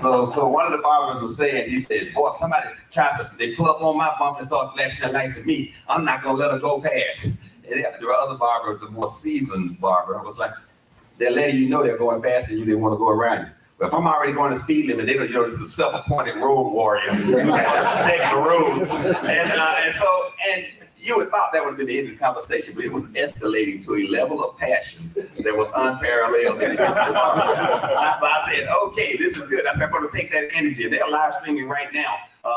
We gave them the link, and he said he's going to put this on all the 65-inch flat screens in that barbershop. So if there's syndicates, if you are watching, we're glad to have you participating as well. So we want each and every one of you to participate. We have members and panelists that are going to come in their area of expertise. at any point, if you have a question, a concern, a topic that you have an interest in that we might not have thought about, then this is your open forum to do just that. I just have one point. Stand up, give us your first name, and say first time caller, long time listener, whatever. Let us know what city you're from, really. You know, I'm John from St. Louis, and my question is, because everybody wants to know who you are. Okay, and then if you have that question in your mind, probably everybody in the room has the same question, they just didn't think of it at the same time. So we want everybody to participate. We want a lot of enthusiasm generated. We want to do this. So you're sitting around the barbershop and the conversation comes up. Black men's health. Every time I go, everybody, greets me. Hey, doc, how you doing? How you doing? I'm having so-and-so. Come look at this rash. Step in the back with me or whatever. But they will ask those questions. And then I use that as an opportunity to start a conversation about African-American men's health. If you ever heard me discussing on the show about men's health, I start off with this disease state, whatever it is, high blood pressure, diabetes, cardiovascular disease, disproportionately affects people of color, particularly black men, and black men have the highest rates of fill in the blank. And so that, so the question always comes up, why is that a problem? Why is that an issue with that? Now, people in the United States of America and around the world, number one cause of death is cardiovascular disease. People die from heart attacks and strokes. Black people die from heart attacks and strokes. Now, if you come to me, I'm gonna control your blood pressure, I'm gonna control your diabetes, but you're not gonna die from heart attack and stroke. Next thing is cancer. For men, the number one cancer is? No, lung. Lung cancer is number one in men and women, regardless of whether you have a history of smoking or not. Lung cancer. Then, number two in men is prostate, number two in women is breast. Then colon cancer in all those individuals. So the disease state, when you have individuals in your family that are affected by cardiovascular disease, people that have high blood pressure, people that have diabetes, it's not just a little sugar. So why does this disproportionately affect men of color? Why do you think? Why do you think? Any thoughts on that? Stand up and give me your thoughts on that. Yes, sir. Tell us who you are. My name is TJ Jones. TJ. I'm from St. Petersburg, Florida, chapter of the National Black Nurses Association. Right. And I did have a bow tie on the day I took it off. I believe that one of the reasons why black men are more apt to die from those type of illnesses is because the women that we marry or we live with, they feed us the stuff that we ain't supposed to have. At your request. At your request. They try to feed you health. You say, what is this? I don't want to eat baked chicken, I want Popeyes. You know what I like. I agree, definitely at our request or at my request. However, what I do realize that as a nurse and as a African-American male, that I have a responsibility for my own health, which means that I need to check what I'm eating. I need to cut down on the sugar. I need to cut down on the salt. I need to exercise more. I need to sleep more. I need to do those things, those modifiable risk factors that cause me to have those diseases. If I address those, I think that we can, as black men, change those numbers. Absolutely, absolutely. Now let's be clear about one thing you said. Women control the household groceries, the meals that are served, but more importantly, the health of the household. The women in charge of getting the children to the pediatrician to get their vaccines. They make sure you get to the doctor for your appointments, even though you don't want to go. And patient, they say, well, I don't want to go to the doctor. He might do that finger exam on me. Yeah, that's what I'm looking forward to. Visual record exam. Okay, that's the highlight of my day, but it is an important and necessary part of a comprehensive physical examination. Gentlemen, treat your bodies the way you treat your car. I know all you got cars that are nice and you love it. You make sure that the oil gets changed every 3,000 to 6,000 miles religiously. You keep Armor All on those tires, you keep it clean, because that's the thing you have interest in. Have that same type of interest in your own personal health. You need to be seen by the doctor annually at least once, and put this around some event that, like your birthday or your wedding anniversary or something that you will remember and say, okay, it's time for me to go to the doctor and get a comprehensive physical examination, to include a digital rectal exam for prostate disease if you are over age 40. Now, the recommendation came out 3 years ago that men didn't need to do that anymore. Know what's happened since then? Prostate cancer rates have shot up. They told women that they didn't need to get mammograms anymore. Breast cancer rates have shot up.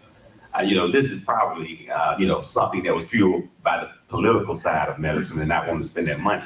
Under the Affordable Care Act with Obama, he mandated 13 different things that have to be tested for zero cost. And one of those is a prostate exam in men, mammogram in women, a colonoscopy, 13 different tests that are mandated. And so one of the things that the insurance companies are going around and doing is saying, well, we'll get some research that says, oh, you probably don't need to do that. Who and where does research come from? Nobody knows, but it's quoted with authority and enthusiasm. And then the next thing you know, those guidelines have been changed. And when we had requirements to do digital rectal exams and prostate PSA and breast exams in women, cancer rates dropped tremendously. And now they're going back up. So we have to be very important. But gentlemen, a good woman will add 10 years to your life, minimum, because she's gonna make sure you're eating right, going to the doctor, doing all those things. But a bad one to take away 20, won't she? Stress, boy. If you're not happy at home, your oasis, it could be a problem. So all right, we're keeping it 100 in there. Okay, all right, good enough. So, one of the things that happens if you have uncontrolled high blood pressure, particularly if you also have diabetes, is that you end up with end-stage renal disease. End-stage renal disease resulting in you either being on dialysis or needing a kidney transplant. So we have an expert in here on that topic. And let's talk to our expert, Bobby Howard. Bobby?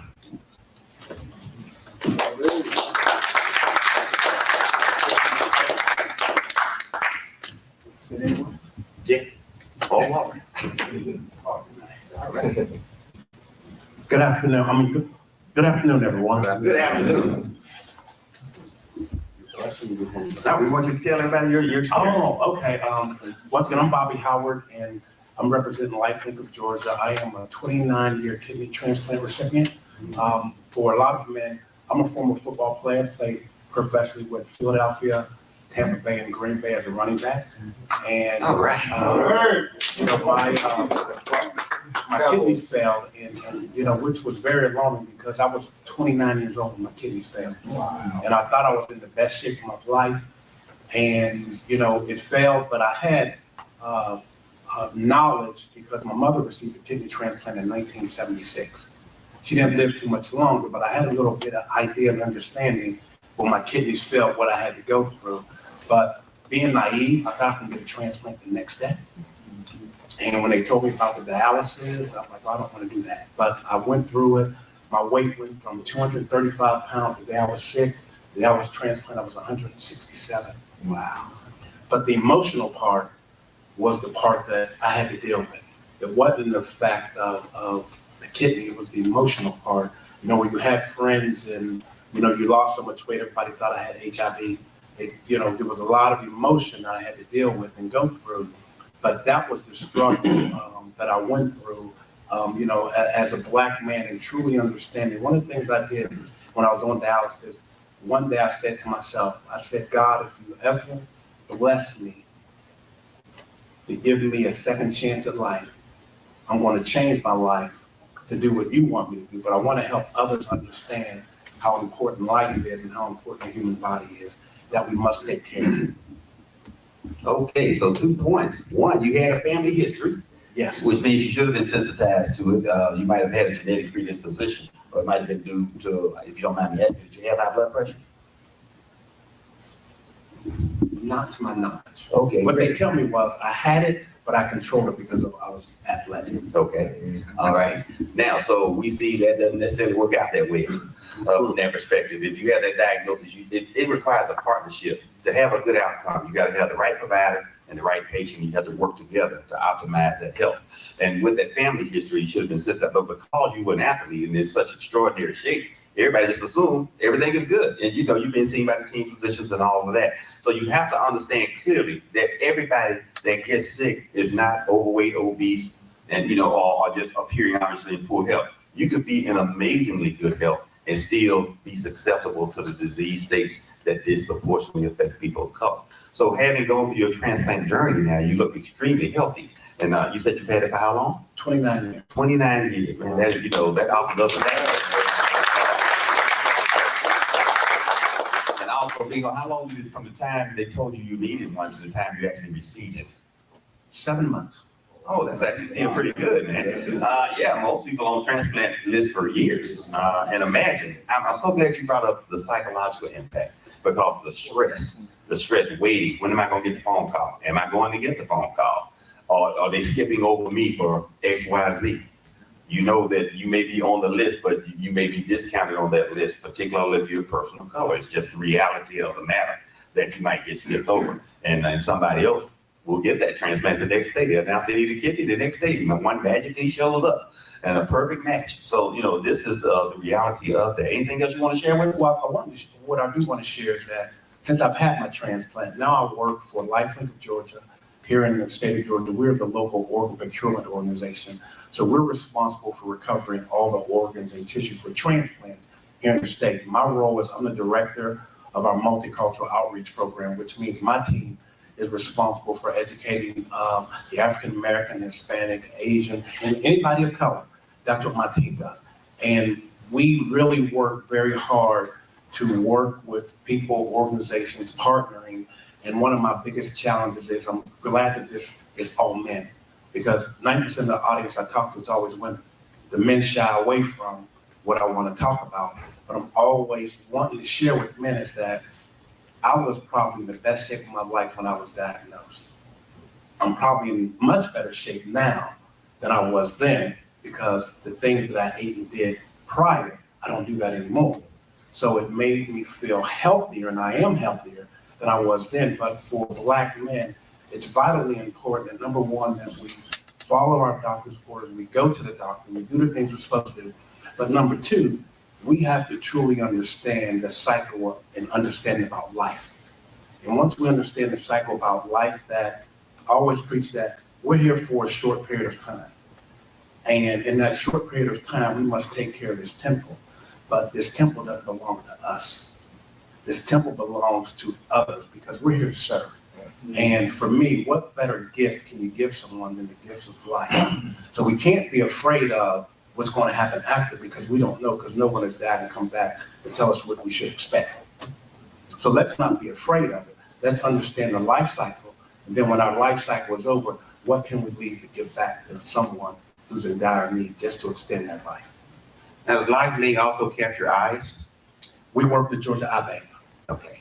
All right. So if anyone in here, if you're an organ donor in Georgia, you put it on your driver's license. So, but you can have exclusions, like mine says, any organ that they would like to have except eyes.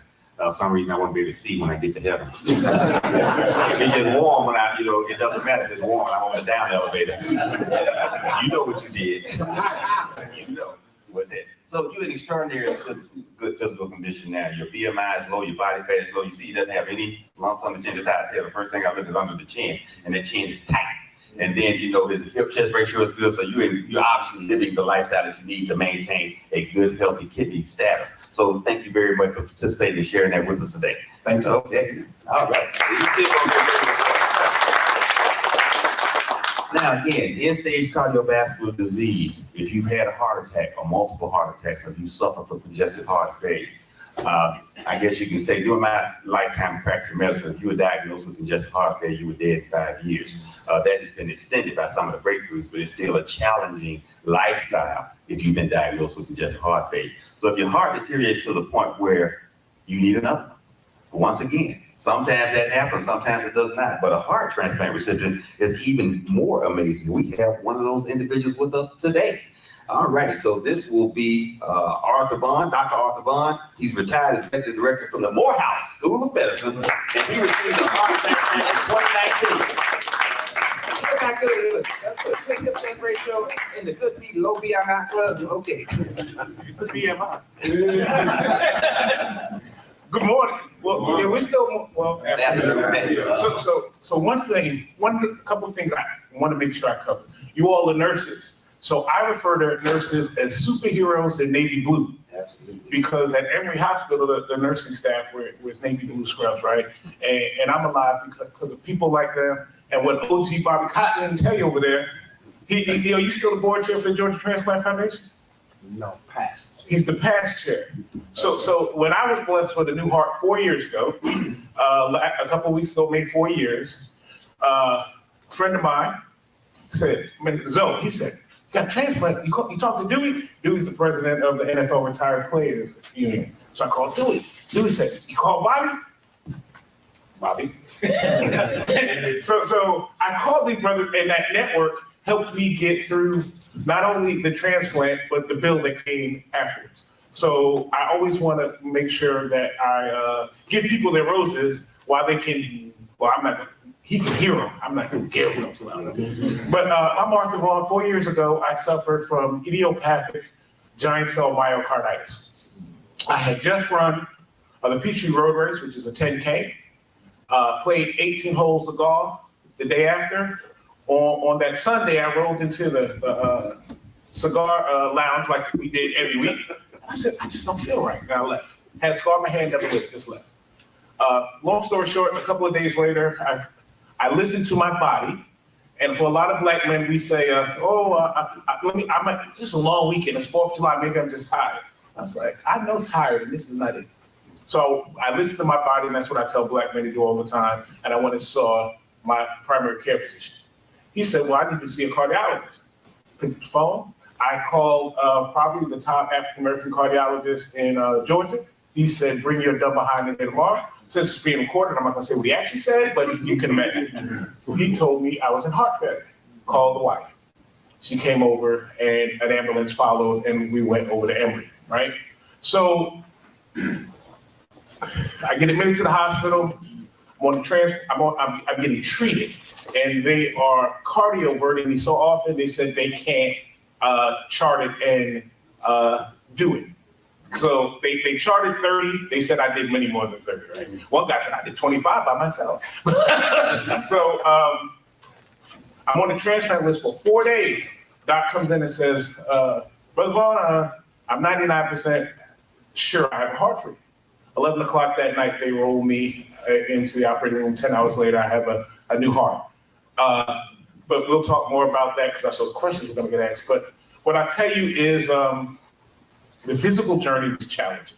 I was blessed that I wasn't on the list multiple years like a lot of people are, and they have to deal with all the mortality and thoughts of things before transplant. I had to deal with all of that post-transplant. So physical, mental, and emotional health post-transplant, and it's a bear, all right? But what I would say if I wanted to share with our nursing community, one thing I would share is, yes, you all are superheroes in Navy blue, but having all of your skills of medicine, having that ability to have an empathy and a sense for what we're going through on the other side. When we're going through mental health, because that was the biggest challenge for me. The physical health was challenging, mental health was much more. If you can make sure that I know you have stressful jobs, but having that empathy on the other side for the mental health aspect for your patients is amazing. And I'm so fortunate to be here with you all today and thankful that I was invited to participate. Okay, that's a great and wonderful and amazing story. Wow, that's 2 quick transplants. Kidney and heart, the most common transplants that are available now. So again, but obviously doing great with it. Oftentimes, or sometimes, not often, but sometimes if people have challenges. I have a patient right now who's on his 2nd kidney, and this one has just failed. And but he's not doing what he's supposed to do and not eating the way he's supposed to, etc. And the last kidney lasted him about 8 months. And so, the transplant community gets a little disenchanted with you if you waste an organ, so to speak. But then the question comes up: did you get the highest quality kidney, the best match? A kidney versus the kidney, and all of those questions are asked, and he asked me those questions candidly. So I'm so glad we had that transplant history up here. That again, we want to make sure that anyone in the audience that have those questions about to do so. But let me ask all of you a question: anybody here had their comprehensive physical in the last 12 months? Oh, wow, I'm impressed. I have literally never seen that in a room. Give yourselves a round of applause. Well, it's been 2 years, or, during the COVID, I didn't go, but you didn't go 5 years before the COVID. So, oftentimes, the last interaction that a male will have with the healthcare community is a sports physical in high school or college, or a discharge physical from the military. After that, they don't see the doctor again until they're in crisis. not when they sick. Now, so I'm so glad you said listen to your body, because we oftentimes won't listen to our body. If we say, well, let me go to bed tonight, I say, what do you want to do? Wake up dead? I don't know. That's why I drank some water. The universe a cure for anything.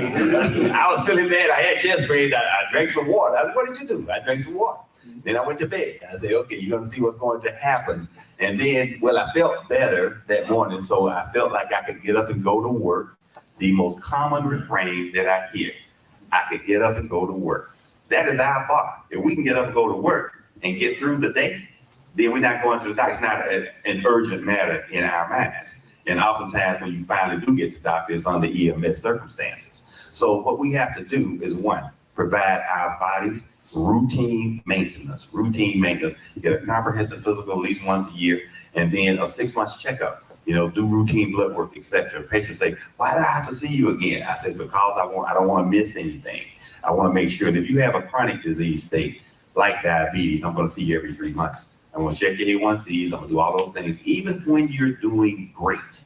Because what will happen, people will celebrate a good report. Oh, my hemoglobin A1C was 6.4. My fasting blood sugar was 95.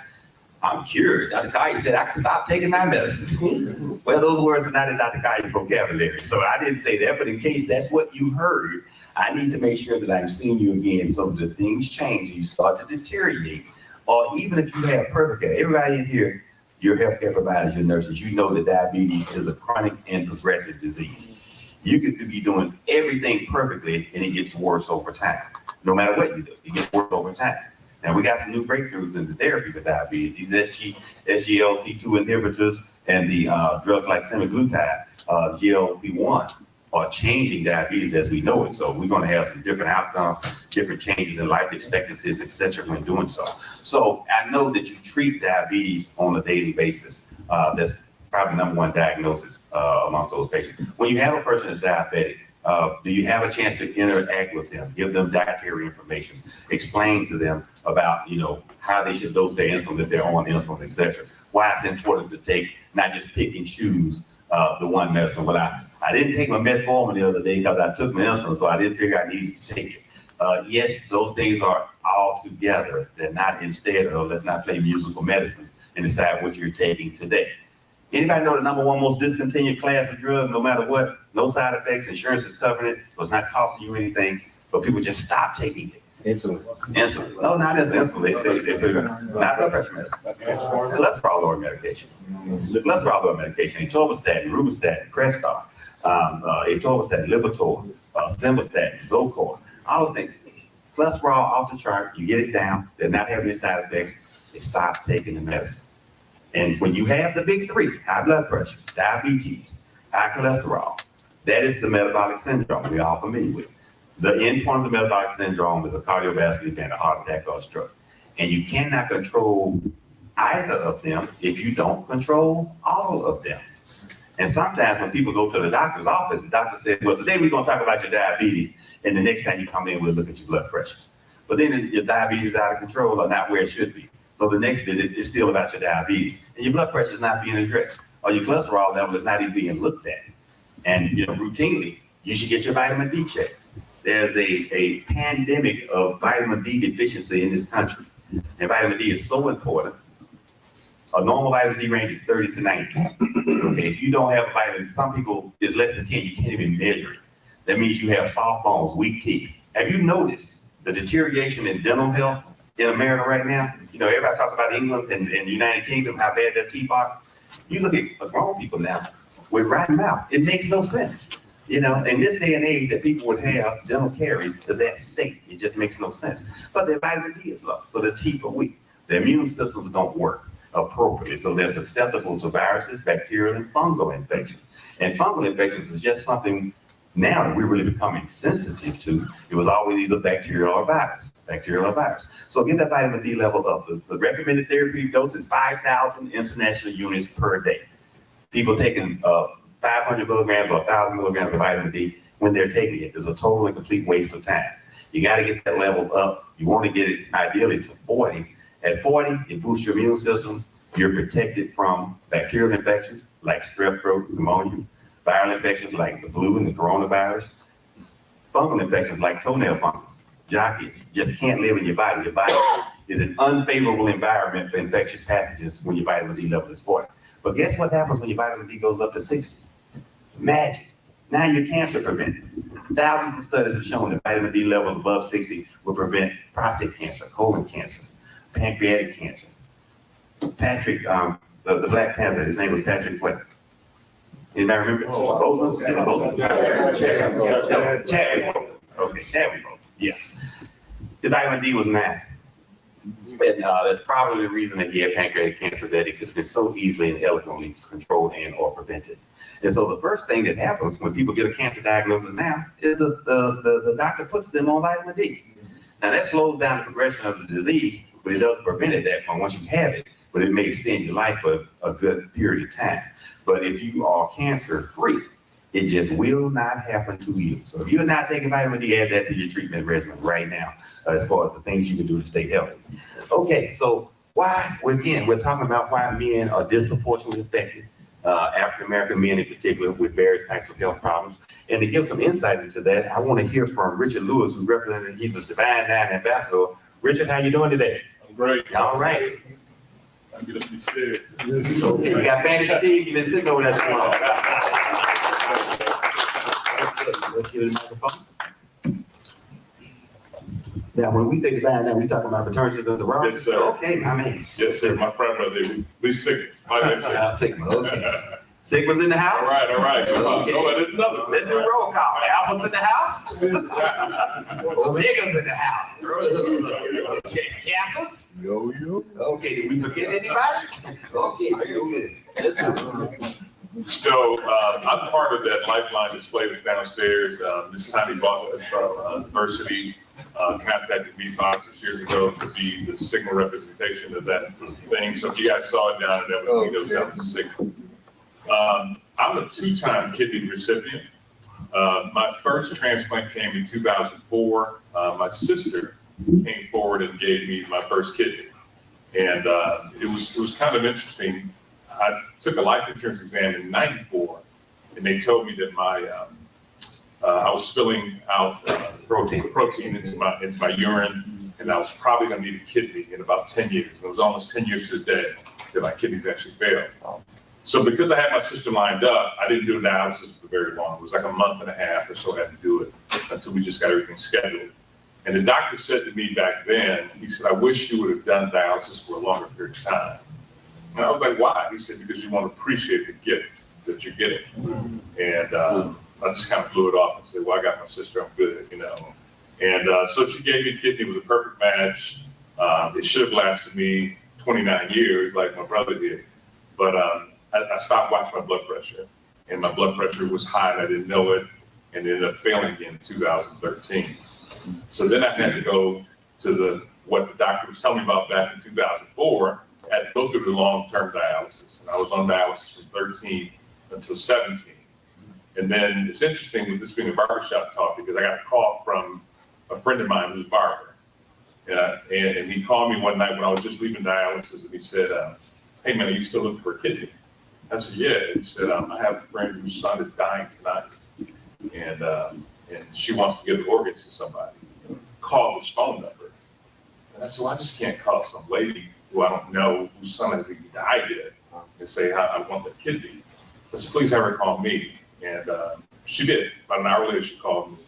And she said, hey, Mr. Lewis, I understand you need a kidney, and my son just passed away. We got him put on life support. And I was like, ma'am, I don't know how to even respond to this. I'm so sorry. We were talking, and she said, no, you don't understand. She said, my son never walked. He never talked. He was 19 years old. I never understood why God kept him here. She said, now I know. It was to harvest these organs for you. And I was like, wow, and so I asked if the other organ was spoken for, and she said, no. I said, well, I have a friend from dialysis. Can he have it? She said, yeah, he can have it. So the two of us got these 2 kidneys from this young man who just my barber, talking about this whole barber thing, kind of plugged us together. And we were able to get out of the hospital, go to the funeral. We spoke at the funeral. And now the mom and I both volunteer with Tani at the university. We go to Black churches and we try to explain, how important it is to be. I talked from a recipient. She talked from a person who made that decision when their child was dying, and we just got to try to kind of debunk the myths against organ donation. That's an incredible story. 2 kidneys. Well, that's what, won't he do it? That was nothing but God working on your behalf, and I'm bringing God up. He can do whatever, but again, that is just and again, it did give you a different appreciation the second time, didn't it? So the doctor was right about that. And now hopefully the blood pressure is good, the kidney is good, and we're gonna get 29 plus years out of you. This 29 is going with you, so we're still going. Okay. All right, great. So next we want to talk to CJ Marker. He's the Chief Operating Officer and Chief Nursing Officer at New Orleans East Hospital. And my question to get you started, what are some of the strategies that hospitals can do to help the experience of Black men in health and healthcare? Thanks for having me. Good afternoon, everyone. What we've done is try to be intentional about how we reach out to the community and reach out to Black men in particular. So New Orleans East Hospital is part of LCMC Health. In New Orleans, we take care of about 70% of the Medicaid patients in the city. And we have one of our sister hospitals, UMC was the new charity, takes patients from all over the country, all over the state, who don't have access to care and need high level of care. But as our hospital, we really focus on community health and how we deliver healthcare to the community. So we started a community health worker program and a mobile program where we go out in the community, meet with individuals, meet with community members, and provide care in the community. So we started with COVID, and we started with 2 mobile units going out and doing testing. So we did over 20,000 tests when we just had testing available out in the community. Next, with vaccinations, we went to over 300 locations around the region, the New Orleans region, gave out over 29,000 vaccinations to community members. Now we're transitioning to bringing healthcare screenings and healthcare exams and letting people get to know their numbers. So the things we're doing around Black men's health is a barbershop initiative where we're starting out with 4 barbers. We're gonna build it to 10 for this year. And in those barbershops, we're putting full screening machines in the barbershop. So your scale, your BMI measurements, your weight, you get your blood pressure, heart rate, pulse ox, glucometer, glucose if you want to. And if the men get that information, write that information down, and show it to their barber, the barber will give them a discount on the haircut. Wow. So we're funding, we have a partner, one of our healthcare providers, Aetna. They're funding, the barber gets, the participant, the man gets, boy, he gets $5 off his haircut. The barber gets a $10 gift card in exchange. So we just want men to know their numbers. And then we've assigned community health workers, 4 men who are community health workers, one led by our one lead, Mitchell Thomas. And they're going to those barbershops every single week, reviewing their information for men. So they have their name and phone numbers there, following back up with them if they need help. And then really, we want them to be known in the community as the guys to go through, people need to connect to help. So just like we used to know the guy who's come to the barbershop who had the CDs or had the DVD, had the DVD pies. We want these community health workers to be known as the guys who come in and you need something to know something about health, you can connect with them. Because on the other end, you have social workers and nurses who are navigators who can connect people to health, who can get people signed up for insurance, can get people to a male doctor they need, get people to prostate screening, colon screenings, whatever they need. That's their job to follow up with them and get that information back to them. And then we're tracking it, how well we do follow up, not just how well we get the numbers, but how well we follow up with those individuals. That is definitely key in reference to doing that. I have been doing health screenings for 30 years, big health fairs. One of the things that changed health fairs in the Atlanta and the Georgia area and for our community was that I partnered with the local radio station, which is how I got involved in radio. And we would do live remote radio broadcasts and people would come. So instead of the health fair being in the basement of the church and you see 40 people and most of them the pastor's family, you actually saw thousands. We had a line 2 blocks long to do digital rectal exams on men, and nobody could believe that this was happening. We ran out of glucometer strips. We had to go to the local CVS and buy some more supplies because we were not expecting that. So now our model is prepared to do that. But after doing that for probably at least 15 years, we realized we were missing something. What that was, we were screening people. They show up next year to the next event, and they say, I said, well, have you seen your doctor? You my doctor. Okay, when's the last time? At the last health fair. Okay. So we told you then you had high blood pressure and diabetes. Have you done anything else about it? No. I have not. No, indeed. I did not do it. I was waiting to come back this year to see if I still had it. So we changed that model to do follow-up, and that's the key thing. And so it's actionable. So if a person had an abnormal disease state that was diagnosed at a health fair, they were immediately assigned to a doctor and got an appointment in real time. So you go to see Dr. Jones and Monday, we partner with the Atlanta Medical Association as well. And so you had an appointment to be seen and follow up. And it was, it was called, and maybe instead of just giving them cards and say, call this number and schedule an appointment, we started making appointments. And that's when we really started impacting the health. And people would, come to the health fair and say, I saw you last year and it changed my life. It saved my life sometimes in some circumstances. So that was incredible. So I'm glad you guys are being proactive in doing that. Anybody else have any strategies when they're dealing with community members about how to get them involved in the healthcare system, particularly the men in your areas? Anybody? Okay, good. All right. I would tell you, we need to make the conversations we're having here as common as when we're going to talk about the football game that's coming up. It needs to become a normalized conversation, whether it's our physical or mental health, the same way we talk about the score of a game or whatever other things we choose to discuss. All of it needs to be just normal. It shouldn't be, I shouldn't have to come to a conference.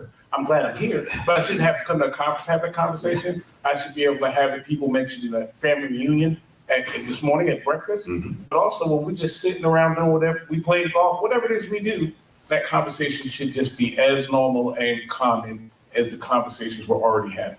When 2 or more are gathered, y'all, he's in your presence, but you can also talk about health. And so please do so. Don't just casually mention it.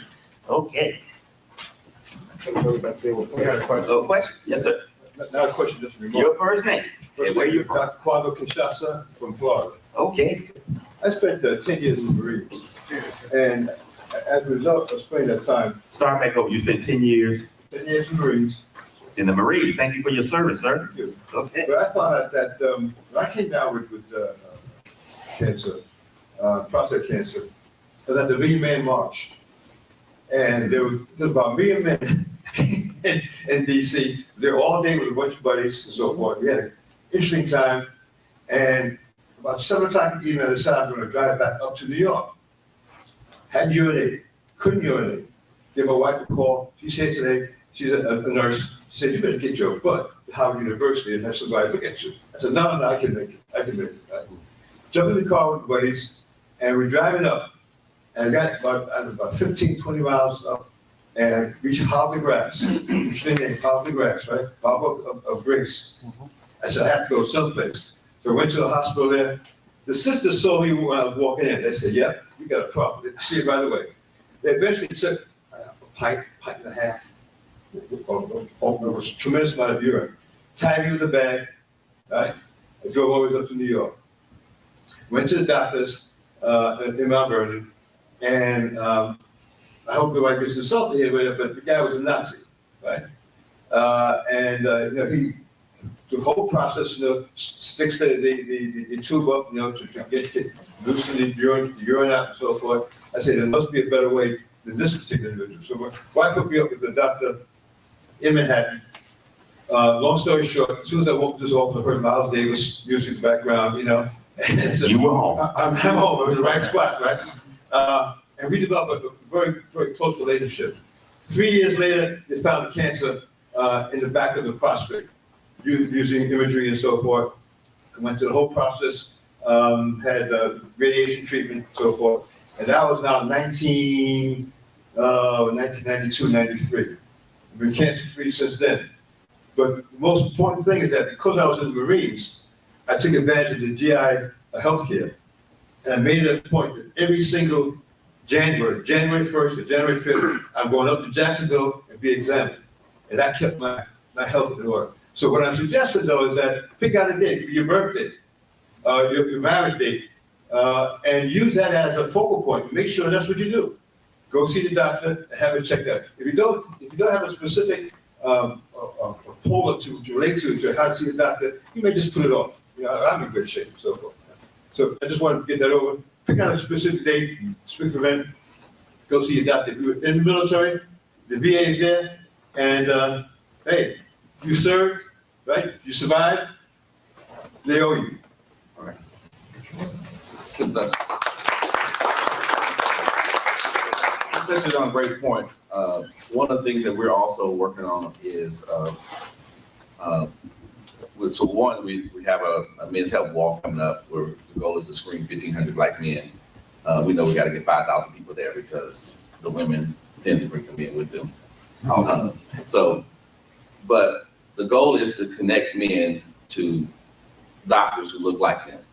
Yes. So in our area, we're building a network of, now I work for the second largest health system in the state, but we're building a network of all the Black men and women who are physicians, cross specialties, so we can refer people to people who look like them and take care of them in a manner that's culturally competent.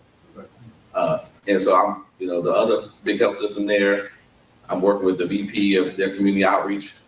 Great thing about it, we both use. So we can work across system lines to make sure that we're connecting people to care in a proper way. So, I charge everyone to go back and start to build that network in your cities where you can refer people to people who look like them.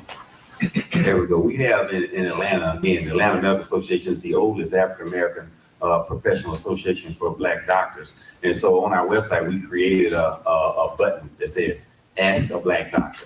And so if you have a question and you want a culturally appropriate response to it, you'll be connected to that physician. You can go straight to their office. And then as follow that, we found that to be very effective.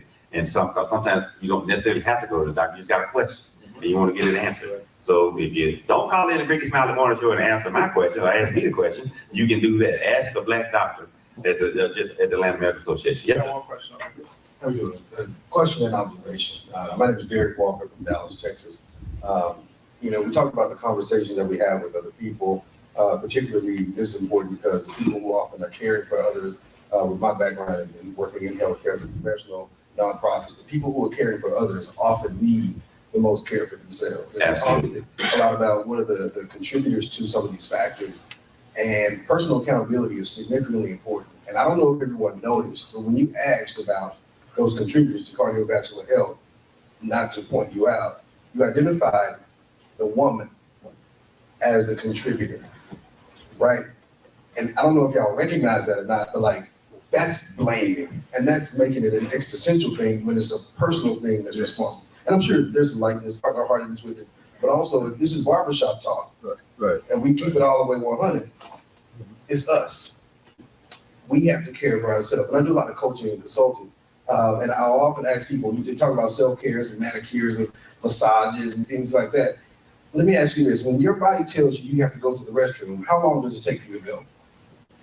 That's self-care. And so now it's not even about the life-saving power of organ donation, but the life-saving power of you keeping your organs healthy enough to be able to be donated to someone else. That starts with you. That starts with us, right? So just an observation to what's going on. Let's keep it all the way 100 if we can do that, because this is barbershop talk. It's barbershop talk. All right, thank you. Be real.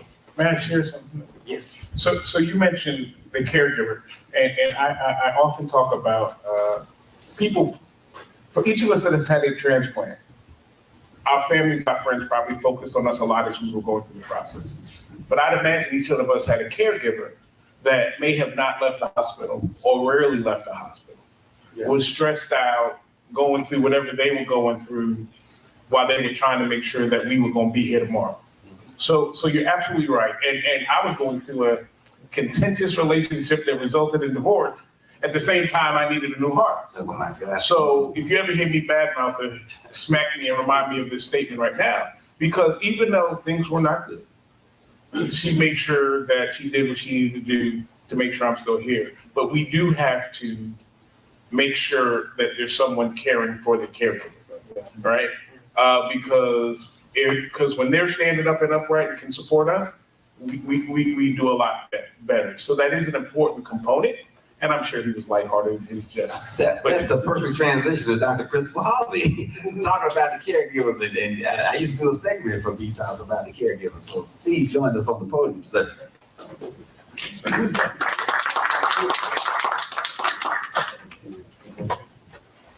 All right, well, okay.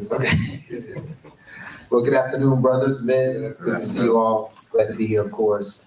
So I know we're talking about the physical health of what we deal with as men. So my piece is to kind of talk about the mental health of us as men. I'm a licensed marriage and family therapist outside of working in end-of-life care. And then, of course, I'm a spiritual care provider. So sometimes I work in what the local rehabilitation center where I get a lot of the, unfortunately, young African-American men who have been shot, paralyzed now, and just have questions or just need some type of support. And then when they get out, just life just gets even more challenging, right? So what I want to empower or remind all of us is to make sure that if you have any mental health things, situations, anxiety, depression, all of that needs to be dealt with, right? So you have a lot of mental health professionals out there. I know for me, since COVID, my private practice kind of exploded with people calling me, men calling me, marital issues, just people really needing some support. And I know it's not a lot of Black men therapists out there. So when people see me on this one particular website, they'll grab onto me, right? And they say, hey, but I need an appointment. Hey, you're booked up. And they wait for at least about a month or so, more longer than that, to get in to talk to me. And so it's important, even as veterans, and I'm gracious to all the veterans. Thank you for your services for our country. And I know veterans deal with a lot of things. I get a lot of veterans dealing with PTSD and other challenges that they're faced with. So it's important that you make sure that you get your mental health taken care of, right? So you have to talk, you have to communicate. Find a therapist that works for you. There are a lot of networks out there that can connect you with therapists that match your community. So I would say, do not neglect, the mental health of your being. So. Absolutely incredible. And one of the points that you made, again, if you are a veteran, please take advantage of your VA health benefits. And now, there's an option if the VA can't see you in a certain period of time, or if you just choose to go to a private physician that accepts VA benefits as payment, then you can be seen, and again, at minimal or limited cost for you. One of the things that I also learned in my healthcare journey was that the assumption that we had was that the people that were coming to healthcare didn't have insurance. And so I had one guy that was brought in by his daughter. His blood pressure was just in stroke range. I couldn't believe. I said, but when somebody walks in, chances are they can walk out okay. I don't need to call EMS regardless of what the numbers are. Numbers incompatible with life, but yet they live. But it happens all day, every day. But what I found out was I was setting up. I said, okay, look, you need to come to see me in my office on Monday morning. I want you there at 8 o'clock. Don't worry about payment, etc. He says, oh no, doc, I got insurance. He pulls out his wallet. He's got a pristine insurance card that obviously never been used, and he just wasn't taking advantage of a benefit that he had. I think he actually worked for either UPS or the post office, but he just didn't consider healthcare as a big time issue. Yes, sir.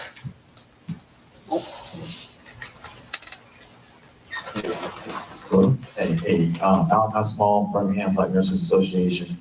So I'm a new grad, and when I was in the hospital, I was doing clinicals and everything.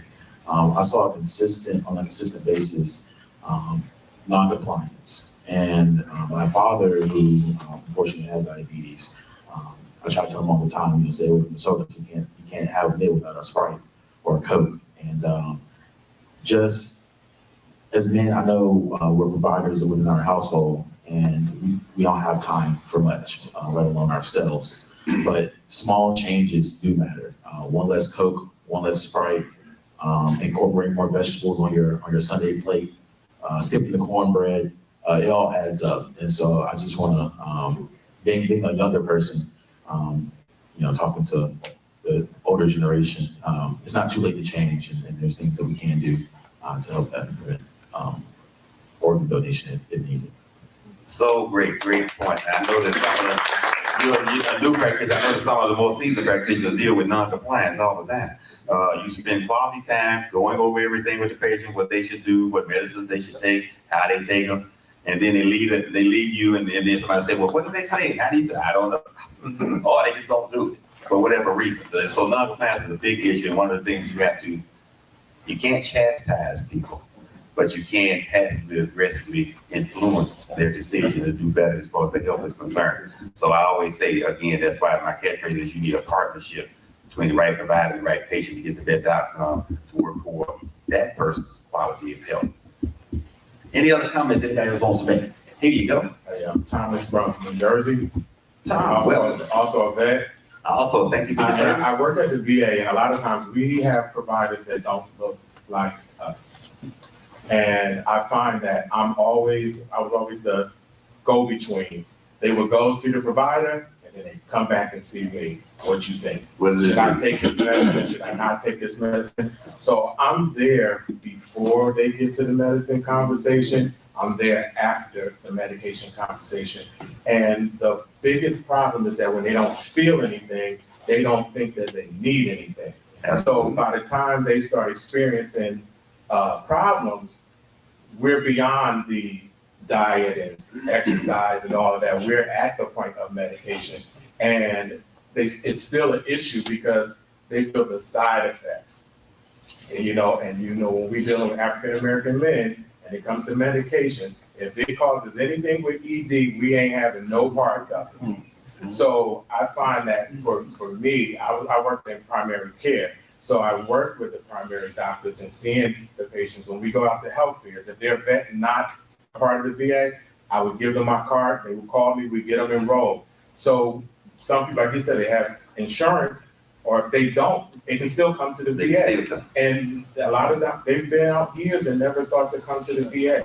And I think that as nurses, we also have to take on the responsibility to provide for people who look like us when we don't have providers that look like us, to be that person to step in and give that serious conversation. Thank you so much for assuming that role. It is very important. Again, when you're the person, they're just going to gravitate to you because, again, they feel comfortable with you. It's culturally sensitive healthcare. And no matter what the other person has said, they need you to verify, clarify, say, yeah, this sounds like a good idea, etc. And that makes a major difference in compliance after they leave. If they don't see you, you step away from the desk for a minute or whatever, you don't know how they're going to come out. So very, very good points right here. So I know that all of us are having problems with compliance once again. Yes, sir. I have a quick question. You guys hear me? Cool. So I have a quick question. I know there's several recipients on the panel, and I just wanted to touch a little bit about the process that they went through in receiving, because I know that there's some kind of barriers there, and then also I've been told that it's a relations, and I know Dr. Vaughn had spoke about it with me privately about some depression and things that go on while you're waiting and things like that.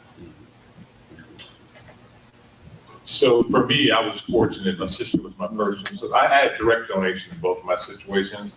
But an interesting story, when I was getting my second one, the young man who had passed away was less than 100 pounds. So they thought it was too small of an organ to support my body size. And they weren't gonna let me have it because they didn't want to waste an organ. And the mother stood up and said, either Richard gets it or nobody gets it. And that's how I ended up getting it for me. And for me, I was actually the fourth person called for my kidney. The first person they called never responded. The second person they called was actually on a cruise and couldn't get back. The third person they called was a young lady who was actually in the hospital. They found something else wrong, and she told them, give it to the next person. I just happened to be the next person. But I also wanted to go back and share, I didn't have any challenges waiting. My challenge was with the dialysis clinic, not for me, but how I felt other people were being treated. I got treated great, but for the other people who didn't have the education, didn't have the insurance, the treatment wasn't well. So there were some things that I did that a lot of folks said, that's why you got your transplant, because I raised a lot of hell to the dialysis clinic, because it was more about the people who were on dialysis along with me that I felt wasn't getting the same treatment that I was receiving. And the ironic thing is actually the clinic was probably less than 2 miles away from here. And that was my challenge. Me waiting, I was fine. It was just making sure that the other people were treated fairly and getting treated the way that I received my treatment. All right, and for me, really quick, I guess it's you. But so the recipient, the donor, the only thing they told me about him pre-transplant is that he was a 20-year-old white male who smoked a little weed. So I told him, well, I'm a 50-year-old black man who smokes a few cigars, so we should be good. So now I tell people when I dance off beat, I said, I got a white guy's heart in mind. No offense to my brothers over here. I'm just joking. It's comedy. Wait till tonight. We'll see at the game, all right? But one thing Bobby touched on is post-transplant. I'm still in ICU before I go to the floor to get out. And I'm Dr. Vaughn, and I have some level of understanding, right? And they kept calling me that, right? But then there were times, and this is for the nurses when I'm talking about empathy. Quick story, I had to use the restroom, they put you on the commode or whatever, you can't really clean yourself the way you're accustomed to. And I'm sitting there feeling dirty, nasty, and bad about myself, right? Because and the nurses there messing with all the tubes and wires, and I'm telling I need somebody to come help clean me up. And I feel like I'm being ignored. Whether I am or not, it's how I feel. So how I feel is my reality. And I was having a mental health challenge. So I lost it a little bit. Voices got raised, got a little animated. And they came in and all the nurses from the floor came and they helped make sure I was good, right? Better than I expected. But what I thought about, and we're going to talk about Jesus again. Right? There's a verse in the Bible is basically, related to how you don't treat other people how you treat me, right? I'm misquoting it, right? And I'm thinking, for the patients on this floor that don't have the faculties and facility that I have to understand these things, if I feel like I'm being treated this way, how are the people who don't know how to advocate for themselves feeling, right? How do those people feel they're being treated, or do they just accept things that are less than what they should get because they don't either know or they can't advocate for themselves? So since I have the opportunity to talk to nurses, I want you all to think about those things, because you're probably doing everything right and everything you believe to be right, but make sure that the patient on the other side understands and you have a higher level of empathy, because we don't know what you know. We just know how we're feeling and what we're going through. And for me, it was because it wasn't, I could deal with being unclean for a little while, but unclean plus the mental challenge I was having post-transplant before I got some therapy, triggers at a different level. And I just encourage people to have an increased level of empathy, because we come from a lot of different spaces and our challenges are different. Hell no, Ativan and restraints.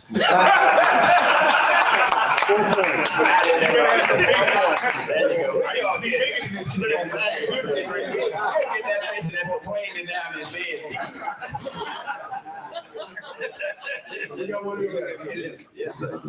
Dion from North Cackalack. I just wanted to say, like, the mental thing is, I want to say I appreciate the barber, because that was my thing growing up when I was a fat kid and nobody really wanted to talk to me. I stayed with my barber. My barber, even if I wasn't getting a haircut, I would just chill with the barber, because he was that therapy. You didn't have to pay me $35. You didn't have to do all that.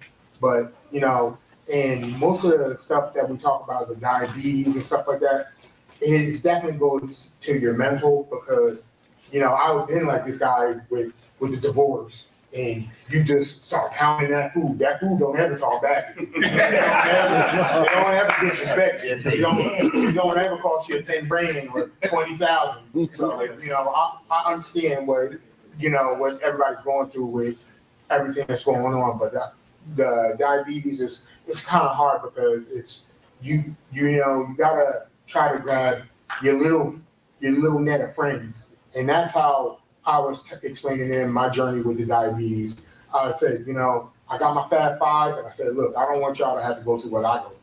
So you don't need to stick yourself with the needles and stuff like that. Get out here, run, love your kids, do what you can do. But if you ever need for like the mental thing, it's mostly I talk to my friends about it because just like you said, it's hard to get to a therapist that looks like you.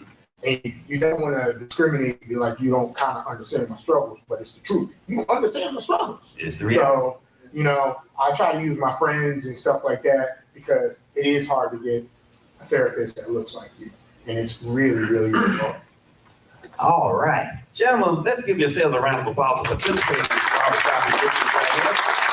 Let's thank all of our panelists, Mr. Bobby Howard, Kenny recipient, C.J. Marley from New Orleans East Hospital, Richard Lewis, Divine Nine Ambassador, Dr. Corey Sims, barbershop owner and educator from the True Kings Barbershop. If you need to be tightened up while you're here, go down there and get a cut. Okay. Arthur Devon, doctor, retired executive, Morehouse School of Medicine, and Christopher Halsey, Dr. Halsey from BTOP. Thank everybody, all of our panelists. Thank everybody who's watching. We appreciate being here. We want to bring the program to a close right now. Again, anything else? All right. Thank you all for showing up. This is a great event. Thank you. Big shout out to our sponsors that even make this possible, right? My mom always said I had an active imagination, and I guess, it's kind of starting to pay off a little bit.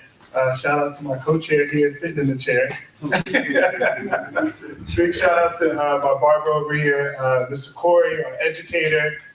He's really brought this event together. He said some words before that he is not really deserving of being on this stage, but I mean, we all know barbers and the roles that they play in our lives. My barber's been around, not as long as my wife, but she's number two. But we hope to continue the series. Definitely, there's a survey to take, fill it out. We just want to hear some ideas of what you want to touch on. There's so many important conversations for men's health that we have the opportunity to touch on and continue to keep this a safe space and return every year to the series. So, we have somebody there. So I have to do shameless self-promotion. And Bobby's in the book, he doesn't know it, but I have a book about my transplant journey that's over there in the back corner. And I've been watching you shameless self. You got to do it, right? They got it. I totally forgot something. So wonderful plug you. Well, the way the pill is setting up, I didn't think it's good enough. It looks great over there. You're gonna sign copies and personalize it. Anybody? Absolutely. All right. And then take a picture with it too and put it on your social media. Say, I know the author. Put it into a good friend joke. Well, y'all gentlemen have a great day, and thank you so much for giving me the time. Also, make sure to take the bags. We have a few extras, so if you want to take 2 or 3, bring them back to your barbershop, the cakes and gifts for your barber. I guess we'll see you that.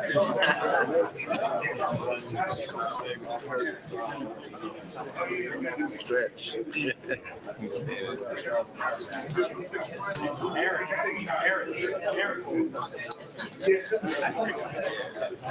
Who's that?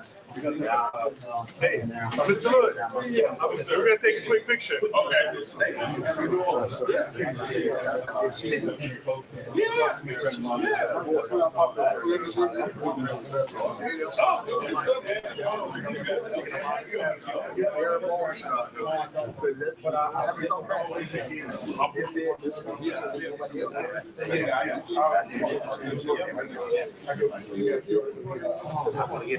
didn't get my barbershop bag.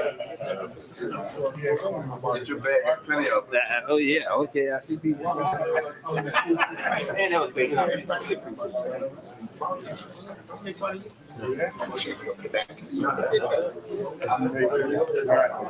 My number is there, my email. Are we gonna do this? You're not gonna do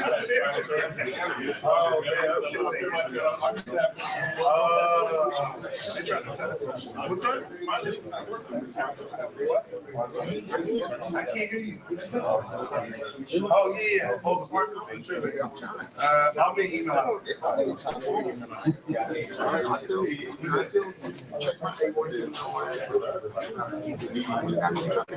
would have been exercising.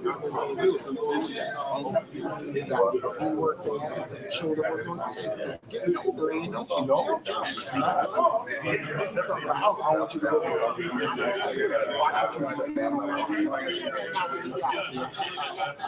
Eat all the vegetables in the world. Right.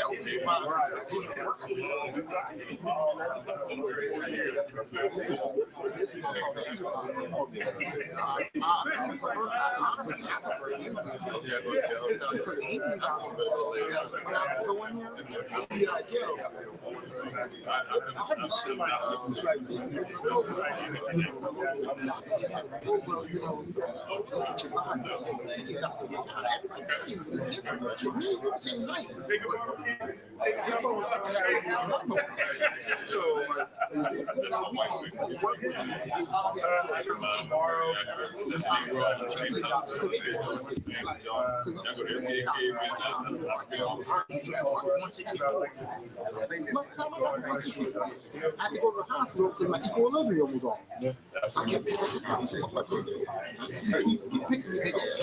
There's such thing as too late for Yeah, and then when I eat my Alright,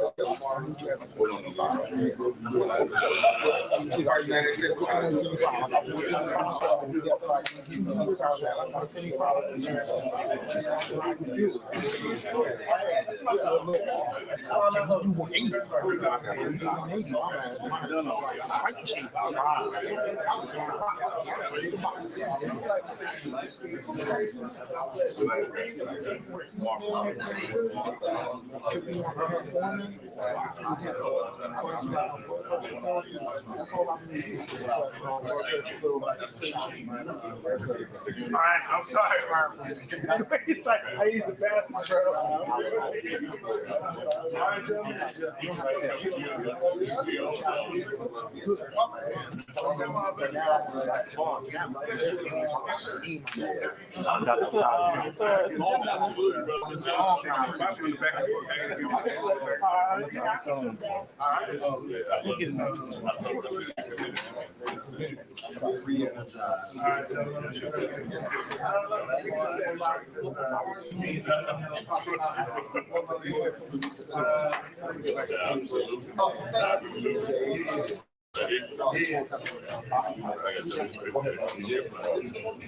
We got everybody?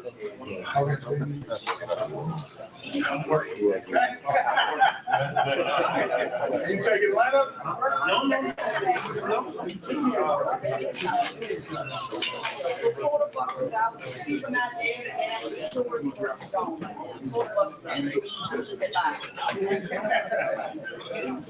Yeah.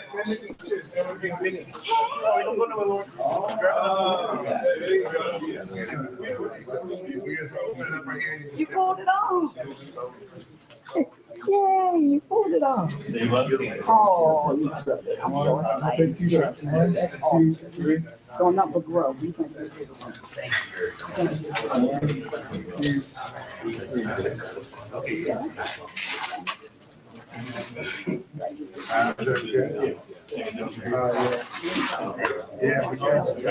Yeah, they were pleasure. Take care, brother. All right, that. Take this right.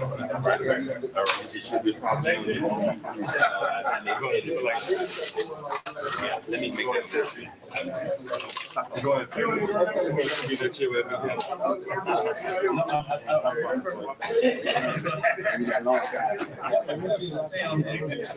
Absolutely. Yes, it is. I was downstairs. I got to meet them.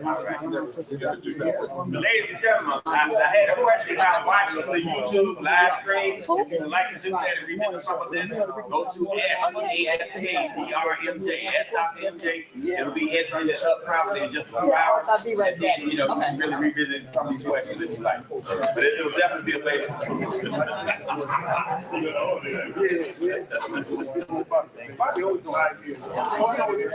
That's on YouTube? It will be on YouTube, but it's also on various things. But if you just go to SASKDRMJ page.